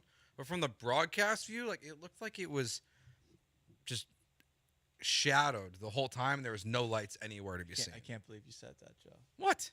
You're saying it gets dark early in Mexico City? On that field, it did. I Just saying. I don't see color or shade, so I wouldn't know. Oh yeah. I wouldn't know. Yeah, so it's just always Joe looks. does. It always looks the same Joe- outside. Joe was like, I was worried. It was a bad neighborhood they were playing in. That field was really dark in Mexico.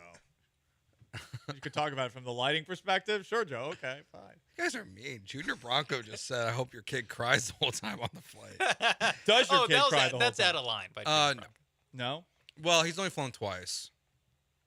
And Is he old I guess enough 4 times. where it could 'Cause potentially you gotta be go down worse? and Yeah, back. 2 trips. You gotta go down and back. He's 3, right? Yeah, he better not cry the flight this time. I would think 3. You're getting close to the point. Oh, just give him an iPad. He'll be fine. Oh, cheat code for parents.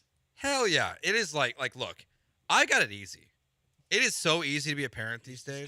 He's gonna be on TikTok looking at all the Like pro Hamas I've got propaganda. iPads. I don't have to rewind the VCR like my parents did. I don't have to wait for an oven to heat up because I have an air fryer to make us dino nuggets. The amount of time I save doing that is incredible. The air fryer is God's gift. You to don't parents. have to drive to Blockbuster. You I don't have to drive to Blockbuster. Oh, here's Dude, Disney Plus. Disney Plus is incredible. Every movie we watched growing up is right there. Lion King, Aladdin, They don't have Snow angels White. in the outfield for some reason, but fair point. There is a lot of They movies. don't? No, they don't. Well, maybe that movie sucks, Paul. How dare you? how dare you? You know that what? movie's not good. You know what? When your son raised by TikTok is getting tear gas thrown at him at a campus. He's not from Seattle. Like it's gonna be okay. Did you see, dude? They threw concussion grenades at Texas today. I think. I know. It's like, you know what? Maybe I think by the time don't react that strongly. Everyone is pretty much on your side, thinking these protests are ridiculous. I don't know. Don't fan the flames, but whatever. That's just. I think by the time Joseph goes to college, I think the Middle East will be all sorted out. We'll see. Yeah, that's true.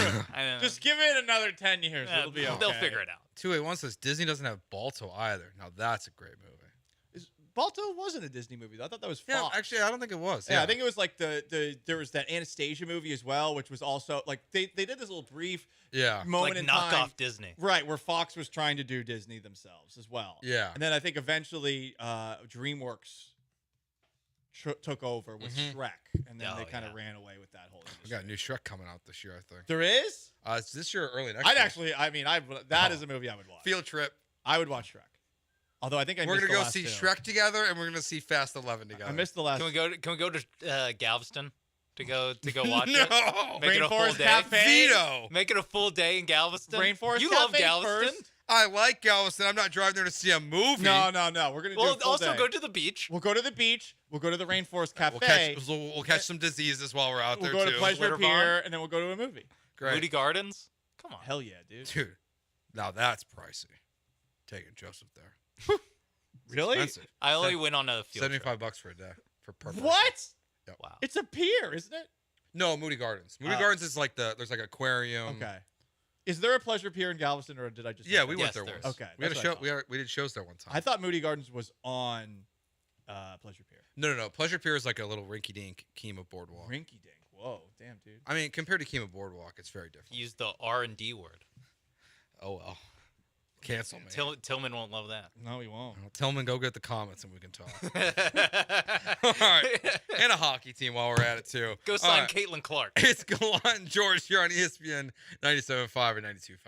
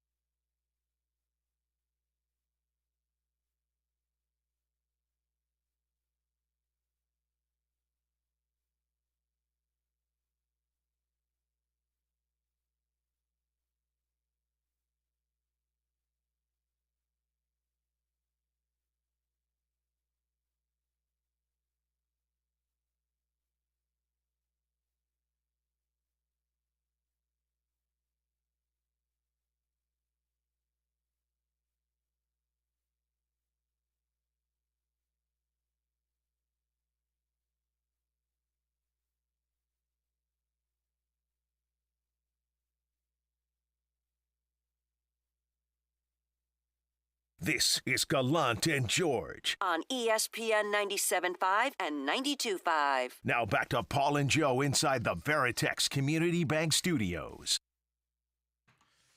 No lineup yet for the Astros tonight before they take on the Guardians in a 3-game series. Astros 9-19, Guardians 19-9. But Joey Loperfido will be in the lineup. This is according to what Joe Espada said earlier in an interview. Greg Kessinger has gone to the injured list, and Joe Kunal has been DFA'd, so he's gone. You know what I forgot? I just saw Phil Steele tweet this out, who's the college football writer. I forgot Bill O'Brien was the head coach at Boston College. I just kind of forgot that was a thing. It is a thing. That was happening in the world. That, like, he was the Ohio State offensive coordinator for like a week and a half, right? And then he bailed for Boston College. It's like Cliff Kingsbury, USC offensive coordinator for 2 weeks. I mean, at least Arizona he went to Cardinals head coach immediately after. At least he went to the NFL. That makes it even crazier. They got fired from Texas Tech. I know. then became the head coach or the offensive coordinator for USC, then became the head coach of an NFL team. I will say with O'Brien, I get why there are great hospitals up there, and I think he wants to be closer to his family. 'Cause he's in there. So I get O'Brien leaving Ohio State to go home. Oh, and I mean, I'd rather be totally get it. That job is low pressure. I would Boston rather College, do. no one cares. Yes, it's super low pressure they'll have a chance to be at least a little competitive. It's not the toughest conference in the world. And also, like, I get why Chip Kelly was unhappy at UCLA. I would always rather be the head coach than a coordinator, so I always get why Bill O'Brien left. I'll never understand Chip Kelly's decision, no matter how bad things were at UCLA. Well, I'm just curious. Was there like a news story that got you to No, Bill Phil O'Brien? Steele just like was tweeting about that, like just something from Boston He College. was just thanking him for his time, for his magazine, for that like where he previews like every team. So it just popped up. I was like, why are we talking? Yeah, about it just popped up. these and college football coaching moves that happened in January. It just reminded me. Okay. I forgot that was a thing. All right, let's get to garbage time to end the show as always.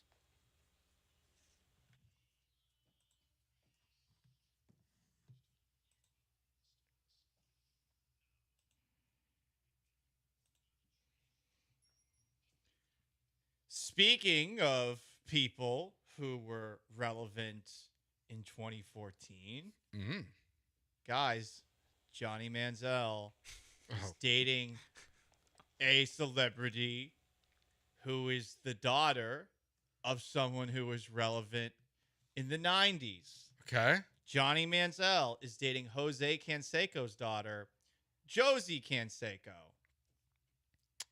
Good luck, man. That seems like a family I'd want nothing to do with. Who do you think is perhaps looking at the taller red flags? Manziel.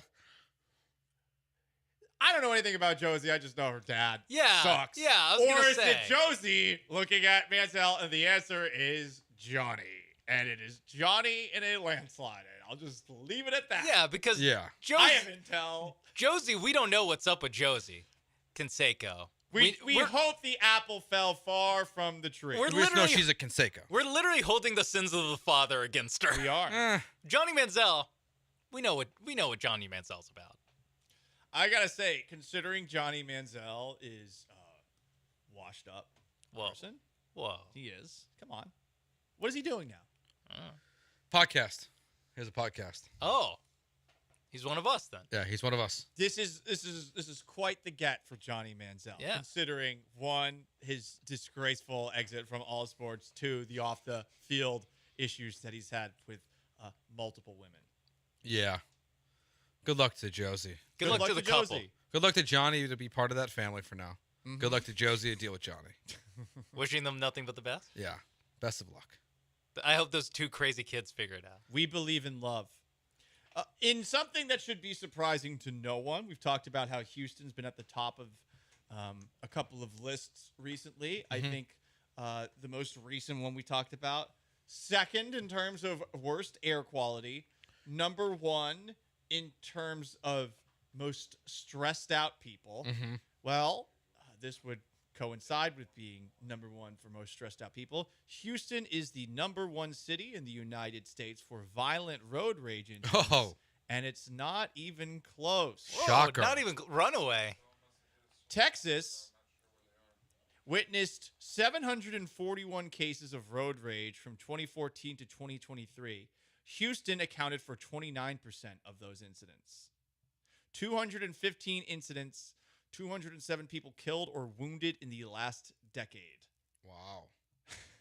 And that sounds like they're only taking it to like the extreme accounts of what defines as road rage. Well, it's violent road rage. Yeah. Can you guess which city came in second?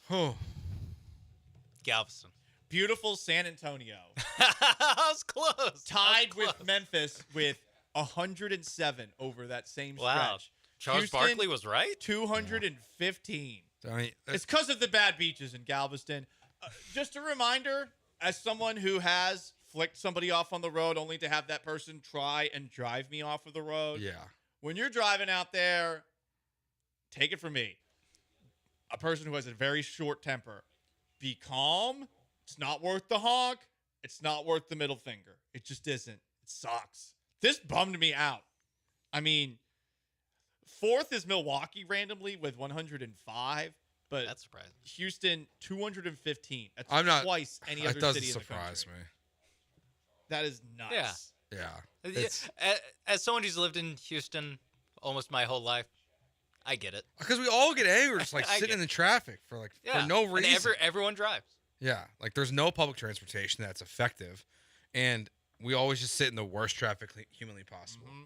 And people that live in a city that rains all the time don't know how to drive in it. Yeah. Like it's so every once in a while, I just snap. Yeah, just lose it.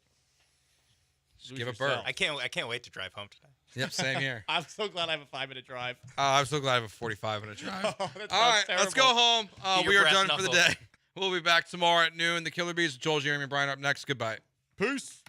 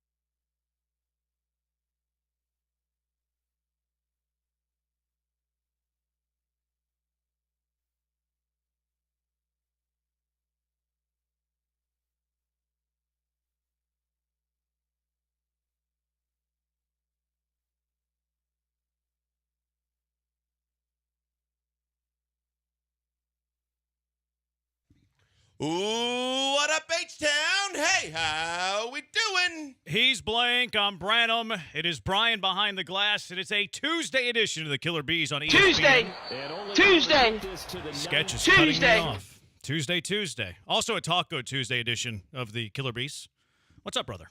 The Astros have made their roster move. Joey Loperfido is not going to play first base, at least initially, which that's bad news. We can talk about that. But they have sent down – actually, they didn't send down. They placed on the injured list Gray Kessinger. He got shoulder discomfort by sitting the bench, Blinkers. He is hurt. Well, let's think about this, Jeremy. If Javier can get hurt because of the pillows in Mexico, then maybe Gray Kessinger was squeezed into Javier was hurt before them. Well, but they said that he re-aggravated it. They did? No, not recently. I'm saying he got hurt. Wasn't it his neck injury was because of he slept on it funny? Yeah. Okay. So maybe Gray Kessinger got squeezed down the plane ride home. He had a bad seat, and maybe something happened to his shoulder. To be clear, Javier's fine? Yeah, he's fine. Okay. You threw me off there. Yeah, it's weird, but Loperfido, it's his major league debut. Joey Loperfido, the roster move is that they've placed on the injured list Gray Kessinger, which he was an option as a guy who would get sent down anyways. It does make it difficult for Joe Espada. The fact that he's only going to have Mauricio Dubon as a backup infielder. Does this mean Mauricio Dubon plays less outfield? I kind of doubt it. I still think Dubon's going to play outfield. Now it's going to make Espada manage a little bit if there's like an injury, late game substitution, stuff like that. None of this stuff is very, very hard. But it is going to limit what Joe Espada has at his disposal, because now you're carrying an extra corner outfielder. Maybe you can play a little bit of center, and a third first baseman.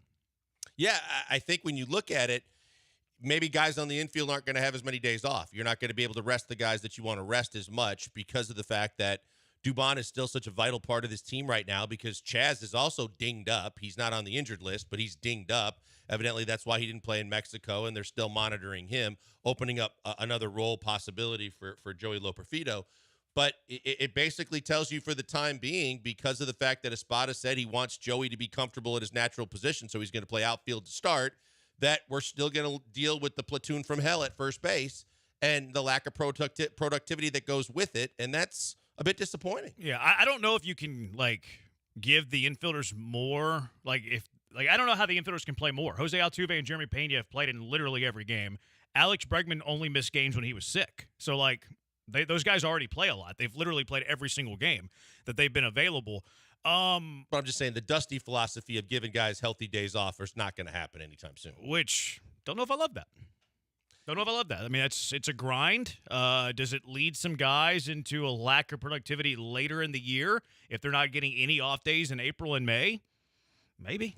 But it also lends itself to the fact that if you were leading the division right now, or you were had a winning record, it would probably lend itself to a manager giving guys some days off. But the fact that you've dug such a hole for yourself early in the season, and every day you're grinding to get back above 500 and then beyond, maybe that's why. And maybe if they do get back to respectability and more, there will be time for those guys to get some time off. But right now they're kind of all hands on deck. Yeah, I don't know. Okay, this is interesting. Eric just said that Chandler Rome reported that Abreu's being optioned tomorrow. Let me look this up real quick. When do you think that Joey Loperfido makes his first start at first base? Yes. Jose Abreu has decided to be optioned to West Palm Beach. Veteran players with options left can choose to make this decision if a team asks. Otherwise, they can block it. This will open up another roster spot tomorrow. Wow. So Jose Abreu has been optioned to West Palm Beach starting tomorrow. That's pretty significant. It's very significant. So now, what is that? What is that in terms of the designation? Is that an injury? Is that a rehab? Is that to work on things? How do you designate someone to West Palm? I guess that he can. I would have to know. So I had heard earlier today that this was a possibility. I heard that John Singleton was safe, and I heard that it was a possibility that Jose Abreu would go to West Palm Beach. Now, I don't really understand the logistics. The only thing that I could guess is that Jose Abreu is given it, has signed off on it. Mm-hmm. I still thought he would have to be DFA'd, but it's not like anybody was going to claim him anyways. So that part of it is interesting. But Michael Schwab just tweeted that. Apparently Chandler Rome has tweeted that as well, that Jose Abreu is going to West Palm Beach effective tomorrow to get some at-bats and his timing back. Okay. And he's not with the Astros today. This was GM Dana Brown, according to Chandler Rome. So it's interesting that they placed Kessinger on the IL and just didn't make this the roster move. So I imagine that David Hensley will probably be called up tomorrow to be the backup infielder. Mm-hmm. So it's kind of two different moves. Kessinger, I wonder if it's a significant injury or a real injury. I would imagine that it is. But Jose Abreu leaving tomorrow is going to probably bring up David Hensley so they can get another infielder on the bench. So I would love to see Cabbage get more time, but at this time, right where they're at right now, you're right. I mean, they need depth backups for infielders just in case and because. So that seems like the logical move. So that's big news. Jose Abreu is not with the Houston Astros, and Jose Abreu will be going to West Palm Beach effective tomorrow. He is not on the 26-man roster. Does Jose Abreu ever make it back with the Houston roster, with the Houston Astros? Yes. I don't know. I think he does. He's going to have to produce?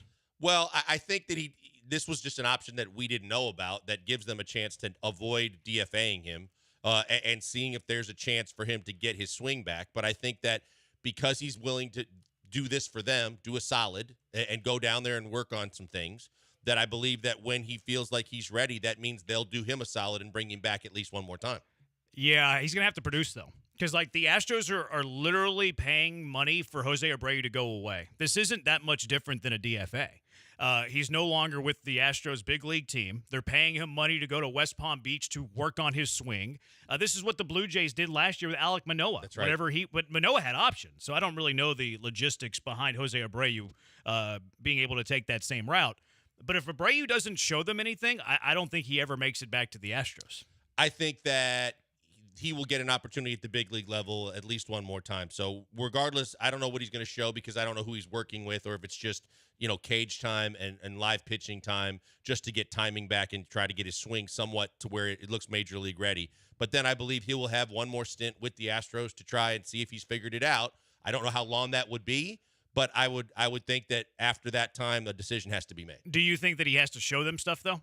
Oh, once he comes back up, absolutely. No, I mean before then.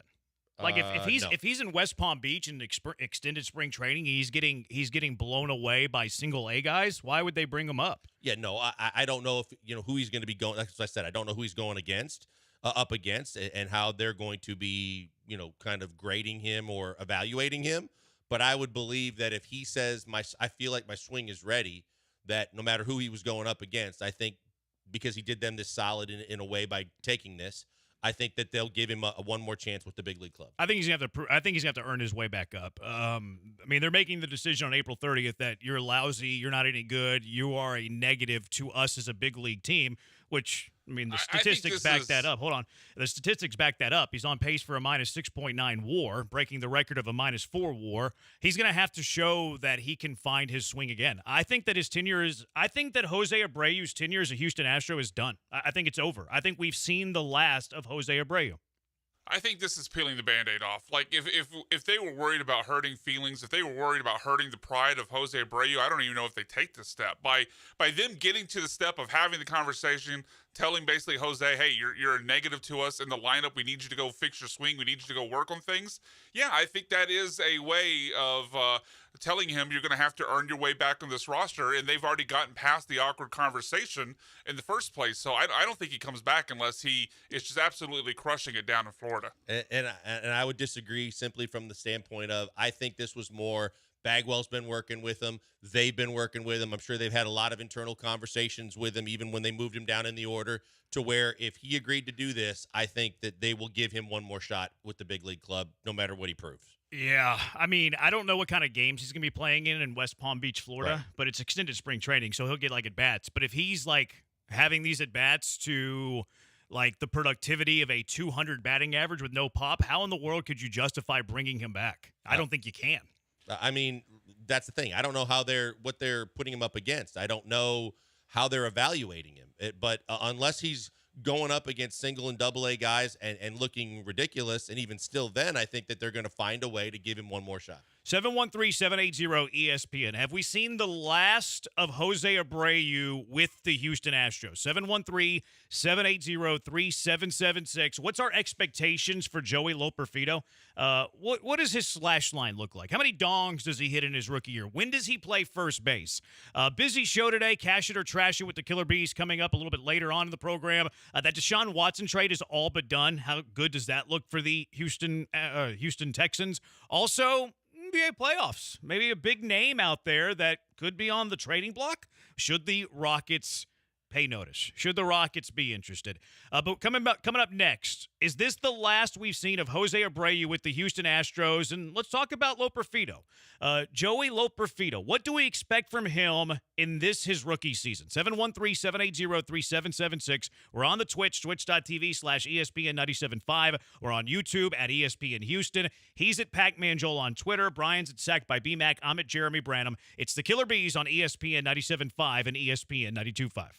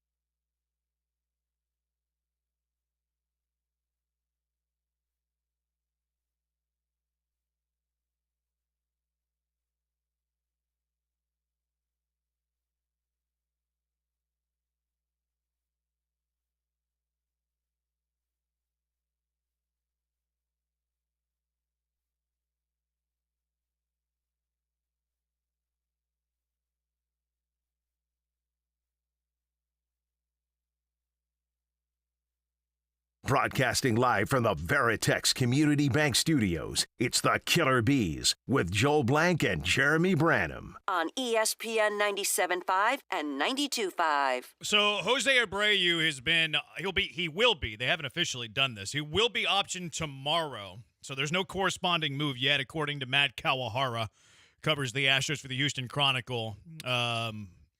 So the Astros will be a man down on the bench tonight. They'll call somebody up tomorrow. But the big news here is Jose Abreu is off the Astros 26-man roster as soon as tomorrow. They are designating him to West Palm Beach, which is basically extended spring training. He'll work on his swing. He'll try to get young again. What do they sell down there in West Palm Beach? What can you fly in from Cuba? Can you fly in the good stuff? Can you find the stuff that Albert Pujols was allegedly on? I didn't say that he was on anything. Don't sue me, Albert Pujols. What can you get shipped down to West Palm Beach for Jose Abreu? Can you get any deer antler? I know that Florida. there's You can get anything in deer Florida. antler, Cuban cigars. I've seen some documentaries where I know that there's some people that used to be able to get stuff for players, but don't know. I saw this documentary once called Scarface. So I think you could get pretty much anything. What was A-Rod's guy? I don't know, but I know he had a connection to Miami. Yeah. Let's find Jose Abreu a little bit of the good stuff. Whatever it needs, let's find him some of the good stuff. So 713-780-ESPN. Does that include the gold balls? Whatever. I mean, it's going to take a lot for a guy hitting. You know what? I don't want the below Goldilocks balls because that means that it would be juice for everybody else, and everybody has more power than Abreu. But you can rotate him in and out. I guess. I mean, it's kind of up to the umpire. Right. So, yeah. I mean, I want some performance-enhancing stuff for Jose Abreu. I don't care what it is. Steroids, HGH, deer antler. Can we find Jose Abreu some illegal performance-enhancing drugs so we can try to salvage this contract, please? Or better yet, then he gets dinged for having illegal substance, and Fine. then he's gone, right? There's no, there you go. there's no. That's my point. His contract. That's my point. Yeah, as I'm saying, and you don't have to pay him. Exactly. There's no risk to this. Like you juice him to the gills. He comes back. He hits. He's hot for a month. He gets tested. He gets busted. You're off the hook with this contract. There's not a loss here. There is zero risk to putting Jose Abreu on the roids. No risk at all. Is there a chance that he at least started experimenting with lighter bats and things? I mean, he seems like he's pretty set in his ways, but I'm like, his swing has been so slow and he has been so behind fastballs. Maybe he can start corking his bats. I mean, do you think it's the difference between 2 to 3 ounces, or do you think it's the difference between being 38 years old going on 50? But nonetheless, I think that if you're swinging a lighter bat, it gets through the zone quicker. You have a little bit more bat speed. That maybe that would help. But I also don't know that he's one of those guys that's willing to, do that and say, that might be able to help him. Yeah, I sure, let's try everything. I don't care. I'm literally here suggesting steroids. Yes, let's try a lighter bat. Let's try literally what were the Pujols everything. bats that he borrowed to Maldi? They weren't allowed the ash bats or whatever. I forget what they were called, but Maldi, let's send those to West Palm Beach and get those. Too, there is zero risk for Jose Abreu being suspended for anything, whether it's corking his bats, whether it's using the juice. I'm kidding, kinda. Now, it does get warm in Florida, and we know that Jose Abreu, as Dusty Baker said, not me. Dusty Baker once said that Latins like the warm weather. That was Dusty Baker's words, not mine. 713-780-ESPN. 0710 Brady, I agree with Blankers. You don't make this move just to get rid of the guy. The Astros don't want to give up on someone with that kind of contract. This is the last Hail Mary. This is the last chance. They're literally saying, we don't want you on our 26-man roster because you are killing us. So I think he has to show some sort of pulse in West Palm Beach because you're literally telling him, we said, well, you can just DFA him. You're going to pay him money to go sit on his couch. They're paying him money to go vacation in West Palm Beach, hoping to find his swing. So you're already halfway there. You might even be more than halfway there. Okay, well, if you suck at West Palm Beach, just go ahead and hit the couch. But this, to me, is one final Hail Mary. 713-780-ESPN, 3667. They still need a first baseman. Loperfito's an outfielder. I'd be happy for him to take Meyer's spot. Abreu is done. This is the equivalent of go get your groove back or you're gone. I agree with that point. Now, I think Loperfito can play first base. Maybe they don't want to put him there in his first game, maybe his first few games. We had heard that Jeff Bagwell, when he was in Sugar Land, he was working with Loperfito at first base. He's plenty good of an athlete. He played it in college. I ultimately think that Loperfito will eventually, and I think by June, Joey Loperfito, if he can hit a little bit, I think by June, if Joey Loperfido can hit a little bit, is your starting first baseman and everyday first baseman. Yeah, I think that tonight's just get your feet wet and get your indoctrination to Major League Baseball. But I think in short order, they're going to start trying him there, and they're going to see how it goes. But like you said, the hitting is the main thing. I mean, a lot of guys, including Yiner on a fast-track program, got to first base pretty quickly, and they said, we'll take our chances as long as there's a better bat in the lineup. And now, because of the record and the situation that they're in, I think that if he hits it all, he definitely will get reps at first base. And I think you're right. I think maybe before June 1st, I think there could be a pretty good chance before then, if he's hitting, that he's going to pretty consistently play first base. Yeah, I'm with you. I think it's by, like, that's the latest that he takes over that full-time, if he's hitting a little bit. Crisco says have him hang out with Adolis Garcia. I have no idea what you mean by that, Crisco. I have no idea what you mean about have Jose Abreu rub elbows with Adolis Garcia. Let's go out to the HRP listener line, 713-780-3776. Larry, Pasadena, you're in the Hive with the Bees. What's up, Larry? Yeah, I think J-Lo should be playing first base, and maybe if Abreu will button his jersey all the way to the top, and maybe Roger Clemens or the great Andy Pettitte can shoot him up with some steroids that will help him out. I'll hang up and listen. Rack them. There you go. Rack them. Anybody else with suggestions of what we're sending to West Palm to try and cure what ails Jose Abreu? Maybe whatever they gave Brady Anderson that one year, he hit 50 home runs out of the blue. Is there any negative to juicing Jose Abreu to the gills? Is there any negative here? I don't see any negative. Maybe the health of Jose Abreu. Not from our selfish point of view, there's not. Right. Do you care? He cares about losing the money if he's willing to take the risk. Yeah. Would you? Never mind.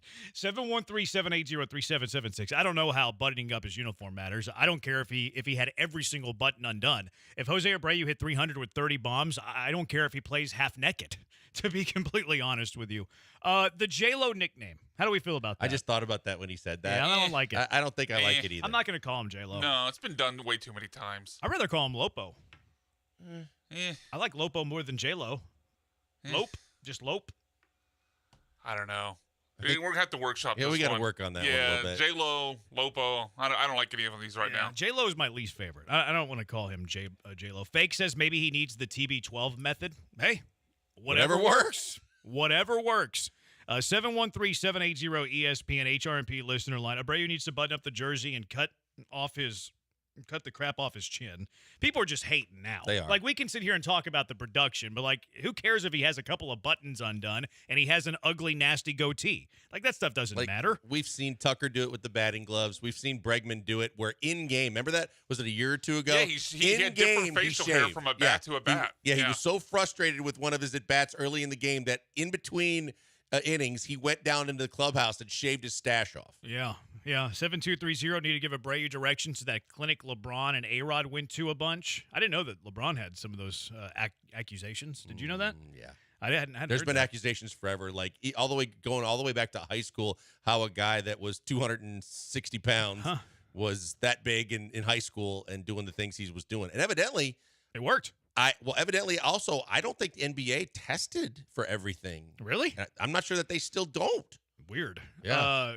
Let's get a little clinic going there. Where's the McNamee? That was Clemens' guy. That was Clemens and Pettit's guy. That was the trainer Brian guy? McNamee. Yeah, That's right, Brian McNamee. McNamee with the light beer cans and all that they had going. Yeah, where's Brian? Can we get Brian McNamee on the first flight out of here to West Palm Beach to beat Jose Abreu? Can we get Debbie Clemens to West Palm Beach? Because Roger threw Debbie under the bus. Yeah. 4106, give Jose whatever Coach Bud Kilmore was trying to shoot into Tweeter's knee in Varsity Blues. Yeah, let's put that in both knees, both elbows, both shoulders. 4071, any chance Abreu doesn't give a bad word anymore since he gets paid no matter what and he's just done? Question mark. If that was the case, then he'd just encourage them to DFA him. But for Dana to say that this was a mutual agreement and he agreed to go down there means that he still wants to play. He's trying to work it out. Yeah, there's always a risk of somebody getting fat and happy and, resting on one final contract. Like that absolutely does exist in baseball. It does seem like Jose Abreu cares. I was reading the story from Alden Gonzalez, who was the dugout reporter from the ESPN game on Sunday, and he had a quote from Jose Abreu, and honestly, it made me feel sad. Like, we're sitting here making fun of him, but that's okay. But here's what Jose Abreu had to say through a translator in terms of, like, where he's at right now. He asked him about like the 2 RBI that he had on Saturday. He said it's been a while. But he said, you know what's been the hardest thing for me, and I say this from the bottom of my heart, I feel embarrassed. The people in this organization brought me here to do a good job. I haven't done that. The hard thing, too, is that my teammates see that, and I haven't done my job. Although they've always supported me, always been by my side, but I won't stay down. So that shows me that there is a lot care. of pride. Yeah, there's pride. There's care. I don't think that he's just cashing checks and not caring. I think he's just old, washed up, and no longer good. But that did kind of pull at my heartstrings a For little sure. bit. I felt At least bad. he cares enough that that means something to him. Because you're right. There are guys that just look for that last payday and then just say, whatever happens, happens. And if you send me home, so be it. I'm taking care of for the rest of a couple lifetimes. Yeah, so 713-780-ESPN. Have we seen the last of Jose Abreu? You know one thing that this does probably eliminate? The chase for history. You know, McGuire, Sosa, they had the chase for Maris. Barry Bonds had the chase for Hank Aaron trying to break the all-time record. We're probably not going to get the chase of history, Jose Abreu, with the worst WAR in Major League Baseball history. That is probably gone, and that makes me a little bit sad. Is that because he has to finish the season? Well, WAR's a cumulative stat. It's a counting stat. Okay. So if he's not playing, he's not going to add up negative WAR, and if he's not adding up negative WAR, it's going to be hard for him to break the all-time record. Unless he comes back. Are they going to give him that much of a runway? I think. Well, I don't know how much. You got to bring him back for history. Like if the Chasing Astros, history, Astros will sell tickets. If the Astros are out of the race and they're fire selling, you bring them back after July tickets, 31st, and we're seeing the chase for history as Jose Abreu tries to become the worst baseball player in it's the history. Embrace the Suck tour. He was on pace to what, double? 6.9. The record's 4, and he was in the 1930s. You were right about that yesterday. Yeah. So I mean, he can miss some time and still get this record. If he was on pace to almost double it. His current WAR right now is the computer is really slow. It's loading up. Fangraph WAR right now is minus 1.2. He's got to get to minus 4. He was on pace for minus 6.9. There's a chance. There's a chance. There's a chance. He could miss a month and still get there. A month's going to make it hard because he's minus 1.2 in 1 month. So if we're just assuming a minus 1 WAR, this is assuming that he's not getting better. This is assuming that he actually shows stuff in West Palm Beach. He's going to have to come back. Let's see. Well, he'll have to play September. He'll have to play August. He'll have to play July. So he'd have to be up by July. That's definitely possible. For the chase. I don't think it's possible. I think it's in play. Well, I think it's impossible plausible. if I think he's it's up very there. low. I think it's and plus that would require him playing every day. That would require every it's day a counting is a stretch stat for sure, no matter what. I think this officially eliminates the chase for history. Makes the Astros cowards if they don't let him chase history. How close is West Palm to Miami? I don't know. I don't know. I'd have to Google map it. I mean, because you got the Rockets. Everything the Rockets need to be cured by is in Miami. Isn't Miami the on booby the trap? Is Miami on the east side of Florida? Miami's south side of Florida. It's down to the very bottom, right? It's on. It's on the east side though. South side. Yeah, it's south. It's like at the very tip. Southeast? Well, it's more. It's actually more East Florida than it is South Florida. Now it's very Southeast Florida, but it's on the East Coast side of Florida. So West Palm Beach would be west, right? It doesn't look like it's that close. West Palm although West Palm's not popping up on the map. Well, but I mean, he doesn't have much to do either. They could probably get him a ride to He's the. gonna be working on his swing. Well, but the booby trap can help. Well, I mean, he's got a family and kids. What are you suggesting right now? I mean, have a heart. You suggesting a slump buster? Wait a minute. We can suggest PEDs, but we can't. The booby trap. I didn't say he has to participate, but he can go and relax. No, this would upset his wife. This would not be good for his children. You're trying to disrupt his family. I'm just trying to make him muscular and have another offense. contract. He needs to get back on board and get himself another contract. He's made plenty of money. The chase for history is done, I think. You know what I think really helped here too? The GoFundMe. We started the GoFundMe, the fundraiser to get Jose Abreu off of this team, and he's gone. Jim Crane listens. I think that I did this. You did it. I did this. On Taco Tuesday, it's apropos. I was the maverick and the trailblazer to raise the funds, all $102, to get Jose Abreu, not necessarily DFA'd, but to get reassigned into West Palm Beach. All right, is Jose Abreu's done? Is he done as an Astro? 713-780-ESPN. West Palm Beach is definitely on the east side of Florida, says 5162. That's weird. Maybe it's an island or a peninsula or something. How is it West Palm Beach on the east side of Florida? They're dumb in Florida. Do you want to guess his career earnings for anybody worried about his financial security? Jose Abreu is probably close to $100 million. Keep going. 150? Do they count his total contract that he's got right now? Probably. It's all His guaranteed. career It's all earnings guaranteed, yeah. right now are estimated at $133,544,000. Yeah, he doesn't need a new contract for the children. Think of the kids. He doesn't need that. No, he sure doesn't. All right, 713-780-ESPN. Let's predict Loper Fido season. And if you want to weigh in on Abreu, you can. 713-780-3776. Killer Bees, ESPN 97.5 and ESPN 92.5.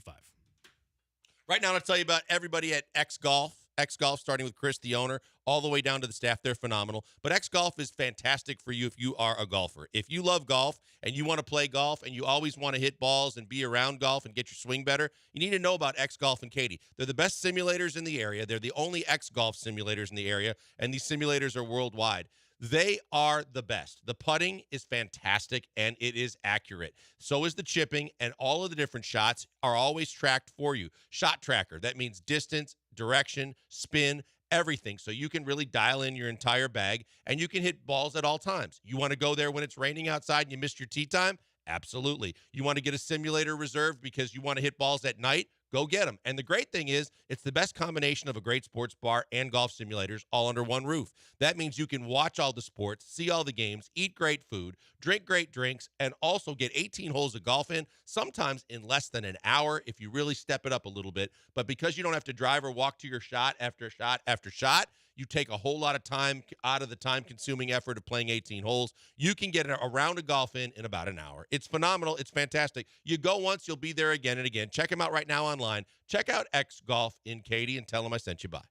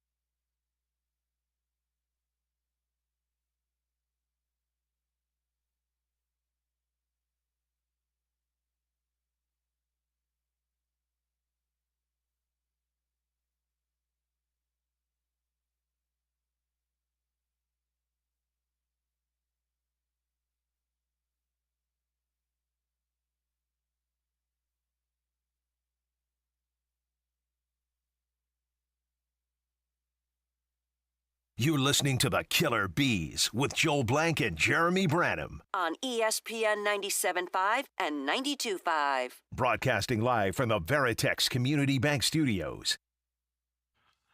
We've got a feature restaurant to highlight this week, Highway Cantina in Edo. Edo, a great Tex-Mex destination before and after ball games and certainly for Cinco de Mayo. Thanks to Highway Cantina, our featured restaurant this week. So West Palm Beach is on the east side of Florida. Twitchers are making fun of us for our geography. Sorry, I didn't grow up in Florida. Quick question. I didn't either. Didn't grow up in Florida. Grew up in Texas. And my geography sucks. So, sorry, not sorry. Matt saying that, well, at least Jose Abreu can put aside his pride. Yeah, I mean, that it is admirable, and I do feel sad for Jose Abreu failing. But at the same time, I want to win ball games. I want to win ball games, and it's a whole hell of a lot easier to put your pride aside when you're making the kind of money that he's making. Like, if I'm making $19 million a year for 3 years and I suck and you want to feel bad for him, that's one thing. But the reason why he probably has so much pride is because he knows he's stealing money right now. Probably. But a lot of guys would just be like, screw you. No, I'll take my money and go home and retire early. Like, you're not going to go, like, grind it out in West Palm Beach and work on your swing and try to have this comeback tour. So I do think that that's admirable. He could have very easily said, nope, just DFA me and I'm going to retire early and go, not work anymore. So I do respect that. Do I want to see him play with the Astros for the foreseeable future? No. Now, if he finds it and he's hitting and doing well in the minors, okay, let's see what it looks like again at the big league level. But I don't want to see him in an Astros uniform for the foreseeable future. And if he's not like crushing single A pitching, I never want to see him again. Yeah. But I will respect the fact that he's going to continue to grind and work as opposed to just going home and taking his money. Good on him, because there are guys that probably would have just taken his money and gone home. But at the same time, I don't have a whole hell of a lot of sorrow for a guy that's made $133 million in his career and is basically getting free money since he's been an Astro. I would hope he tries to work it out and try and figure things out and figure out one way to do something to be productive the rest of the season and beyond. But I'm sure at a certain point he'll pull the plug and realize I'm good. Yeah.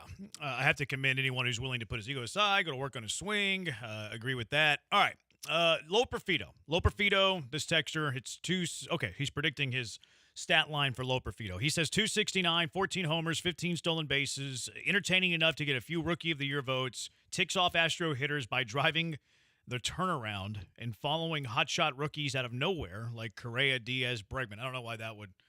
Oh, Astro haters, like Dodger fans and stuff. I get you. What do you think that Joey Low Perfido is going to do in his rookie year? Predict his slash line, his stat line. I think he's going to hit 250-ish. I'll say he hits 250-ish. He hits 12 bombs. He has 10 stolen bases. He drives in 30 runs. Okay. All right. What do you got, Brian? I've got the batting average a little bit lower. I think he hits about 225, 230. Slash, though, OPS I would put up about 750. And I think with him being up now for, 5 months, basically, is what he could potentially get. I think the counting stats are going to be a little bit higher. I'll go 18 homers, 50 RBI, and 15 steals. The RBIs is going to be dependent on where he hits in the lineup and stuff. So that's hard to predict. I don't expect him to be hitting in the middle of the order. Where do you expect him to hit?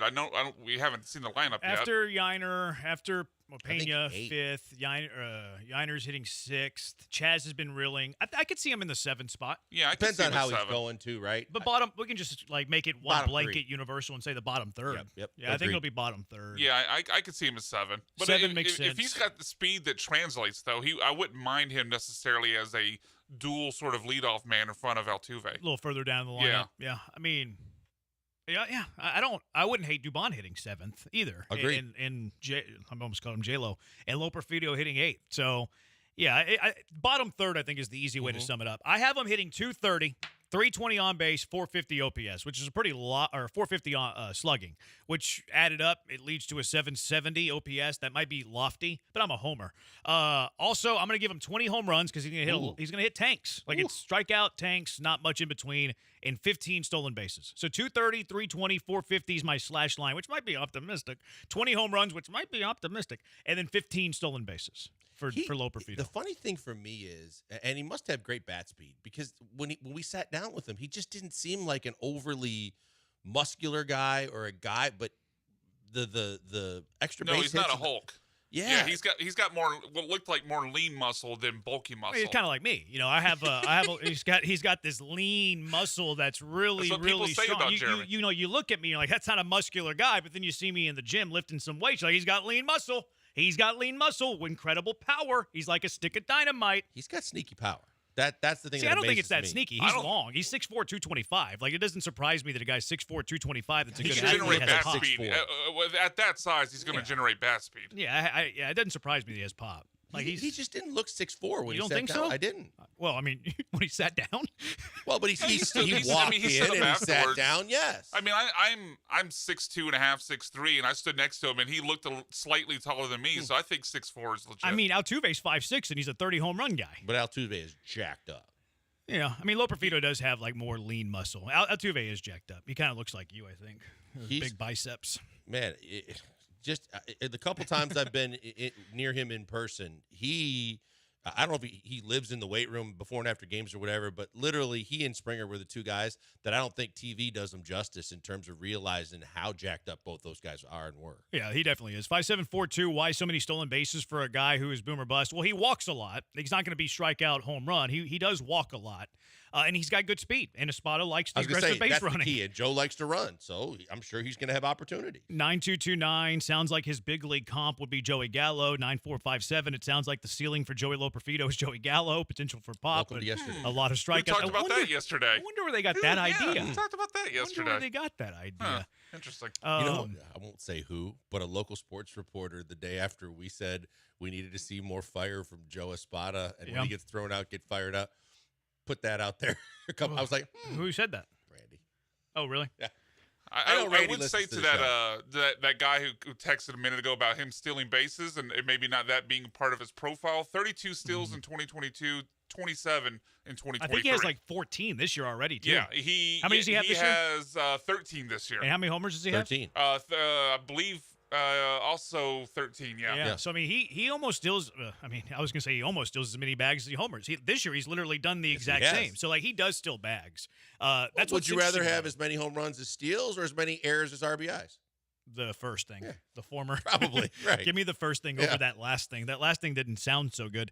But yeah, we were comparing him to Joey Gallo yesterday. Like, would you take Joey Gallo career right now?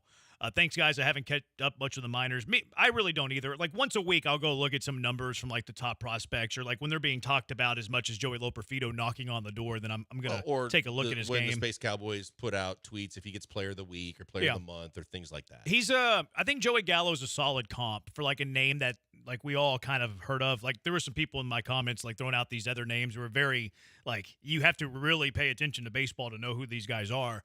Gallo to me is like the easiest. Like everybody's gonna know who that is. But he's a bigger guy, not like husky. Like he's very lean, but he's strong, and he's a good athlete. He's a really good athlete. He's capable of playing center field. I want him to eventually be the everyday first baseman, like within the next week. It seems like they don't want to do that to him, which I don't love that idea. I don't love it at all. I don't love that idea. Here's someone's stat line for Loperfido. Lopo hits 269, 14 homers. Oh, I already read that one. You think there's any chance that this opens the door for Dubon to play first base? I think it's less likely because now you have another guy who's capable. I think it's less likely. I think we're just going to keep running out. I think they're going to eventually get Loperfido over there. I would assume it's going to be Singleton until Loperfido's ready. Well, Singleton, I think, will get a run of play, yes. Ugh. But I don't think that Yiners, that doesn't seem like part of their plan because I think that they would have tried that stuff before they called up Loperfido. I think Loperfido is the backup first baseman until he's the primary first baseman, which I hope comes within the next week. I hope it's that quick. Has anyone said if he's playing a corner or outfield spot or center field? Playing left field. Did you say left or just outfield? Lineup's out. Oh, the lineup is Oh, out. ew. Yeah. Okay. Well, let's hear it. Altuve leading off at second, Bregman at third base, batting second, Alvarez third, Tucker fourth, Pena fifth, Yiner sixth, Joey in left seventh. At seventh, Singleton eighth, and Jake at nine. I wonder if it's Chaz hamstring issues. They said that's why they're holding him out, that he's still dealing with I was wondering if Loperfido was going to be the left fielder and then you just split Jake and Chaz until one of them actually somebody gets it going. tweeted it out about an hour and a half, 2 hours ago about Chaz. No, where do you see the lineup? You don't. Oh, okay. Someone near the ballpark. I want to do my what's wrong with a spot. I haven't seen the lineup yet. So Loperfido, first big league start in left field, bats seventh. That's cool. That's fine. I'm a little worried about Chaz and Myers not performing. We need one of those guys to really step up. Yeah, I agree. And going up against a guy like Carrasco, I mean, he's a veteran, solid pitcher. I'll be curious to see what Loperfido looks like. But I mean, Cookie. Yeah, Cookie Carrasco? I was trying to remember because he came back, right? Because he was with the Mets. He was awful for a little while. Yeah, and he beat cancer. Did he? Yeah, he had cancer. And I didn't know that. He took time off when he was with the Mets and then came back, and now he's back with the Guards. But, yeah, I'm excited to see him play. I'm just less excited because Singleton's in the lineup. Yeah, but he's going to be unless they make Loperfido the first baseman. Can we agree that Loperfido should be the first baseman? We're on the same page there? Completely. We're on the same page there. I wonder how much of this wonder how much of this is Chaz hamstring, though. So I think that plays a factor in it right now, but I think that I'm not assuming that Chaz is going to be out an extended period of time because of this. Otherwise, they'd already put him on the injured list. Right. So I would think that your only other option, because I think I'm with you that Joey's going to be the first baseman to go to, but I would be interested in Cabbage depending on what you decide to do the rest of the way. And if Singleton continues to not hit the baseball, I'm not worried about him being out of options. I'm worried about guys that can hit the ball at first base. And if you want a platoon situation, then give another guy that in one at bat that hit an extra base hit in Mexico when he was called up for 2 games, at least got more hits than the guys that we've seen from in a short dose. I'd give him more of an opportunity. Yeah. I wonder if Cabbage is the guy they bring up tomorrow. See, that's what I was thinking, but you make the point, and it's a valid one. It's the same conversation with 2 different players. But they need another infielder. I mean, it's the same argument we had yesterday, but instead of it being about Singleton and Kessinger, it's about Cabbage and Hensley. Right. It's the same argument we had yesterday, but the characters have changed. Yeah, so that means if Joe Espada feels like Dubon's still my backup infielder, then they would go to Cabbage. It's funny how it's the same exact debate, but the characters have changed. The game's the same, the names change. 713, and maybe Chaz is the determining factor here. Like if he was 100%, maybe they just bring up the infielder. But if he's not 100%, they bring up the outfielder. Yep. But the other thing you have to start worrying about too is you only get 5 options a year. And Cabbage would have been like if you bring him up and then you send him down when Chaz is healthy. That's I don't think twice. that counts in Mexico. It counts. Oh, you might be right. It's an exemption. That's a good point. It's an exemption for the Mexico trip. Yeah, that's a good call. So I think it's more likely they call up Cabbage then. All right, 713-780-ESPN, HRP listener line, 713-780-3776. The Astros play the Guards later tonight. So, start of the series, we're bringing back an old game. Is this guy a Guardian of the Galaxy, or is this guy a Cleveland Guardian? 713-780-ESPN if you want to play along. It's the Killer Bees on ESPN 97.5 and ESPN 92.5.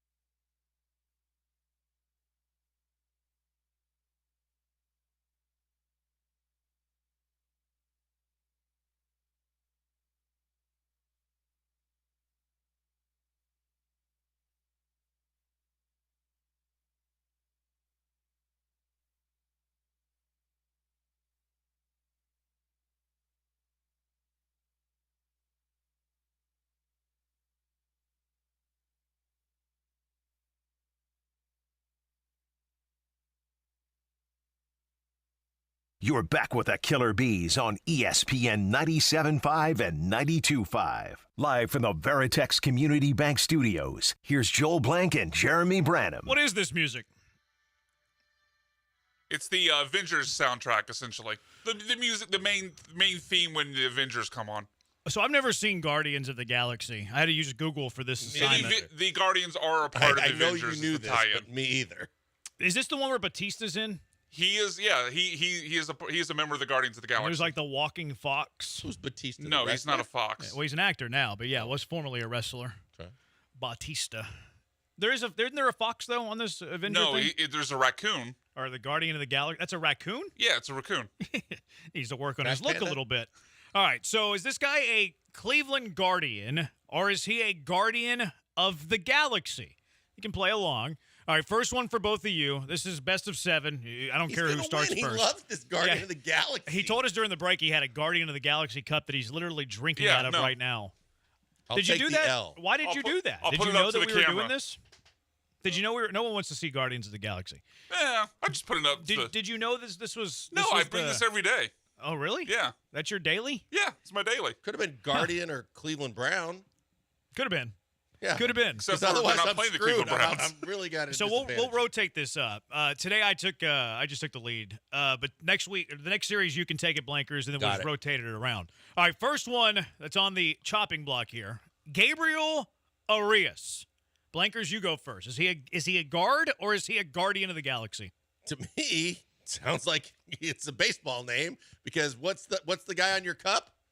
Star-Lord? Yeah, Keep it your doesn't sound knowledge like to yourself. doesn't sound like a I don't think Jeremy's going to use that name though. He would use Well, I'm not going to say Star-Lord that, has a real name. You don't use Yeah, I don't think I'm going to say his real Guardian. name. I don't think I'm going to go Star-Lord and then ask you, is he a guard or Baseball player. You going baseball player? Yes. You going guard? All right, Brian. Yeah, I'm also going baseball player. That is correct. 1-1. You're keeping up. Oh boy, Look I got at you. one. You're hanging around. I'm on the board. You're hanging around. All right, next one. I won't be shut out. Estevan Florial. Am I going first here? No, you're going first here, I Brian. haven't heard of him as an Avenger or a Guardian, so I'm going to say baseball player. I don't even know the difference between Avengers and Guardians. I'm definitely going to say baseball player. That is correct. Estevan Florial is a member of the Guardians. That was easy. I'm just playing defense when Brian goes first. Number 3. You're not going to win that way. Number 3, Ben Lively. Guardian or member of the Guardians of the Galaxy, I think. I think it's tricky. I think I'm going to say a Guardian of the Galaxy. Okay, Brian? I don't know. But I think, Don't know? I I don't stumped y'all? know. I'm not 100% on this one. That name sounds familiar. If he's a Guardian of the Galaxy, he's not a main Guardian of the Galaxy. I don't know how far you went down the roster on this. Well, it had to be a little tricky. I'm going to go baseball player.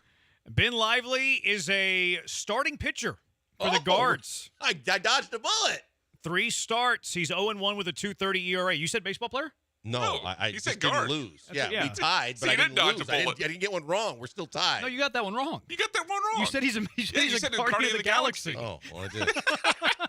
You're down 3-2 now. What's he talking about? All right, next one, and Brian's up first here. Adam Warlock. Oh, that's easy. That is a Guardian. The way you answer that question, now he has. I'm already up, though. It doesn't matter. That's I true. agree with Brian. Yeah, he is a Guardian of the Galaxy. No idea what he does. All right, next one. Blankers is first. Moloka Dar. Guardian of the Galaxy. I haven't heard of it, so I'm going to go baseball player. Oh, he's a member of the Guardian of the Galaxy thing. Oh. He's I'm a back to Guardian of the even? Galaxy. Okay, I have no all idea right. who he is, but he's on the IMDb of Guardian of the Galaxy. Moloka- If it sounds like a Moloka Starbucks Dar. drink, it's got to be a Guardian So of the did you just go Galaxy. to the IMDb page for one of the movies? Is that what you did? I just Googled Guardians of the Galaxy characters, and then they showed all of them. Okay. What was the name All again? right. Moloka Dar. Dar? I think that's how you pronounce it. This is what he looks like here. He's got like this weird deformed face. I need a tall Moloka Gar light on the foam. He's got this weird deformed face. He kind of looks like Ezekiel Estacio a little bit.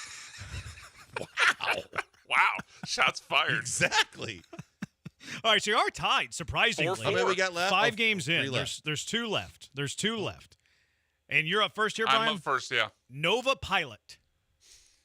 That is a Guardian See, of the Galaxy. his arrogance, though, is not really Right, good for so the I'm going with gamesmanship of that. this game. It's a Guardian of the Yeah, Galaxy. you're not playing coy at all. It's a terrible bluff. He is a member of the Guardian of the Galaxy. So we're all tied up going into And Game I gotta pick 7. Game 7. Blankers is going first. Tim Herron. Tim Herron. He was a golfer. Baseball player. Okay. Brian? I believe that is also a baseball player. You're tied. He is. Yes, he is that a lot. He is a baseball player. Tim Herron's a baseball player. He's in their bullpen. He's actually really good. Sub-1 ERA on the year. Might see him. He's a lefty, too. So I bet you Yordan Alvarez and Kyle Tucker will see a little bit of Tim Herron. Remember Tim Herron, the golfer? I don't. He was I don't either. Kind of a. Is that how he walked? Yeah, he was a little. Blankers was doing this little jovial He's like a sponsor fat there. Conor McGregor. I didn't want to say it, but yes, he was a tall, chunky golfer that wore a visor a lot and was pretty good for a while. I remember a Chris Herron. Who is Chris Herron? Chris Herron was a point guard that did the. He's the motivational speaker. Yeah, motivational speaker now after he overcame a drug addiction. Oh, that's where I know. He's the 30 for 30 guy. That documentary was great. That's where I know the name. Yeah, Chris Herron. Blankers, I'm proud of you. I survived. I'm proud of you. Survive in advance. You got to lean over and cheat off my sheet a little bit, but no, your delivery. He's right. Your delivery gave me everything I needed. I know. Yeah, the raccoon is voiced by Bradley Cooper. It is. Yeah, Rocket Raccoon. Who the hell? What? You should have said Peter Quill. I was waiting for the Peter Quill. That's who Star Lord is. Galaxy. That's who Star Lord is. That's who Star Lord is. Peter Quill. Yeah, all right, fun game. I figured you weren't going to say Drax the Destroyer. Yeah, we need to bring that game back. That was Batista's fun last character. year. You got it next time, which would be Friday, because they take on the Mariners. Okay. Friday.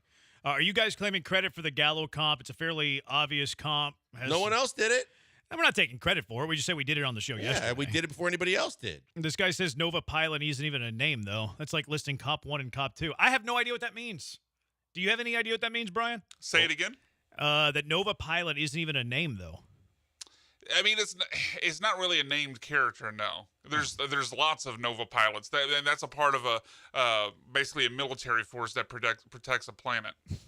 I'm done with this. 713-780 ESPN 713-780-3776. What is the biggest contract that you'd offer Bregman that he just might accept after this slow start? 713-780 ESPN HRP listener line. I have a deal for you that you want to accept. It's the club at Texas Star Grill Shop. If you haven't joined already, you are missing out. Head to 975grills.com right now so you stop missing out. Or just mention the club when you go into any of their 4 Houston locations. As a member of the club, you will enjoy special in-store discounts that can't be found anywhere else. The best products in the outdoor cooking world at Texas Star Grill Shop, and they're giving you prices you won't see anywhere when you join the club. From Traeger to Weber to Napoleon, they have it all. Wood pellet, charcoal, gas, everything. How about outdoor pizza ovens? Those are fun. Flat top grills, outstanding. Whatever you want, and they'll beat any price if you're a club member. Stop falling for the trick of walking into the big box stores, purchasing the first grill you see. You don't want to do that. Shop at Texas Star Grill Shop and educate yourself in the grill game. If you're going to buy a grill in this town, you want to talk to them first.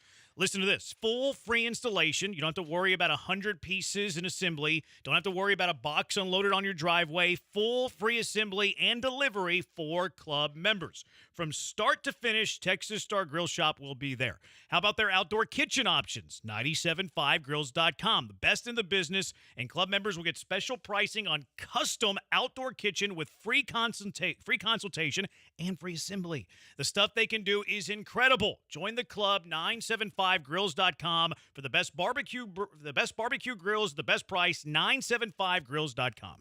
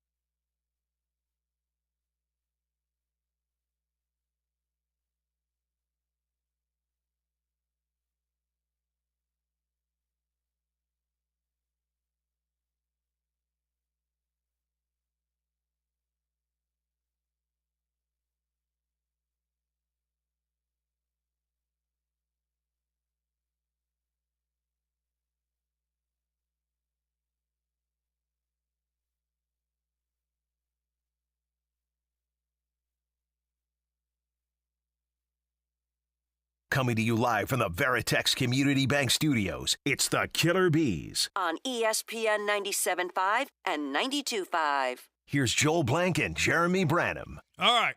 What is the most you'd be willing to give Alex Bregman right now that he just might accept? I think my number is not one that he would accept. 713-780-ESPN. HRMP listener line, 713-780-3776. I tweeted this earlier, and we'll get to some of the options here. My answer was $60 million, 4 years, club option on year 4. Now, I don't think that he would accept. I know that he wouldn't accept this. But if he keeps this current form going into the offseason, like maybe it's not the highest AAV that he would get, but I think it's the most guaranteed money he would get. It is. I was thinking about this from the standpoint of I was almost going to go with just a flat 1-year deal because I think that's what we're going to get to. I think if he continues anywhere close to this kind of lack of production, that he's going to look for a 1-year deal to try and do this all again and figure stuff out in the offseason. But I would go 2 and 36. 2 and 36, so 18 million per. 18 per for 2 years. Right now, this second. Right like now, you're doing this right now. Right now, this second, because I believe that there's the belief that he will figure something out. I think that because of the way he gained the weight early in the season, you're not just going to lose 23 pounds just like that or change anything that drastically. But I believe that he might just relax a little bit to try and go back to his old swing a little bit more. That way you salvage this year, and then going forward, I think you go back to the old Alex Bregman a little bit. But that's as far as I'm willing to go. Okay. Says Bregman's not really handling, and this might not be the reason why, but Bregman's not handling so far the contract year very well. Nope. Now, he's a notorious slow starter, but he has never been this bad in his notoriously slow starts. This is on epic proportions when it comes to Alex Bregman. So, like, you throw him a little bit of money, he takes away less than you would, like, expect him to take, but you give him a little bit of confidence and you take away the pressure of, oh, my goodness, I'm losing millions upon millions of dollars. That 2-year deal allows him a year to relax, kind of get it back to where it was, or at least better than respectability, because he said himself, he wants to be an above-average player, however he labeled it when he said that he's not going to with the bad words. But then he gets himself settled into the fact that once he finds it, you're going to be in another situation where you got to play for it. But maybe he's better prepared. He was doing some naughty things with words. What do you? Where are you at on this, Brian? The most you would give him that he just like. I don't think Boris is taking either one of our contracts, but okay, well then that's our impasse because I'm not giving you more than that. I'll say that. The other thing I will say with all of this is Scott Boris will not have Alex Bregman as a client at the end of the year. Whoa, why? Or right shortly after the end. Like kind of what Montgomery did? Kind of like what Montgomery did, but also kind of like after he figures out in this offseason that the combo platter. I think Scott Boris is not Alex Bregman's. If he signs the next deal Alex Bregman signs will also be a deal that he gets rid of Scott Boris. These are the hot takes that get me to the front of my seat and my elbows on the table. I like that take. That is very interesting. Scott Boris's days of being a power agent, I think, are behind him. Ooh, even hotter. Now, certainly was a bad offseason for him. What hurts about Bregman, though, is that Bregman's kind of doing it to himself. Like, Bregman's numbers are kind of like, why will Bregman not get 30 but get 18? Is it Boris, or is it because Alex Bregman's been awful this year? But if you look at Boris' track record, too, all the way back to Keuchel, he has a whole lot of promises and then doesn't deliver. To where I think that the luster's wearing off on Scott Boris is my agent. I think that's case by case because he's had some huge contracts. Who's Ohtani's agent? It doesn't matter. Not Boris. I mean, because some of those guys that he's still getting massive contracts are going to write their own contract, essentially. True. No, but I mean, Boris has obviously had some huge wins. No, he has, but I mean, I can't think of, and maybe I'm just not remembering one, but I can't think of the last guy where we said, damn, Boris really got him more than we were expecting. Like a lot of these guys that we're talking about. Well, he's a Cole guy, right? Yeah, he's got Cole. He's got Scherzer. Scherzer got 43. He's got Harper. He's got Correa. He's got Corey Seager. Okay, Correa. Anthony Rendon. Correa's a good one. But a lot of those names you mentioned, like Cole and Scherzer, again, I think they wrote their own contract. I don't Chris take Bryant? that as Anthony Rendon. Harper did. Rendon was coming off some really good seasons, though. Okay. He's got Soto. Like Soto's another one that's going to ride his own contract. But I mean, he's got some big name clients. There's no doubt about that. I think what Boris has screwed up is that he has not really adjusted to what the free agent market is. Like he's still living in the past, like 5 to 7 years ago. Where like, oh, all of these guys are going to get this, and but Major League Baseball general managers have wisened up on not giving that many years and that big a contract because they've realized that it's not good business. That you're using a lot of money and they're not going to pay off that ROI. And general managers across baseball have wisened up, and Boris hasn't made that adjustment yet. So it will be interesting to see if he eventually does make that adjustment. Anyways, Brian, what number for you? Blakers, you gave him an $18 million AAV, right? Is that right? That's but right. for 2 2 years. I think I would go the same AAV, but for a third year, and that would equal exactly Matt Chapman's contract. 3 years, $54 million. I would offer that to Bregman. Same contract as Matt Chapman, who also has Scott Boras. If he takes that, I'd be fine with it, and you give him some time to figure things out, not feel the pressure of needing that next contract right away. But then he's at age 30. He's out of it before age 35, before you really start to feel the drop off of his physical peak. Yeah, that's I think they would be insulted by that, but I think it's fair. Like, whenever we were looking at the offseason, we're like, let's look at Chapman and then maybe add $5 million per year. Like, I think that, over the course of their career, Bregman's been a better hitter than Chapman. I think that's where we got to that point, right? Because Chapman's got more pop. He may be I think he's a slightly better defender. I don't know if he's got more pop. I think so. I mean, it's hard to argue with it this year. This year, he's probably. Actually, Chapman's been pretty bad this year. I looked up his numbers earlier, but Bregman's Chapman's been got one season over 30 home runs. Yeah, Bregman only has 2, so it's not a major difference. But like Chapman hit 17 last year. What did Bregman have? 20 something. I think yeah, Bregman was in the 20s. was over 20. Yeah, I think Bregman's got a little bit more pop. Bregman's career, and I'm talking about after 18 and 19 because that's a totally different player. Bregman in his career is substantially a better hitter than Chapman. And now I would argue that Chapman's a substantially better defender, but they're going to pay offense more than defense. Right. So that's why I think that's how we got to the fact there was a slightly bit more money for Bregman than for Chapman. But now, based on the fact that Chapman's got 4 bombs already, and he's not hitting any better. He's hitting 221. Yeah. And his OPS is 656. But at least been better than Bregman. I was going to say, and both those numbers are better than Bregman. So Bregman should be lucky if he gets a deal, especially if it's 3. I don't know that he's going to want to go 3. I think in his head he believes he's going to turn it around at some point and then figure it out. Well, I mean, I think that Bregman's going to be better than this. I think he's going to be better than how he's performed in his first 100 at bats. What does his return to the mean look like? Yeah, Because I think we all agree he's going to return to some sort of mean at some point. But what does that look like? Is it a lower mean? Like, are than we we're talking used about to? for the rest of the year, or are we talking about what does the average look at the end of the year? Because I think that for the rest of the season, rest of the year. He hit 262 last year. He's at 216 now. I think it's realistic for him to hit 250 the rest of the year. 250 is what I had in mind. He had a 363 on base last year, 287 this year. I think it's realistic for him to have a 340, 345 on base. Now, in terms of the power, like he hit 25 last year. I think Bregman's going to struggle to get 15. Yeah, I think he'll get to 15. Like 15 is where I would set the number. That's exactly where I put it. So like that's better, obviously, than what he's doing right now. But it's still not a very good offensive player, and he's on the wrong side of 30. And that's not worth. That's not even worth 15 a year right now. I mean, it was crazy to me when everybody in the offseason was like, "Oh, Bregman's a $30 million a year player." In what world is Alex Bregman a third? Like last year, he was good. He was a good player. He wasn't great. He was good.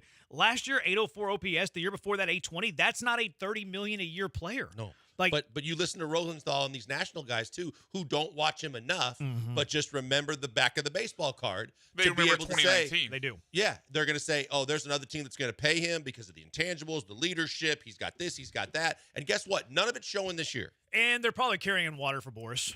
They're probably carrying a little bit of water for Boris because they get him information too.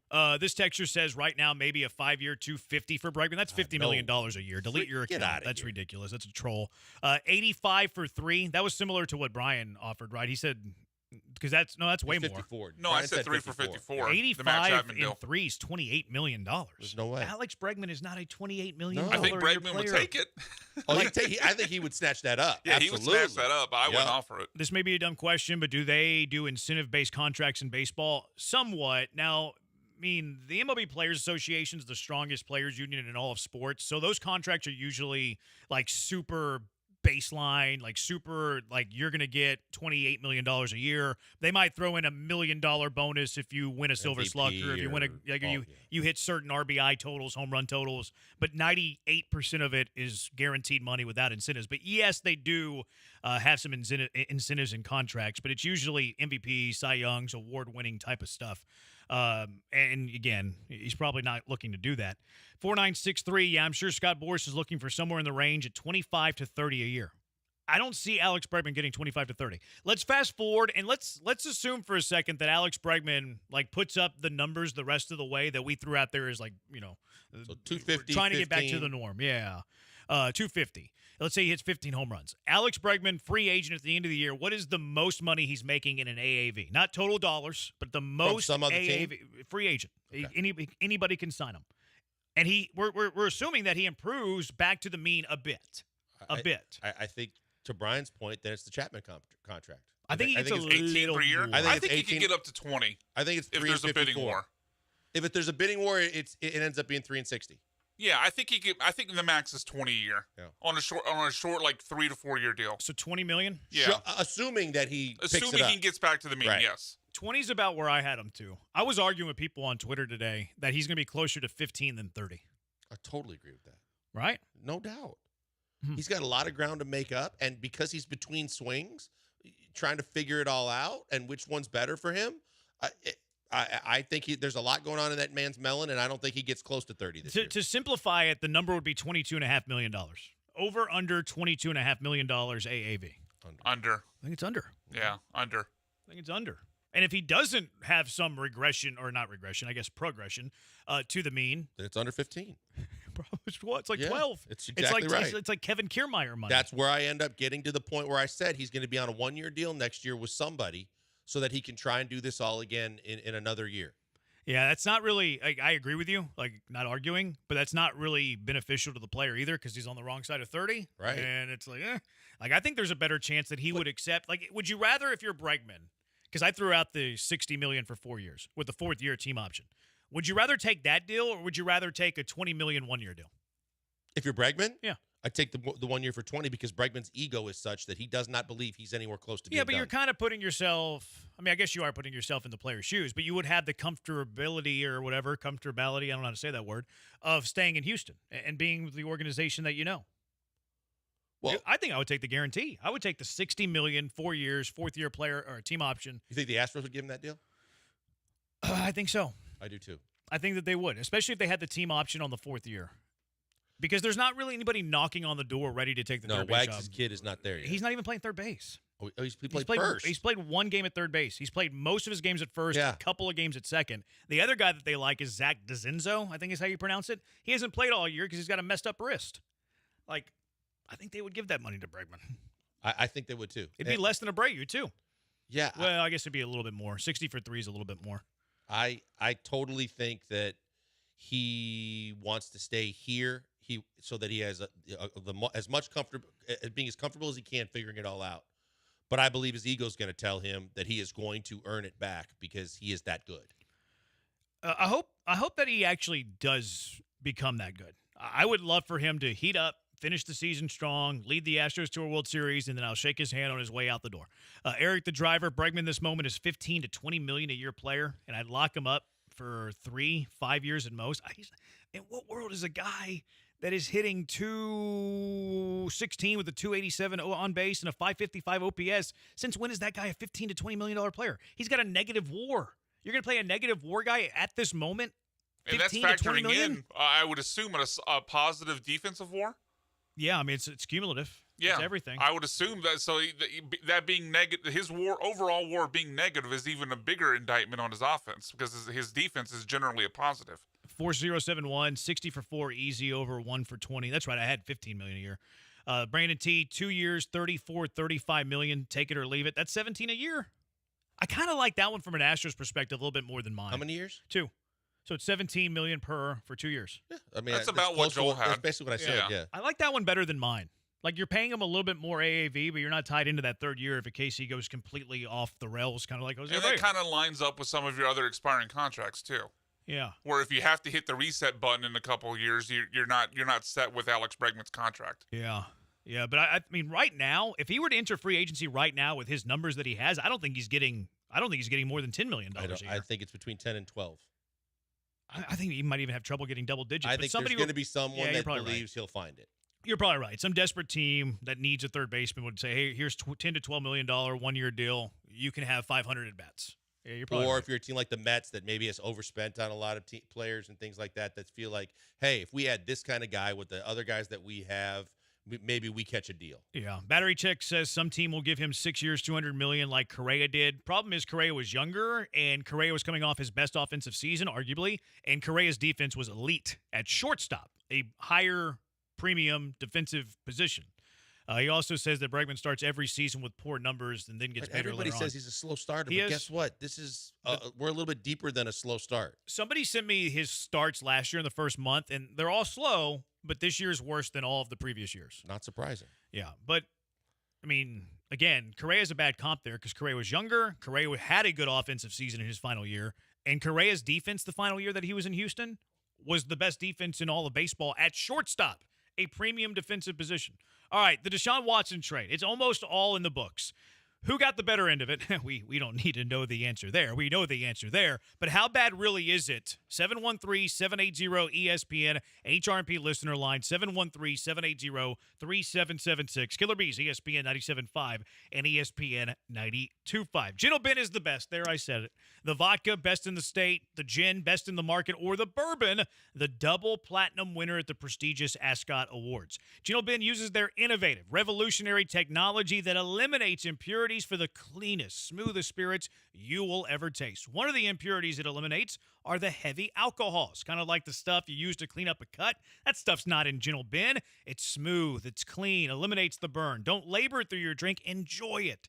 Savor it. You can do that with Gin Ben. We had a caller last Friday. They said, Brandon, you need to sell Gin Ben better because it's better than how you're selling it. I thought I've been selling it good all along, but apparently it's better than how I've been selling it. So get some Gin Ben like the listener on Friday, and you will love it. Head to the Gin Ben tasting room. Stop at the liquor store. Pick up a bottle today. Ask for it when you're at the bar or the restaurant you're going to tonight.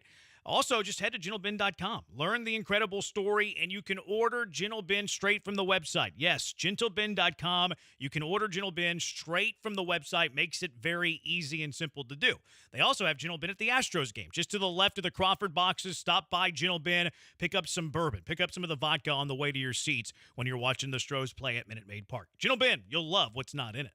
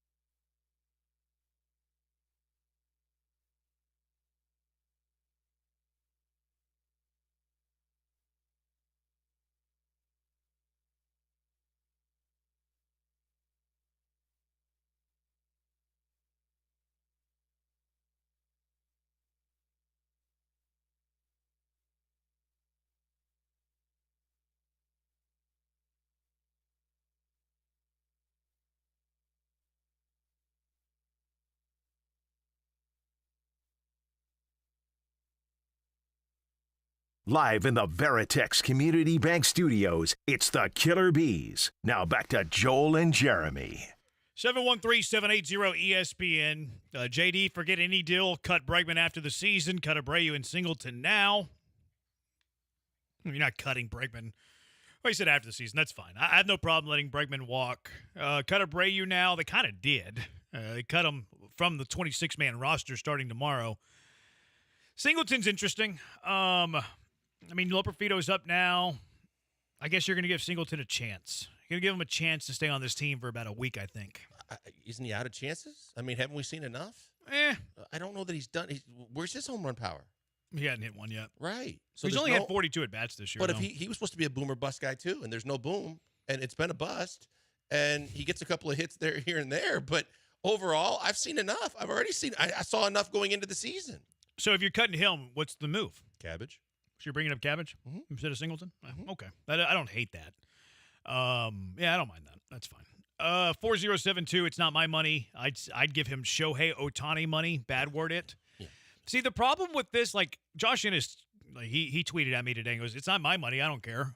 Okay. Let's think about this. Let's talk this through, though. But isn't there a such thing as payroll distribution? Like, you might not care if they spend a bunch of money, but if you know that Jim Crane's going to spend $225 million, don't you care where the money's going? You have to care because as a fan, you don't want your team to suck. So you don't want a Johnny Buss playing with dad's money with the Lakers move and just saying, I like guys that I like, and I'm going to load up and give them way too much and way more than they deserve. And then I'm not going to care because I like those guys. But as a fan base, you care because your team sucks because of the mismanagement of funds and distribution of it by the guy in charge. Yeah. Would you rather spend $20 million on Jose Abreu, or would you rather spend $20 million on somebody who is really helping you? You care about the money. You might not care about how much Crane's spending, but if you know that Crane's going to spend X amount, you absolutely care about how it's divided up and the players that they're bringing in with that money. So you always care. I hate that take. Well, I don't care. It's not my money. You do care because you care about the players that are on this roster that are helping you. Do you care that Jose Abreu's costing you $19.5 million and he's the reason you don't have somebody better? If the answer to that is yes, and of course it's yes, then you absolutely care. From one deal to another, Adam Schefter tweeted out the final, I guess, Texans-Browns, Deshaun Watson trade. I know that there's some, the smartest guys in the rooms. They're like, well, there's still a 6th-round pick here. Well, everybody knows that. It's like you still have those type of people. Yeah. But the trade is pretty much done between these two teams. The Browns received Deshaun Watson and a 6th-round pick this year that they included in the Jerry Jeudy trade. So it was part of Jerry Jeudy. It wasn't the main thing to get Jerry Jeudy. So they got Watson in part of the piece, the small part of the piece that got them Jerry Jeudy. The Texans received in this trade a 1st-round pick that became Kenyon Green, so not a great start. 4th-round pick that became Dameon Pierce, which was a great start, then got worse. A 1st-round pick in 23, which was Will Anderson Jr. That's fantastic. 2023 third, which became Tank Dell. That's fantastic. 2024 first-round pick, which they traded back with Minnesota, became Kamari Lassiter and really Stephon Diggs. And then they drafted Jamal Hill in the 6th round with this, and then Caden Bullock they got for Deshaun Watson. So who won this trade between the Browns and the Houston Texans? You also don't have to pay and overpay an underperforming Deshaun Watson. It's a no-brainer for me that the Texans won the trade.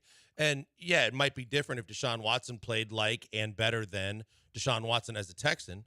Deshaun Watson has been a joke. I mean, he's been hurt. He hasn't shown that he can get back to his pre-massage kick self on the field and play good football again. So that makes it a hell of a lot easier. But even still, I think that what the Texans came away with and the fact that in the process they found their franchise quarterback as well, it's a no-brainer. See, that's where I'm at on this. Like, all the pieces you got back are good. Like, Will Anderson, awesome. Tank Dell, I love him. I'm excited about Bullock. I'm bullish on Bullock because I think he actually complements Jalen Petrie well because he's like a center field type safety. Petrie, I think, is better suited for the box. Kenyon Green, hopefully, he's a starting left guard for this team going forward. The best part of this trade is what you mentioned, the opportunity cost of not having to miss out on C.J. Stroud. The fact that you didn't have a quarterback and you had to go seek a quarterback, the Texans won there alone. All the other players are fantastic. Anderson, Tank, Kenyon Green, Caden Bullock, all of that. But the fact that they were able to acquire and draft C.J. Stroud because they no longer had Deshaun Watson is a win in of itself. It could win the trade completely. But at the same time, getting quality players that are going to fill roles for you on your football team as well, and realizing that while you're still doing those things, you're able to bring in higher priced guys because you're not paying a Deshaun Watson type contract, which was coming down the pike as well too. Set yourself up for a whole lot of possibilities for success for the near future for this franchise that you wouldn't have had you decided Deshaun was your guy that couldn't get away. Do you know where Deshaun Watson's going? Not that fantasy football, drafts are really that important, but it does, fantasy football does have a representation of statistics, and statistics are, important to quarterbacks. I don't think quarterback fantasy football rankings necessarily correlates with like real quarterback rankings, but I do think that it's somewhat close.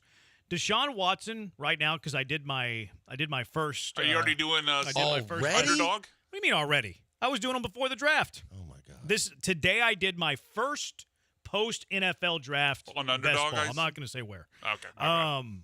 Deshaun Watson right now is quarterback number 22 in the NFL. And again, fantasy football, not real life, but I do think that it's similar. I think it's like +3, +5.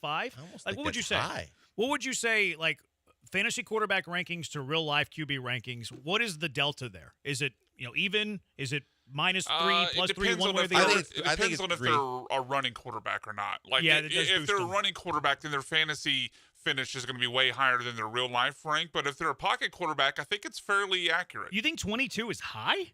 I think it might be. The 22nd quarterback in the NFL. I think he might be washed. Who would you have in front of him that's like, guys, here are guys behind Deshaun Watson. Okay. Drake May's QB 23. Nope. Number 24 is Will Levis. 25 is Geno Smith. 26th is Justin Fields. 27 is J.J. McCarthy. 28's Derek Carr. 29's Bryce Young. 30's Daniel Jones. Like, who are you putting ahead of Deshaun? Well, I think the two that are possibility are Geno Smith and ahead of Deshaun. Bryce Young. Geno was terrible last year. Bryce Young ahead of Deshaun. Yeah, because I don't It's believe ugly for Deshaun. I just don't believe in Deshaun.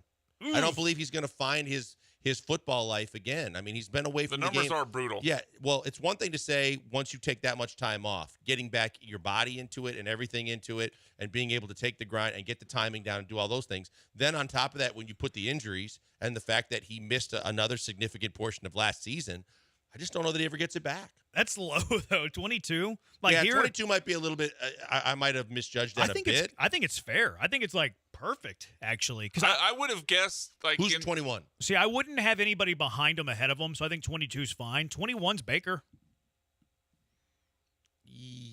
I mean, Baker was better last year. Baker was better last year for sure, but I think that for next season, maybe he is on par with, and I think it's a stretch. I think it's a stretch for him to have a Baker Mayfield season. Baker's 21. Rodgers is 20. I would not have him ahead of Rodgers. 19 is Stafford. 18 is Cousins. 17 is Jaden Daniels. 16 Lawrence. 15 Justin Herbert. 14 Goff. 13 Tua. 12 Purdy. 11 is Caleb Williams. And 10th is Jordan Love. That's the difference in the fantasy ranking because Jaden Daniels is going to run. He's going to run. That's going to boost his fantasy value.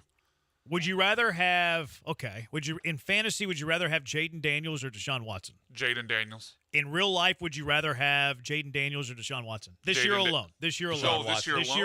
This year alone. Watson. Like Cleveland, they probably want to be a Super Bowl contender, right? I was going to say the team around him matters for his stats too, because Deshaun's got a whole lot of options that are going to get him yards just because he gets the ball to the right people. If you were a playoff team / hopeful Super Bowl contender, would you rather have rookie Jaden Daniels or this year Deshaun Watson? This year Deshaun Watson. Same. Okay. So maybe Deshaun's 20-ish, 21-ish. Yeah, I would take the rookies 20-ish. out of the equation and say, yeah, if he's 20 is fair. That's a fall from grace because I mean he was top 7 before you traded him to Cleveland. We were talking top 10. I had him in my top 10 before he got traded. I did not. You did. But he was like 11, 12. For me, he was like 8, 9, 10, somewhere in that area. Yeah. I mean, he's played 12 games as a Brown. 12. That's it. I mean, he got hurt. What is wrong with Michael Wilbon's eye? Deshaun Watson got hurt.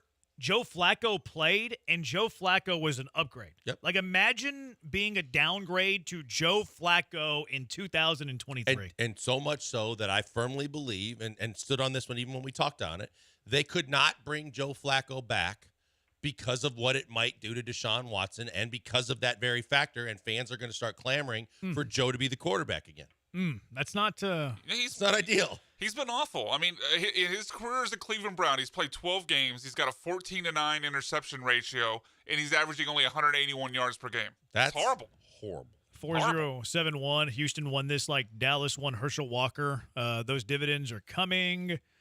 Is that text line working, or did I get blocked? No, your texts just suck.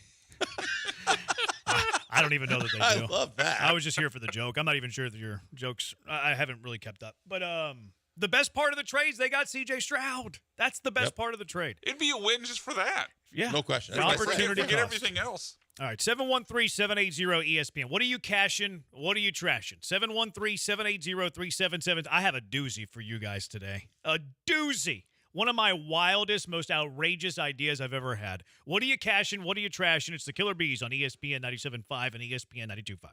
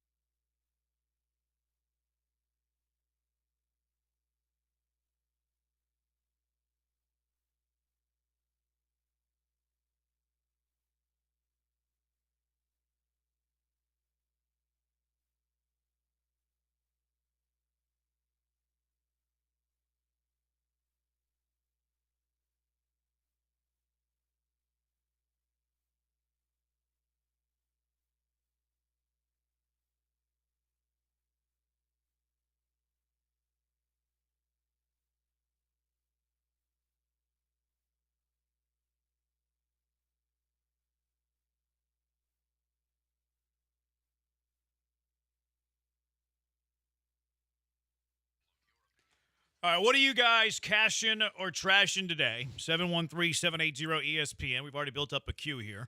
713-780-3776. What are you cashing or trashing, Blankers? Scott Boras won't be Alex Bregman's agent by the Astros are going to be in first place by June 19th. You're moving the goalpost. What was the one you said the other day? By May 1st? June 1st. I don't think so. I think it was May 1st. Was it? I think. We're going to have to check the tapes. I don't think this is as far back as June. I'm not moving the goalpost. I'm adjusting based on the current situation. Adjusting, moving, what's the difference?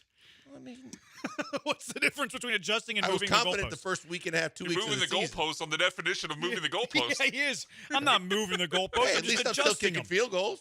I'm not marking off the 10 yards. I'm just adjusting the 10 yards. You said what date? June 19th. June 19th. Nah, it's too quick. It's 6.5 games. Yeah, but it's 6.5. It's not that big. That's why I think that there's a chance. Yeah, I'm gonna trash this. 6.5 too soon. They do play the Mariners this weekend. They play the Mariners this weekend, but I think they might play them 6 times before the date that you said. So there's opportunities if you go like 5-1, then all of a sudden you've erased 4 of the 6.5 games that are needed. Let me look at when they play the Mariners. And I don't believe Texas is going to. Yeah, they play at Seattle, 4-game set, May 27th through May 30th. That's their World Series. Make it we're gonna have a reputation, dog. Yep. I believe that there's a good chance. All right, I'm gonna trash this. I think it's too soon. I think catching 6.5 is more of a 3-month endeavor. I think the Astros still have to get some guys healthy. They still need to figure out their offense a little bit. Is J-Lo going to be good? I'm sorry that I called him that.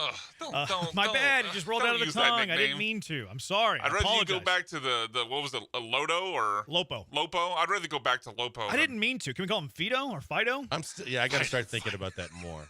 Who is Fido? It's a dog. It's a dog name. There's like a movie, right? Probably. Fido? There's a reason that I know this name. Fido's just an old school dog name. Yeah, it's just an old school dog name. It's not like in a movie? I don't think so. I mean, there's probably been a dog named Fido in a Can movie, we call him but Jolo? I don't think it's a famous character. Jolo's too much like J-Lo. At least it's not J-Lo. J-Lo and Jolo is like adjusting and moving. No, I'm going to trash this, though. I think that the Astros will win the division. I just don't think it's going to be that quick when they're in first place.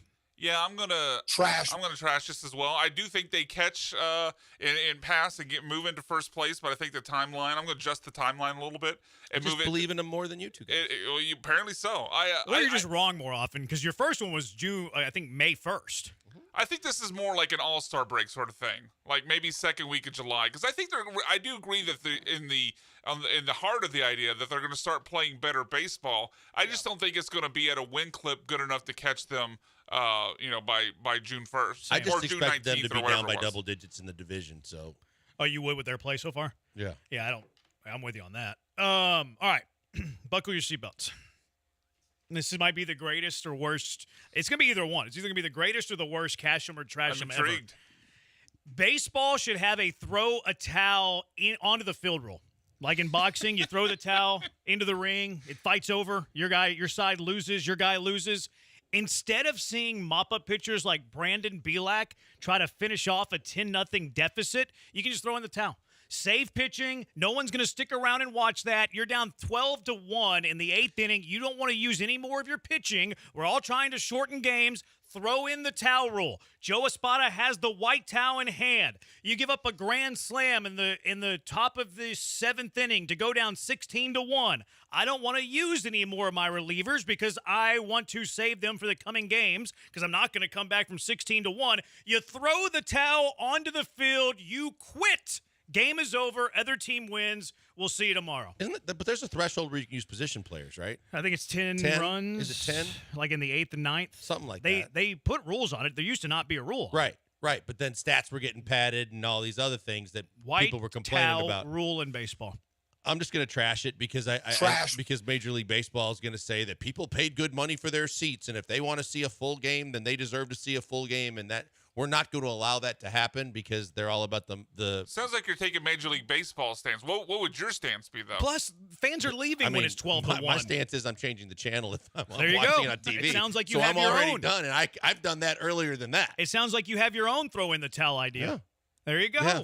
It sounds like you're in favor of this. I'm actually going to cash There we this. go! I mean, you have run rules in lower levels, and even in college baseball at some levels, there are run rules, and this is essentially a run rule. So, yeah, I like the idea of saving the bullpen. There's no reason to go over. Throw in the towel rule. It's Mercy rule? Mercy rule or skunk rule when you're getting skunked. Well, that's in pickup basketball. Skunk rule. But it's also in Little League or something like that. They call it a run rule. Yeah, I guess it's just the run rule. There is a rule at some level of college baseball where if you're up by 10 or more after the 7th inning, it's a run rule. It's a run rule. That's got to be based on the conference rules. And if it's a midweek, the managers, the coaches have to agree upon it before the game. But it's a run rule. Yeah. A mercy rule. College baseball, they don't call the head coach the manager? They call him the head coach. Yeah, they usually call they call the baseball coach. Because I know in the majors, you have to be very specific. Yeah. Skip or manager. Throw in the towel rule. Throw in the towel rule. We don't want to see Brandon Bielax whenever you're down by 12 runs. Call it the Brandon Bielax rule. We don't want to see it. I understand not wanting to see the third baseman come in to pitch, but you're taking a major league pitcher and telling him we don't want to see him. Like Josh Hader, didn't he pitch early in the season down like 8 runs because they were out of pitching? Was it that much? Maybe not 8 runs. I don't remember. I don't think. But like instead of using Hader for your closer, but let's just say it's 8 runs. Instead of using Hader your closer because the other guys are unavailable, would you rather use your closer down by 8 in the 9th inning, or would you rather throw in the towel and keep them available for the next day? Definitely want to keep. You're turning off the channel. Fans are leaving whenever it's 12-1. No one wants to use the pitching. They're trying to shorten games anyways. Throw in the towel. You know who might be against this though is the players' union, because this might eliminate. Why? Because it could eliminate the job of the long reliever. Well, you couldn't eliminate. No. It wouldn't. That wouldn't, because the long reliever is going to be paid the lowest amount of dollars, and you're not going to eliminate a roster spot. That would be what the union would argue for. The union, you can do this, but you're not eliminating a roster spot and you're not eliminating a pitcher spot. You would have to. They would have to bargain on that. If they could guarantee that, then maybe they get on They board would have with to. it. They would have to collectively bargain that. You're absolutely right, because that would be a little bit of a wrench into this idea. So that would have to be bargained out. I love this idea. All right, Brian, what do you got? My cash or trash of this week, Nick Caserio just had his worst draft as a general manager of the Houston Texans. And that's not to say that this draft just completed is absolutely a disaster. But when you look at so this was his 4th draft. He had a draft in 2021, which wasn't filled with stars, but you got Nico Collins in that draft. So you get Nico Collins in that draft, it's already better than this draft. I don't think anyone drafted here. And look, I'm projecting. I know they've only been a member of the Houston Texans for like 2 days. But I don't think anyone in this draft class is projected to be as good as Nico Collins. You fast forward a year, that next draft has Derek Stingley in it. You got other contributors like Christian Harris and Jalen Petrie. Damian Pierce had a good year, so I don't think you could put that draft class below this year. And then, of course, last year, no debate, C.J. Stroud, Tank Dell, no doubt the 2023 draft is better. So I think unless we get a major surprise here, the 2024 draft will be, of these first four drafts by Nick Caserio, his worst draft as Texans general manager. Now, isn't the caveat that he traded out of the first round as part of what the process of getting Stephon Diggs? No, I'm just looking at who he drafted. As far as my evaluation, I'm just looking at who he drafted. If you want to factor in, that's fine, but I'm not. See, and this doesn't include drafts in the future? No, of the four. The four drafts. I don't know what he's going to draft in the future. Kenyon Green was pretty bad, but he did have Stingley on the other side of that. I think I would. I'm going to trash this. Trash. You got a good player in his first year, but that's it. That's it. All he got was Nico, right? Like Davis Mills was his first ever pick. I'm going with that draft as his worst. I'm higher on Lassiter than you are. I think that Lassiter is going to be a starting NFL football player for a long time. You think they get do you think Lassiter projects is better than Nico? No, not necessarily. Not necessarily. No, Nico might be the best player if you're combining those draft classes that year and this year. I think Nico is going to be the best player there. But if we're talking about overall value and overall production, the cumulative of this year's draft class will outweigh just Nico in that draft. Nico's the best player in that pool, though. I'll surrender that. I'll concede that. But I like the tackle. I think he's going to be a good player. I think he's going to be your starting right tackle in 2 years. Fisher. I like Bullock. I think Bullock's going to be a starting safety for you. I think they have 3 starters in their first 3 picks. Not all day one. It's going to take a little while. But Nico is better than all of them overall. I actually think Lassiter could start at corner for this team. I think he's going to start at nickel corner. I think he could actually eventually start at the other corner. I don't disagree with you. Yeah. I don't disagree with you. Like, we're all, not like we, the outliers, I guess, or the outsiders. We're looking at that 40 speed like, he can't make it in the NFL. I disagree with that logic. I think he could. Yeah, I think he can improve. And like you said, look, they're not doing it because of the 40 time. They're doing it because of his field speed and what they've seen on tape, and when they wear those technologically advanced sports bras. Yeah, Kate Stover could be something Wheatstraw says. Yep. I talked to an Ohio State alum that said that he's a freakish athlete. Really? I don't see that. That just give him a year or two, and they think that especially from a blocking perspective, but also just athletically, that he is going to surprise people. See, I don't see the athleticism. I see the toughness, and I think he'll be really solid. But that'll be a fun one to monitor, Brian. Yeah, that will be funny. I would trash it, but I trash. Hey, I couldn't remember if you had officially said, but it sounded like from your words you were trashing. Yeah, I was trashing it. Cash or trash after Jose Altuve retires, the Astros enter a total rebuild phase. Well, it depends on when he retires, because I think he's going to need more than just this contract to get to 300 hits and everything. And then Yordan is still going to be under contract. Maybe around the same time. I'm going to trash that. I think with Jim Crane, I think that, and the way that they are very savvy and very shrewd about the way they do contracts, I think they might not be World Series contenders, but I think they're going to be a good team. Do we know that they're as savvy and shrewd anymore, though, with this front office? The Crane gang panel? is I don't think we know wrinkle. Hopefully they bring Jeff Luhnow back before then. I don't trust these. I don't trust this front office to rebuild, especially considering the starting point of where this farm system is right now. I'm with you. I'm going to trash it, though, because of what Jim Crane said. And Jim Crane said that as long as I'm here, the window is always open. Which is something that Nick Casario would never say, because he doesn't know what windows are. Cash or trash, Abreu is actually closer to 47 years old instead of 37. Swing-wise or Miguel Tejada-wise? I think he means real life. Trash it. Trash. Legally, I'm going to trash this. Trash. Off the record, it might be a different answer. Wheatstraw, cash or trash, Branham sounds like Coach Taylor from Friday Night Lights. Clear eyes, full hearts, can't lose. I never watched the show. I couldn't say. Is that the show or the movie? Coach Taylor, definitely in the show. I don't think he's that wasn't his name in the movie? It might have been. I don't know. Same act? Different actor. Okay. In the movie, it was Billy Bob, right? Yeah, Billy Bob Thornton. I don't know the actor's name but it's not Billy Bob Thornton. It was the younger guy in the TV show? Yeah. Yeah, I could see that a little bit. Although I don't know how young he is. I think he just looks young, because he used to be on that show where he would read the headlines like before the actual events took place, and then he would go back in time or whatever and like fight what was going to happen. It came on after The Medicine Woman.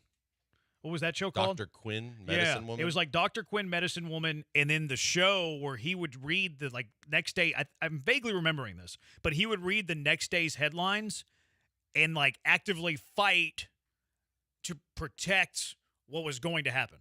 Like if he would read like the next day's headline, like I don't have any recollection of that. 10 dead in a car accident or whatever, and he would like go and not let the car accident happen. Yeah, I forget what the show. Huh? What's the? Do you know the actor's name for Coach Taylor on Friday Night Lights? No, I don't. Eric Taylor. Eric Taylor's. It's Kyle Chandler. There you go. Kyle Chandler, IMDb. I bet you it pops up on what he's known for. I bet you it's one of the top ones. He was also in Batman, Kyle Chandler. He was also in Argo. It had to have been one of the first shows he ever did. Let's see. I don't know. We'll find it during the break. Because this is... Was it called Homefront? Oh, I don't think it was called Homefront. I'll figure it out during the break. Let all of you know. All right. A new Wheel of Bits. Brandon searches IMDb. Yeah, it's not great radio. Let me figure it out later. Figure out exactly what it was later. Early Edition. Why for the win? It was called Early Edition, and I'm pretty sure it was on either right before or right after Dr. Quinn, Medicine Woman. I remember that show. Early Edition. That's what it was called. And he would get the Early Edition and then go fight everything that was going to happen. Vaguely remember that. All right, I had a friend try to tell me that Jokic would be better than any center ever in today's NBA. Today's NBA, Jokic would be better than any center that has ever existed. What would be your top 10 center big board for current NBA right now, this moment? 713-780-3776. Killer Bees, ESPN 97.5 and ESPN 92.5.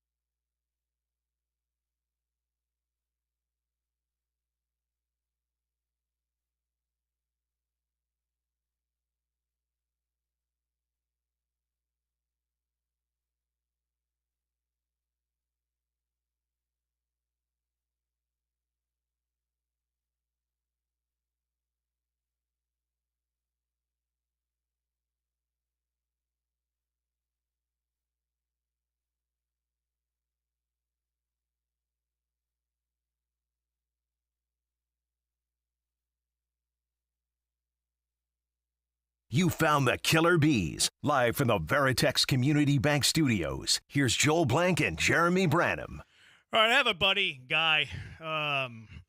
He came to me with this hot take the other day. He feels that Jokic would be better than any center ever in today's NBA. So let's throw that parameter in there. We're talking about today's NBA. We're not talking about. But it could be any center that's played the game. Any center ever. Okay, you're placing them in 2024. Like, so you don't have the rules that you have the current rules. So like you can't touch. It's more offensive than it used to be. Where like late 80s, early 90s, like you're throwing dudes down. Right. You got like their forearm, like digging into your back. Bad boy Pistons. All of that. So we're talking about 2024 NBA. He thinks that Jokic would be the greatest center of all time. This is his cash or trash. He would be the greatest center of all time if they're all playing in today's NBA. Do you think that Jokic is better than any center that has ever existed in today's NBA? I don't. And I think simply it's in part because he doesn't play the kind of defense that some of the guys that we've seen that have the kind of skill set to do the kind of things that's necessary to be a center in today's NBA. And everybody's going to go right away to the no-brainer, which is Dream, because when you look at Dream's defense is going to translate no matter what the rules are. Dream's offense is going to translate no matter what the rules are. The only thing that it might be a shortcoming is his three-point game, because he doesn't shoot. He never shot the threes very frequently. When he did, he wasn't great at it. So you can question the threes. But overall, when you talk about just his athleticism, his passing, his post moves, his ability to score anywhere at any time, it's hard for me to not put Dream at the top of that list. See, I think that Olajuwon would develop a three-pointer in today's NBA, though. He had I think he'd be even better. He had touch. I think he'd be even better in today's game. I agree. Like if you go look at his like 3-point percentage over the course of his career, very, very little volume. It was like 20%. But if he was never asked to do that, if you said, "Hey, Dream, go develop a 3-point shot," I think he would easily shoot 35%. Easily 35% from three, especially in today's NBA where you can't touch a dude, you can't breathe on a dude. You get a lot of wide open looks, yeah. He would get a lot of wide open looks. Akeem Olajuwon would be my top center in today's NBA. If we're using current rules where you can't body guys, you have more space, it's more flow, it's way more valuable to be like the offensive player, but to be athletic, not to be bulky and slow and, slow-footed. I would have Akeem Olajuwon ahead of Jokic. In fact, I have 5 guys ahead of Jokic. I will say this, though. I will say this. I do think that Jokic is underrated. There's no doubt, because of the way he looks, a lot of it too. Probably. People think he's doughy, so they really refuse. He is doughy. Because of that, they refuse to put him at like peak excellence of NBA, centers and literally all of the NBA. When you just watch him play, his skill set's unbelievable. Yeah, that's where I would have Akeem 1. Jokic does crack my top 6. Jokic is in my top 6. Here's my top 10. If we're talking current, right now, NBA rules 2024, and we're taking a player pool of everybody that has ever played NBA basketball. Akeem Olajuwon's my number 1. I'm a homer. Go Cougs. Akeem Olajuwon at the very top of my list. He's at 1. Number 2, I have Wilt Chamberlain at number 2. That guy was a freak. That guy could run fast. He could jump high. Incredible score. There's not many people. In fact, I think there's only one other person in the world that can do anything remotely close to what Wilt Chamberlain can do. So I got Wilt number 2.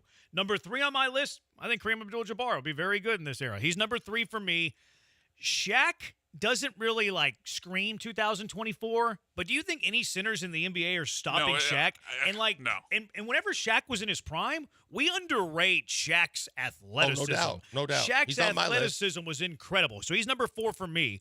Again, we're getting every player pool that every player that has ever played NBA basketball. Number 5 for me, I'm playing Tim Duncan at center. Me I'm too. sorry, He's on my list. the whole power forward center. I don't care. I'm building the roster. Tim Duncan's on my team. He's a center for me, and he's number 5. I have Jokic at number 6. I have Elvin Hayes, go Cougs, at number 7. I have his phone number. He has to make my top 10. I have Moses Malone 8. I have Bill Russell, who I think is the most overrated player in NBA history. That's sacrilege to a lot of people. I have him number 9, and then I have Karl Malone at number 10. You don't think Karl Malone can play center in today's NBA? You kidding me? 6'8", 270 pounds that can jump through the roof. Karl Malone can play center in 2024. Yeah, Alpi Şengün's playing center. Jabari Smith's playing center. You're going to tell me Karl Malone can't play center in this generation? You're kidding me? I'm saying as far as the exercise go, I thought we were taking actual centers. No, I'm taking guys that have played in NBA history. I'm Okay. making them All my right. center. You're took telling me the Karl misunderstood Malone it is well, not too. going to punk Jabari Smith? No, Karl you're Malone right. would be a You're top right, 3 center in the NBA today. You're right. Probably I'm top just, 2, actually, he was- behind he was- Jokic. I just think I would wasn't a have him center. ahead of Embiid. He would play center for me, and he'd play it well. He would play it well. Karl Malone's one of the biggest, best athletes that's ever existed. And I hate saying that because I'm a Rocket fan. And he's kind of a 6'8". scumbag, too. But Well, so is Wilt. He's number 2 on my list. Yeah, This yeah. list is full of scumbags. Well, at least a couple. All right, what is your top 10, Blankers? Karl Malone, definitely a scumbag. Dream to me is number 1. All right. Kareem is number 2 because Kareem it was a finesse center. He, from the sky hook till he could shoot the 3, he was a face-up scorer. So, and his versatility, he could run the floor. So I go Dream, I go Kareem, I go Tim Duncan, then I go Shaq as well because the fact is you can't stop him. No matter what. So you can't foul him. And he's a better athlete than he gets credit for. Right. He got thicker later in his career. But his heydays, when you go back and look at the Orlando series and even against Yao, that dude was just a physical force, but also he brought the ball up. He ran the break sometimes. He would dominate. No one could stop him. No one could stop him. He might struggle a little bit defensively, but offensively, he would be unstoppable. So then I go from there to Moses. You're sleeping on Wilt. I got Moses, then Wilt. Because I think from the combo platter of just the pure strength that was underrated to Moses, about the fact that, and he was he didn't miss games. He played both ends. He had everything that you needed from him, and defensively he was really, really good. He cleaned the glass on both sides. I think that Wilt, because of the fact that the reason why I have Wilt lower is because there really wasn't any centers that could contest him. And in today's NBA, I think there would be a lot of centers that could contest what Wilt brought to the table, unlike what he brought. But he would when also have the benefit of modern technology, modern training, all that sort of stuff. So I think But I he also would didn't see Wilt level shoot up. face-up jumpers. I didn't see Wilt do a whole lot but dunk. And you had and Shaq. baby that's hook. all he had to do, You though. had Shaq up there, though. Right, but I'm saying, but Shaq was physically strong, but also athletic and filled out. And Shaq had post moves. Wilt didn't have to have a whole lot of post moves. He had turnarounds. Yeah, when he played Russell, he did. But so I had Moses, then Wilt, then Jokic, then Russell, and then Walton. Okay. Walton's interesting. Somebody texted Walton because you're talking about today's era, too. You're talking about like today. It was perfect for his game. because- Injuries crushed him. but good shooter, good passer, very gifted skill-wise. I think Walton should be on that list just from what he had when he was in his prime. Walton was very close to making my top 10, too, but I went with the hulking Karl Malone ahead of him. What do you got here, Brian? What's your top 10? We're slightly different, but obviously a lot of the names are pretty similar and in pretty similar spots. Actually, I know this is sacrilege, go Cougs, but I actually have Kareem number 1. Like, for everything that we could put on Akeem as far as athlete, run the floor, Kareem was just the same. I think people will sometimes remember him at the end of the Lakers' run as being kind of slow, but that wasn't who Kareem was throughout his career, and he could get his shot off on anybody. Now, I mean, even in an era where he was actually going against other elite bigs, he could get off his shot on anybody. And today's NBA has gotten that much smaller. Hakeem is number 2 for all the reasons you guys have talked about. I have Wilt and Shaq as very similar in back-to-back 3 and 4. I think, given the shrinking size of the NBA center, their power, even though they didn't have necessarily great post moves or any sort of face-up jumper, I think their size and power would still dominate the average NBA center just on physicality and size alone. 5, I've got Tim Duncan. I think it wasn't that long ago he was in the NBA. I think it's some of the things we see in today's NBA still apply to when Tim Duncan Underrated athlete, too, I think. Yeah. Oh, definitely underrated athlete. And he could get us a shot off on anybody, too. Had the face-up game. Number 6, as I mentioned, Jeremy, I had same as you. I had Jokic at 6. I think that's kind of where I slotted him in. Rest of my top 10, I have Moses Malone at 7. One name that you guys, neither one of you mentioned, David Robinson. Great Text line athlete. saying David Robinson. Great athlete. I think he's a poster boy for someone who would fit better in today's age than he did in his own age. David Robinson's a poster boy for Hakeem Olajuwon. Well, I have Robinson 8 and Hakeem 2. There's a difference there. So I am saying yes, Hakeem much greater sign than David Robinson. But David Robinson was an elite athlete, MVP. Obviously, won a couple titles with the help of Tim Duncan. Anyway, David Robinson number 8, and then my last 2. Bill Walton, I agreed with Joel there. I put him at number 9. He was a great athlete before the injuries. MVP, won a title in Portland. And he was another guy that could run up and down the court before he got hurt. He even adjusted his game with the Celtics after the injury. And number 10, I felt kind of forced to put Bill Russell in. I don't know if I believe it. I might find a spot for someone else there, but Bill Russell, I mean, he did win 11 titles. I'll go ahead and put him You in had there. Wilt, but you were apprehensive about Russ? Sorry, say that again? You were apprehensive about Russell, but you had Wilt on your list. Yeah. I mean, Wilt's numbers are way better. Wilt was a much better scorer and a much better rebounder. But in today's NBA, Russell was a way better shooter. Yeah, he's just never. His scoring totals were just never that high. He averaged like in the teens. Yeah, Wilt averaged like 80 a game. Also played on the ultimate team. Sure. But was he as good as Wilt? I don't think he's even close to as good as Wilt.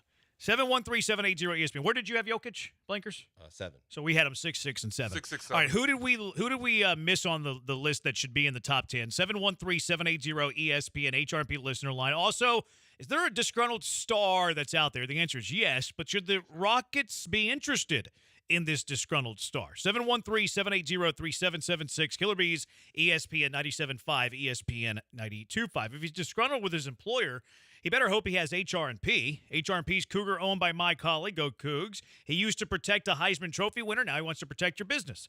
Business owners, let HR&P help you. They're going to make your business better, whether it's HR compliance, whether it's benefits administration, payroll, onboarding. HR&P can help in any or all of these areas. There's no boxes with HR&P. It doesn't matter how small or how big. HR&P completely customizes a plan for what you and your business needs. If you have a problem, you have an issue, you want to take a little bit off your plate, HR&P will find a way to help so that you can spend time back in your business, growing your business. They also do it in a way that's unique. Technology meets service. They have the best tech. You'll love that, but you'll also love their service. Guaranteed fulfillment. You'll never talk to a stranger. You'll be talking to someone who knows you and they know your business needs. Give them a call, 281-880-6525. Let HR&P customize a plan for you, 281-880-6525, or check them out at hrp.net. That's hrp.net.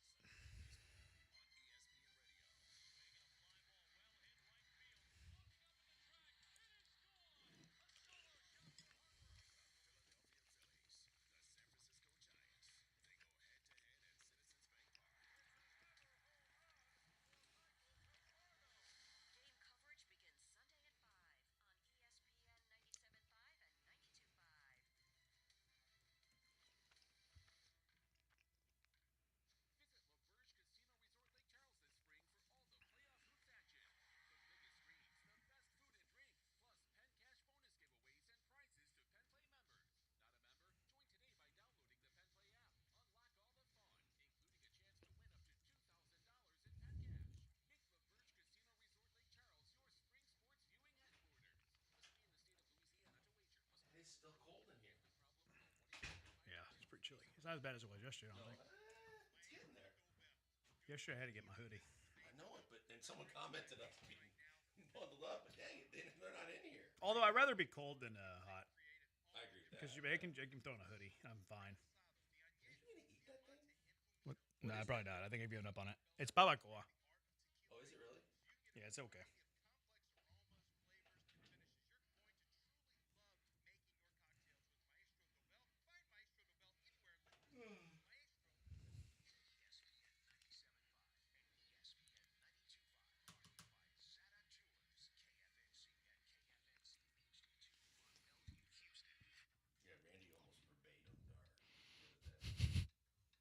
That's funny. Oh, did he? Broadcasting live from the Veritex Community Bank Studios, it's the Killer Bees with Joel Blank and Jeremy Branham. On ESPN 97.5 and 92.5. Do we miss anybody in our top 10? This jerk says Lorenzo Charles. Go Wolfpack. Ouch. Unreal.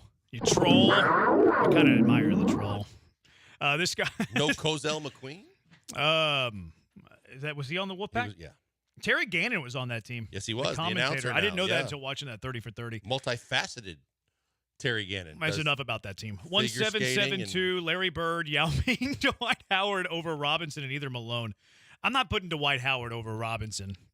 or Malone. I would have Robinson higher than Dwight. I'm not putting Yao Ming there. I think Yao Ming would kind of struggle in today's NBA, actually, because he was very slow defensively. He was slow, period. Yeah. Right? That's where getting up and down the floor at a very fast-paced, more helter-skelter NBA game, I think Yao would struggle with just that. I love Larry you Bird. could run Yao off the court, I think. I think so, too. Yep. I love Larry Bird. I can't put Larry Bird at center. I tried. He's not I a tried center. to. He played a little power forward during the Boston If you days. could have put but Larry not Bird really. at center, you could put Magic at center. He played a little bit at the 4 when Mikal was off the floor. Like, he would play a little power forward.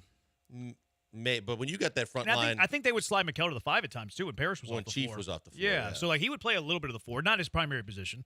But I really try, because I love Larry Bird. I think Larry Bird's the most underrated NBA player ever. If we're really so going I to try cheat, to we could have him in put my top Magic 5. at center. He played center in That's the true. finals. He played it in the finals against the Sixers. Yeah, I might have a new number 10. That's very true. That's a very, very accurate I might have a statement. new number 10. Should Joel Embiid be in the conversation? I don't think so. He's got to get to a He can't finals. stay healthy, and his game is a lot of weak sauce. This guy said, weak sauce. This guy said Dennis Rodman. Not a Someone made center. the comparison. I forget. It might have been someone texted into the morning show, but that Joel Embiid is more James Harden at 7 foot. I can see it. Yeah, he looks to get contact. He plays to get fouled. He's soft. He's always whining and hurt. What are you shaking your head I'm at? sorry. This texture just said Boban and Yao have the same skill level, just played in 2 different NBAs. Oh, that's a horrible Good take. night. Stop it. Bad Never, save that Let me for copy Thursday. and paste Yeah, this save into that Bad for Take Thursday. Boulevard real quick. Oh, man. I'm sorry. I got disgusted there. I don't think he's a top 10 guy, but one name to mention maybe as an almost. I mean, I know more of a defensive player, but he was an elite defensive player, Dikembe Mutombo. In his Offensively, he's a lot in his prime, I think he's a top 10 defensive center. Defensive maybe, sure. but Yeah, offensively I in know. today's NBA, when you really have to be versatile too and face the basket, he can't do anything. Yeah, if we're going he could, overall. I mean, he could do everything like a Clint Capella does. He could run the floor and dunk. Yeah, but, I mean, we were not talking about Clint Capella in the top 10 No, greatest we're centers not. ever. We're not. 713-780 ESPN. Let's go out to the HRMP listener line. David, you're in the Hive with the Bees. What's up, David? Hey, how you guys doing? What's up, man? Listen, I was listening to you guys talk about the top 10 centers and whatnot. And I know it's the Homer thing, Akeem. And you can't go wrong with Akeem.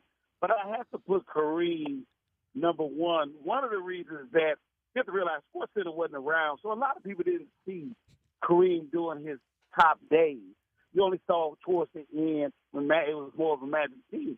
But I was at the Summit here in Houston, and I watched Kareem put 45 on Akeem. 45, and he wasn't even in his prime. And Well, neither Akeem was couldn't Akeem. do nothing with the skyhook. Yeah, it's a good point. It's a good point, David. And you're right. We are homers. I was at the Dome and saw Elvin play Lou Alcindor. Yeah, Cougars won that game. Yeah. Don't ask how they went in the Final Four, though.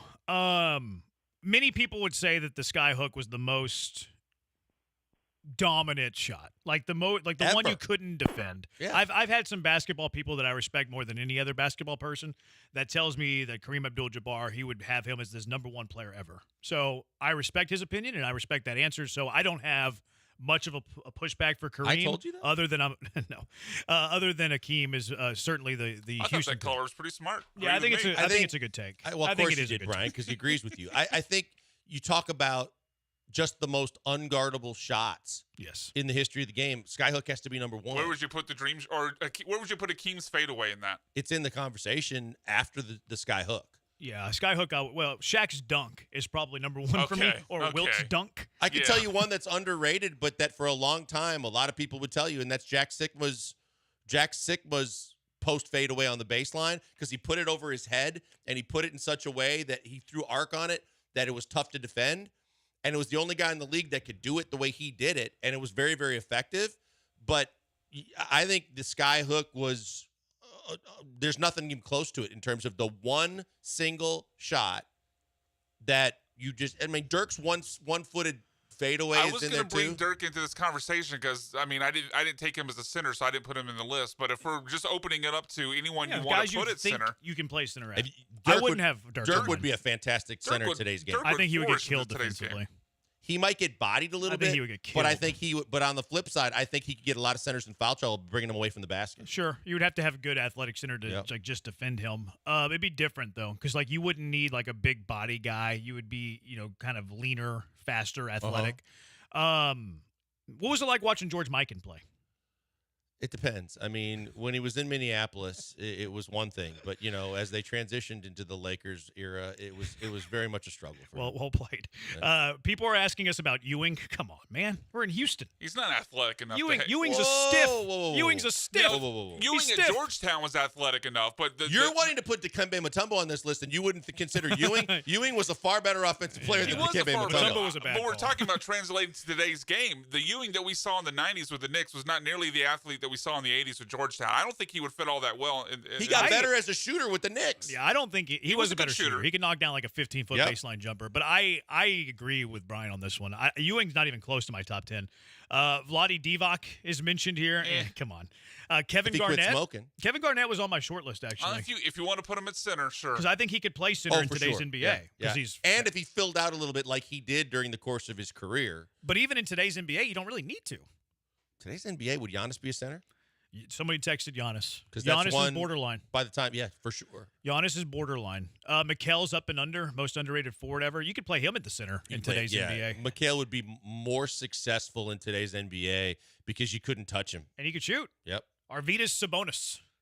Underrated because we never saw him in his prime. Yeah.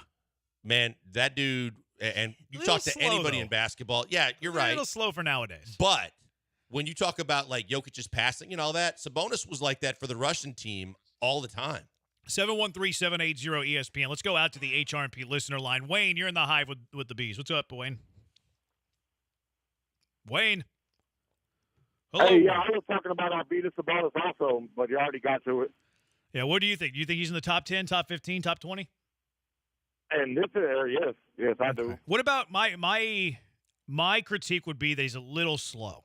Little slow to keep up with the fast centers of nowadays. Yeah, but his passing and court business, just like Jokic, and he would develop a shot. That'd be interesting. And I would say that because if he's slow, then Jokic is a little slow. Yeah, that's fair. Yeah.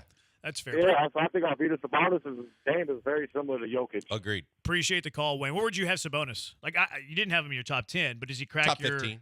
Really? Top 15. I mean, if you get prime. I wonder how fast he was in his prime because I never saw that. Like, if you go back just to look at when they do documentaries and things about, like, was it the early 70s Olympics and stuff like that? Yeah. He was, when he was Portland, he really filled out, kind of like we were talking about with Shaq. But when you look at when he was playing with the Russian national teams, he was lean and he was running. And, boy, offensively, he could face the bat. He could score from anywhere. And they didn't have a three-point line, I don't think. Yeah, the 3-point line came in the league in what, the 80s? Yeah, it was Chris Ford was the first one to ever hit a three-pointer, and that was in the early 80s, I think. Where would you have Paul Gasol? Would he even be in the conversation? I don't think so. Rasheed Wallace?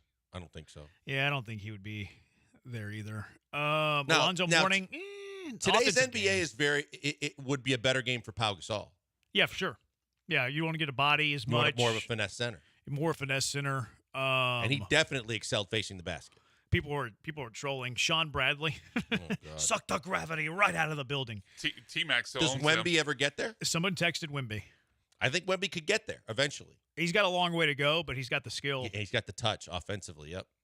We argue about that a little bit. What did he shoot from three this year? I don't know what he shot from three this year, but I think it's going to get better every year. It should. It should. Like, Yep. he has a chance because he has a skill set that not many people are going to have, and it's going to depend on really him. Like, is he going to put in the work to become a guy who can, reach his potential? I think we got them all. I think we covered some good ground. Like, I think we probably named the top 15 guys in today's NBA. Jokic doesn't crack our top five. No, doesn't crack our top five. Nope. Now, I think that's all predominantly defensively. His resume and might go speed. down as one of the best ever, though. I just think that he gets sold short because of how he looks. You're probably right. You look at he's going to be a 3-time MVP this year, yeah, and he probably should have won it last year. He probably should have, but he probably could have lost it the year before to Embiid, so they kind of flip-flopped him. Fair enough. But I still think if you're a 3-time MVP, you got to give the man his due as one of the greatest of all time. I think there's only 6 guys who have been 3-time MVPs. And I think there's only been 3 that have Michael been 4. Bird. I looked it up the other day. Michael Bird was Magic 3 times? Bird did it. No. Bird I said won Michael 3 and Bird was Magic 3 times. Magic MVP. was 3 times. So Michael Bird and Magic for sure. Kareem, LeBron, Wilt, and Bill Russell. 7? 1, 2, 3, 4, 5, 6, 7. Yeah, What did I say? 6, 7 Yeah, guys. you said 7. 7 guys. So he'll be the 8th that have won 4 or more. That says it all right there. Yeah, and Larry, Magic, and Moses won 3. So if he gets to 4, he's going to be in the company with Kareem, Jordan, Russell, Wilt, LeBron. Whew. Like, he's going to have one of the greatest resumes of all time. He might not be. And that, in a nutshell, is why Embiid isn't there when everybody wants to give him his flowers. No, not even close. So, like, that's why there's a difference in my mind of resume and talent. Like, I would go Akeem ahead of Jokic. I think when it's all said and done, Jokic's resume, at least offensively, could be, and MVPs are going to be. Well, I mean, he's already going to have more MVPs. Yeah, but I'm just saying, and in today's game, it's more conducive to scoring. So he's probably going to have more points. Yeah. Like Olajuwon's got him on all the defense. All the defense. All-time shot blocker, like top 10 in steals. But, I mean, Jokic is going to be on a short list of dudes with MVP. Certainly one of the most underrated ever. Up there with Larry Bird, up there with Steve Nash. 713-780-ESPN. There's a superstar in the NBA that's disgruntled. Should the Rockets be interested in him? He is Kevin Durant. Should the Rockets be interested in he? 713-780-3776. Killer Bees, ESPN 97.5, ESPN 92.5. Hey, before we go to the break, a word from a good friend, Doc Linville. Doc Linville, best in the business at the NeoGraft procedure. If you don't know what that is, but you're struggling with hair loss, pattern baldness, and you want to get your hair back and you don't want experiments with all the gimmicky things like sprays and creams and foams, you need to check it out. And because you listen to us, you can check it out for free. It normally costs $150 to set up an appointment with Doc and his staff. You get it for free because you listen to us by going to 975hair.com. Go to 975hair.com right now. Sign up for an appointment. Go in, ask questions. It's a consultation. You can ask questions, get answers, have them explain the procedure, figure out if it's right for you. Because the bottom line is there's no money out of pocket, no signing on the dotted line, and there's a variety of different ways he can help. If you've had thinning but not complete loss of hair, he could also do the NeoGraft, or he could do other things with PRP, which can stimulate the blood, develop a thicker, stronger hair follicles, and maybe be something that you can try before you even get to the fact of doing the NeoGraft. I did the NeoGraft, could not be happier with it. Best results that I ever could have expected and more. It fulfilled all my wildest dreams in terms of getting my hairline back in front, and it's all because Doc Linville's the best in the business, and the procedure works. It's that simple. But you check it out for yourself. Go in, sign up for a consultation online at 975hair.com. and tell them I sent you by and see if you can get the information and you might be the next in line. Because those of us that have had the procedure cannot stop talking about how great it is and how the results are there on a daily basis. And because what Doc explained to me is true, genetically, you're never going to lose the hair on the sides and the back of your head. When he takes some of that hair, puts it where you need it most, it ain't going anywhere. It's going to be with you for the rest of your life. And that's just another encouraging stat. 95 to 99% of the follicles he's going to move, they're going to stay and grow and be with you for the rest of your time on this planet. That's exactly why I did the procedure. Check them out today. Tell them I sent you by. Go to 975hair.com.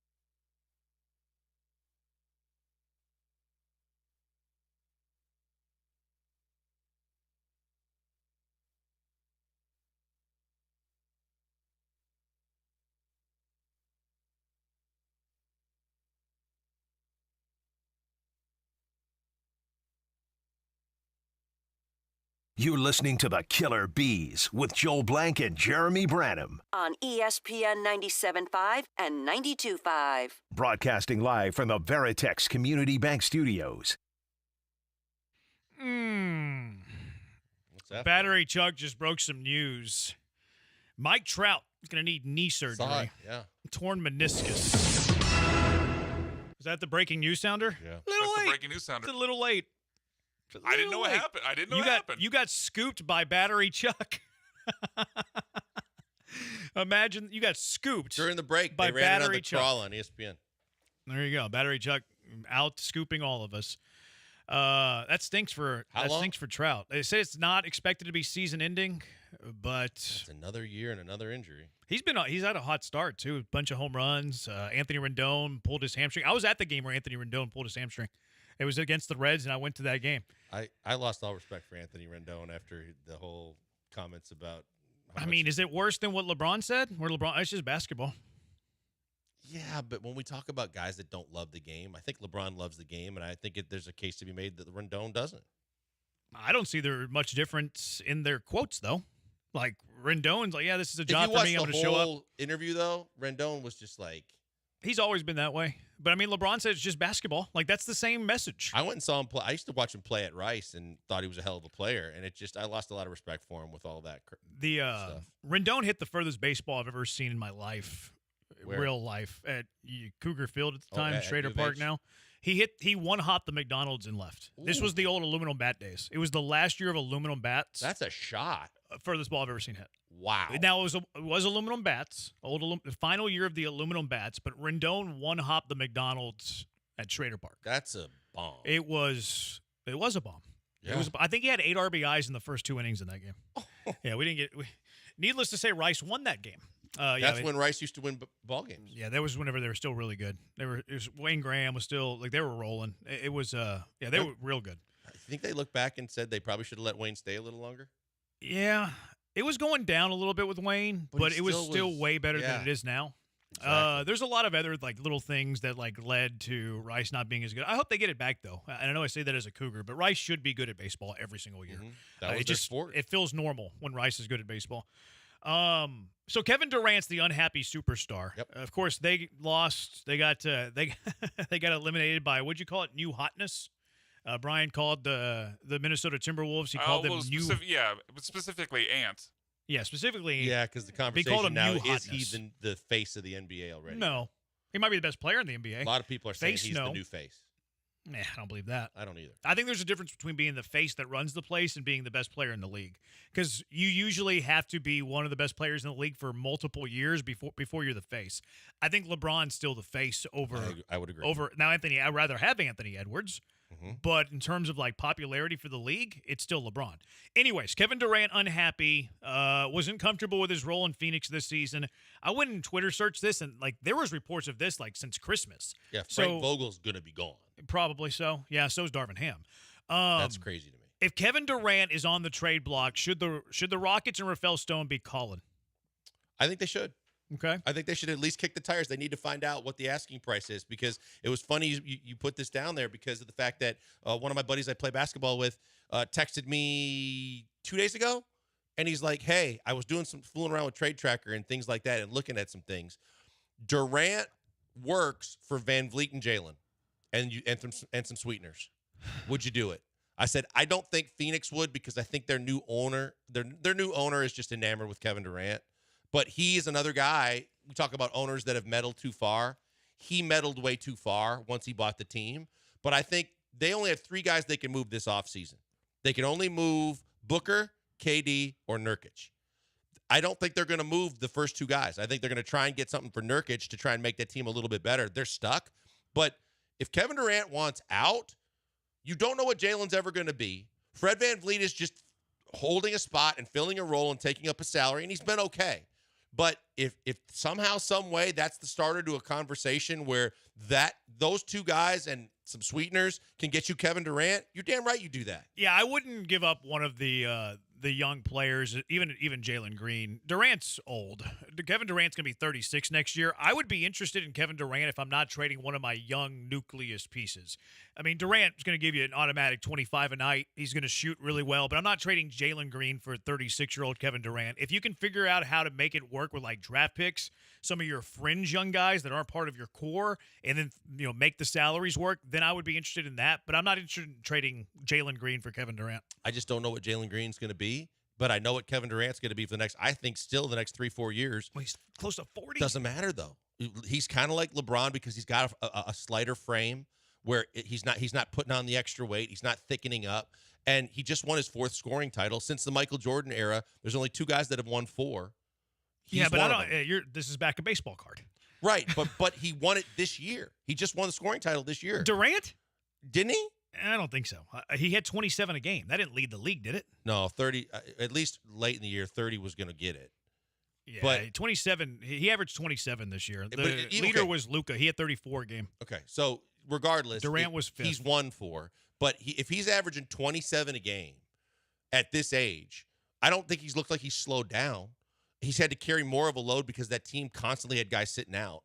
I think that you would have a bona fide superstar for the next 2-3 years. See, I don't know. I think he's, and I think and first of all, the Van Vliet part of it, I'm doing that already. That's done. Sure. And then if it's Jalen, the guy that they want, because he's been so up and down, and you just don't know what he can be, I would be listening to that conversation. And to argue your side of it too, I think there's a real chance that Jalen Green, you let him enter free agency as a restricted free agent, and if you get back a contract that or an offer sheet that he signs that you don't like, I think there's a chance you let him walk for free. Yeah, or you try and work out some kind of a deal. So it could be 1 year, or sign and trades. It could be 1 year of Jalen Green to argue your side of it. I'm not trading Jalen Green for Durant. I understand people that would because Durant's going to be more consistent. I just don't think that it fits the plight of this organization. But if that's the only young piece you have to give up and you keep the rest of your roster intact and you still have, and I don't know if the Brooklyn pick would have to factor in or not. See, that's where I'm at. Like, give me, like, I'll trade you picks and like Cam Whitmore, and then salary fits Fred VanVleet. For Durant. I can't trade Green. I can't trade Jabari. Alpe, no. Might be more inclined to trade Alpe than Jalen, but there's kind of a position similarity with Durant, so that creates a mess there. Not trading him in for Durant. Phoenix wouldn't touch Brooks, but I'd love to throw him in the deal. Why don't you think they would touch him? Because of the contract. They'd also be going in a different direction if they're trading a Durant. Because they're definitely trying to win now. So you're trying to put pieces around the rest of that roster. But I just think that Matt, what's his name, is their owner is so enamored of all the guys that he traded for. He loves him some Kevin Durant. Ray says, no. Just build this young core. Don't need a superstar right now. I think you could always use a superstar. Yes, I agree. Brandon T, I do not want to risk part of the Rockets' future for who will be a 36-year-old Kevin Durant. He'll be a 36-year-old. It's a lot. Now, Durant's the better player of the trade. No doubt about that. Durant's still better than Jalen Green. Durant's legacy has taken a hit the past couple of seasons. I don't think Houston should touch him, go after Booker, 409 Josh. I think they'd be less inclined to trade Booker, though, right? Right. Like if Booker's on the trade Stephen A started block, this whole rumor that he wants to be a Knick, and everybody's just hammering Stephen A because he really didn't have sources per se. But Booker's the better, younger, talented player that is not going anywhere because he was there before Beal and KD. So I would trade for Booker before Durant. For sure. I don't think that they would trade Booker before Durant. I think Durant could be on the block this year. I think, you know where I think Durant ends up? Oklahoma City. I think he goes back to OKC. Well, they got a lot of assets to give up. A lot of assets. I don't think they have to trade from their foundation And either. they've got a veteran, but yet a very young veteran that if you pair him, that combination could work. That Shai Gilgeous-Alexander, Kevin Durant would work, but I would think Phoenix that's who they're targeting if they're looking, and I don't think OKC's partnering with. Yeah, it would almost take Phoenix almost like in a mini rebuild where they would have to go youth draft picks. But you can't they because might you gave not, up all your assets when you got Beal and KD. That's the thing. That Bill trade's killing them. It is absolutely annihilating them. Would you rather have Bill or Durant on the Rockets? Oh, Kevin Durant. Me too, even though he's older. Look at how much Beal hardly played this year. there's something to be said about good players on bad teams. And then they go to good teams, and then they're not really And he's got relevant. a full no trade. Yeah, 0315. I guess he could sign off on it if he accepted it. 0315, stay away from Durant, develop and coach the players you have now. I err on that side, too. I think if you asked Udoka, I think he'd take Kevin Durant in a heartbeat. You're probably right. I think you're right. I think Ime would rather have Durant than Jalen Green. And I think maybe the thing that we're underselling here is that Jalen Green could be in the final year with the Rockets because he's in the final year of his deal. And if you don't believe he's a max player, and a lot of people don't believe he's a max player, and like you said, if he goes into restricted free agency, they're probably not going to want to pay what some other team that thinks that a change of scenery at a young player they're willing to take a risk on and pay more for. Why not? You're instantly better. Now when we talk about these playoff possibilities for the Rockets next year and everything like that, chances go way up. You're a playoff team if you had Kevin Durant to this team, and all you give up is Van Vliet, whose minutes were starting to come down, and his scoring was coming down because of the play of all the young players. If you only got to give up Jalen and a guy that you don't need in the long term anyway in Van Vliet, and you add a guy like Durant, you're a better team. That's probably what it comes down to. Would you trade Jalen Green for Kevin Durant? I think that's the question you have to ask. I'm not there. You're there. Yep. Listeners, where are you? 713-780-3776. All right, time for our Will-A-Bits. You never know what you're going to get, but you know it's going to be great. It's the Killer Bees on ESPN 97.5 and ESPN 92.5.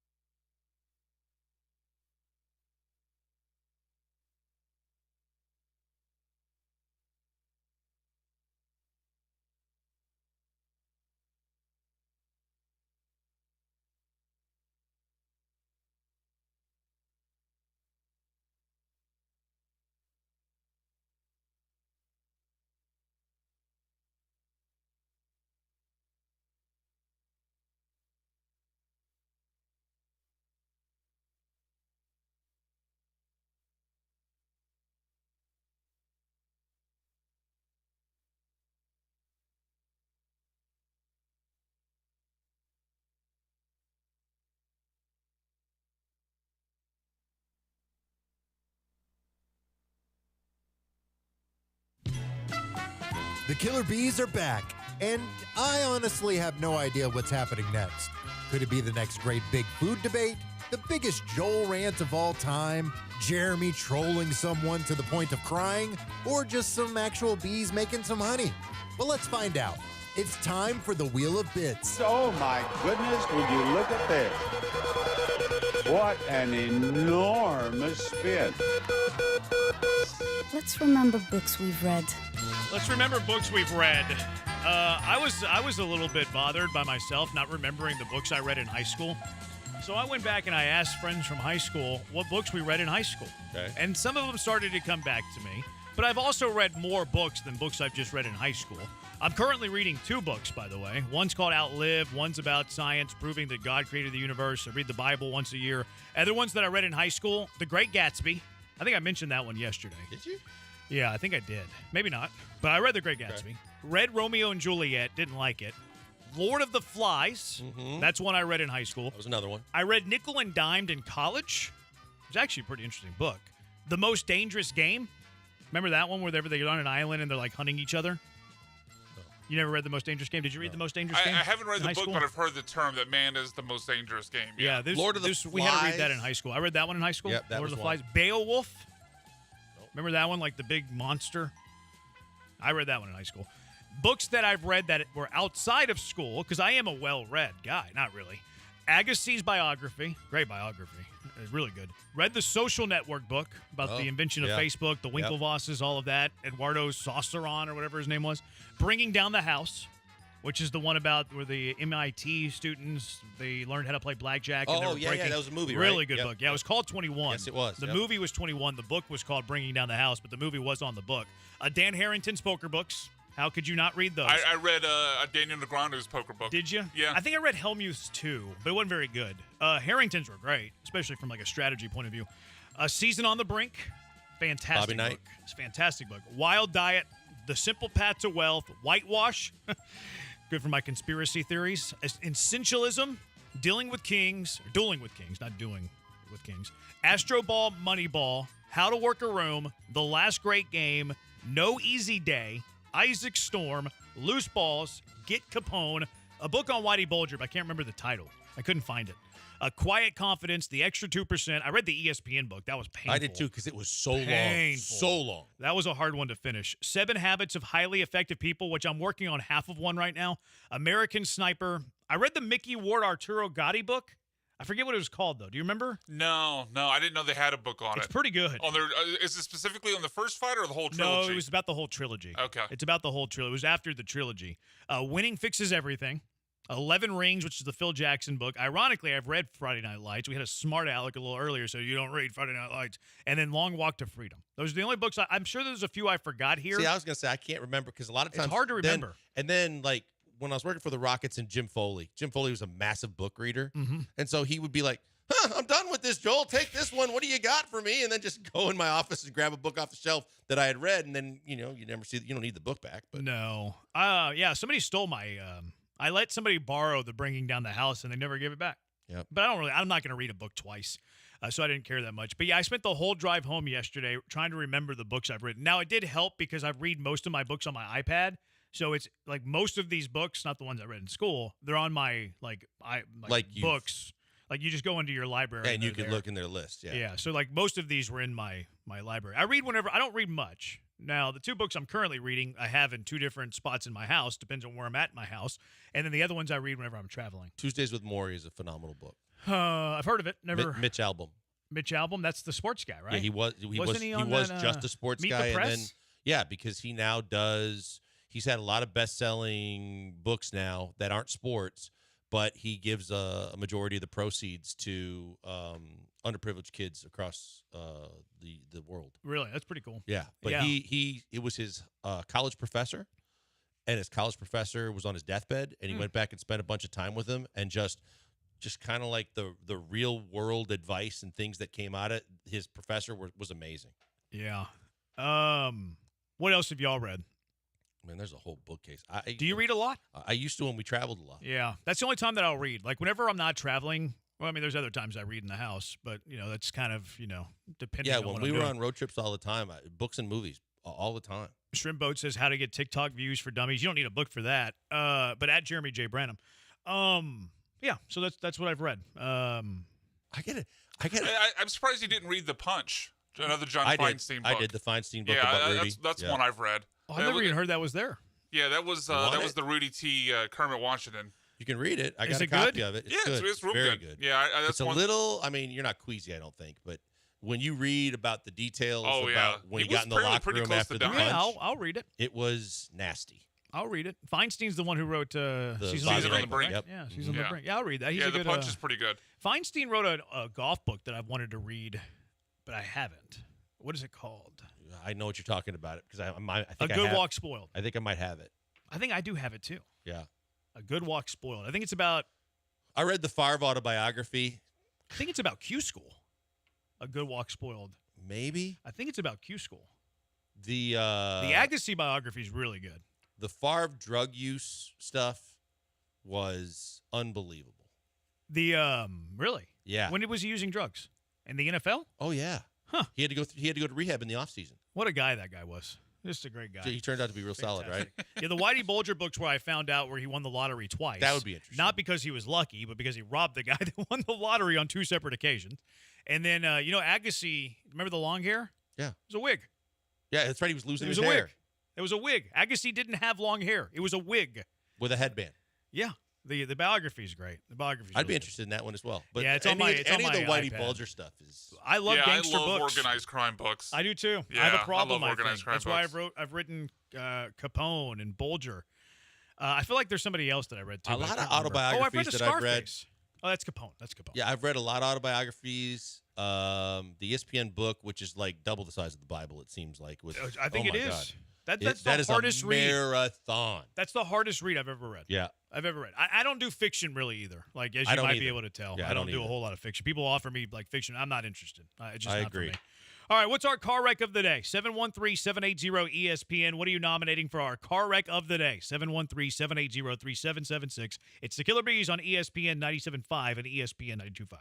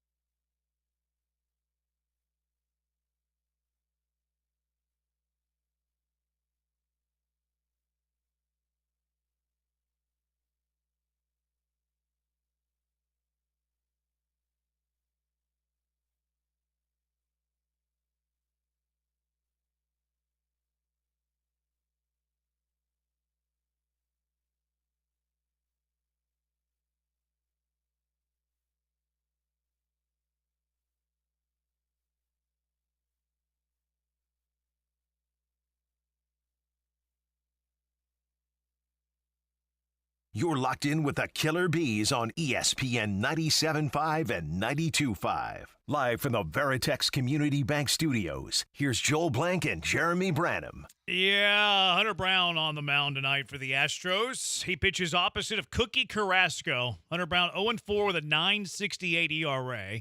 It's good that it's sub-10.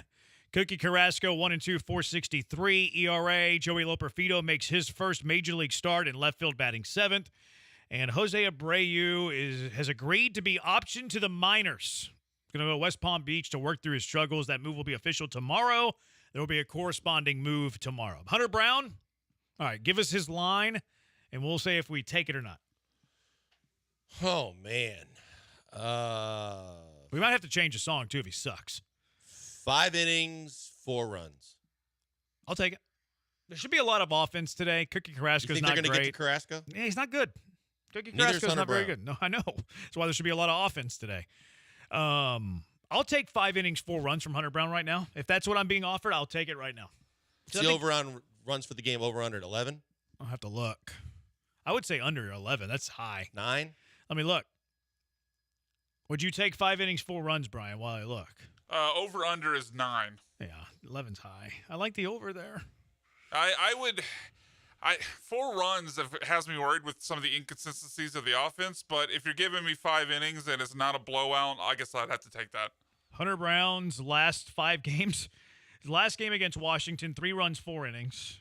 Previously, 2 runs, 6 innings against Atlanta. That wasn't bad. That was a good one. 9 runs in 2/3 of an inning, 5 runs in That 3 was not. innings, 1 run unearned in 4 innings was his first start against the Yankees. So he's done that once. Once in his 5 starts. So, yeah, I'll take that. I hate saying that because I said to you during the break, I cringe at thinking of Hunter Brown on the mound tonight. Astros are favored, -165. Okay. Favorites. You can get tickets as low as $7. All right. Really? That's what it says on ESPN. Yeah. I mean, it's a Tuesday night game. Like Tuesday nights aren't still in. Although it is dollar dog night. I mean, Uh-huh. how many dollar dogs can you put down?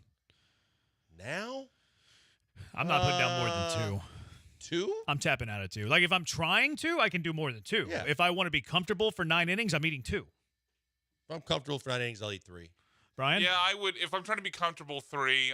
The most I've done was a number I'm ashamed of, but it was 9. Wow. Back in my 20s. So you did 1 per inning. Yeah, I did. Yeah, me and a buddy did 1 per inning back in our 20s. That was the challenge, right? 1 beer and 1 dog per inning. I didn't do the beer part, but yeah, I had a dog per inning. And you could do it in however order. Right. You could do it. You get 9 beers, 9 dogs, 9 innings, go. And you could just 1 of each every inning. I couldn't do that. I would be That's a too. lot. I would be too full. Yeah, the beer, not only is it going to get you looped up a little bit, but boy, it fills you up. It fills you up. Yeah, I don't like that at all. Honey Glazed Branham, no, leave this his song. This song sucks too.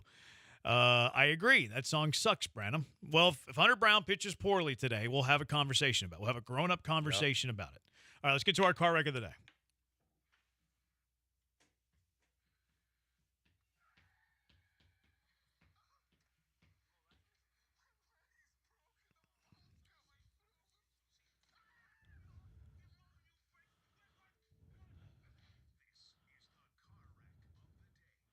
All right, what are we nominating here, Blankers? Starting off with the Los Angeles Lakers as a whole. The fact that you're going to put Darvin Ham on the hot seat because he had to deal with that freaking daycare center of attitudes when we all know LeBron tries to coach the team.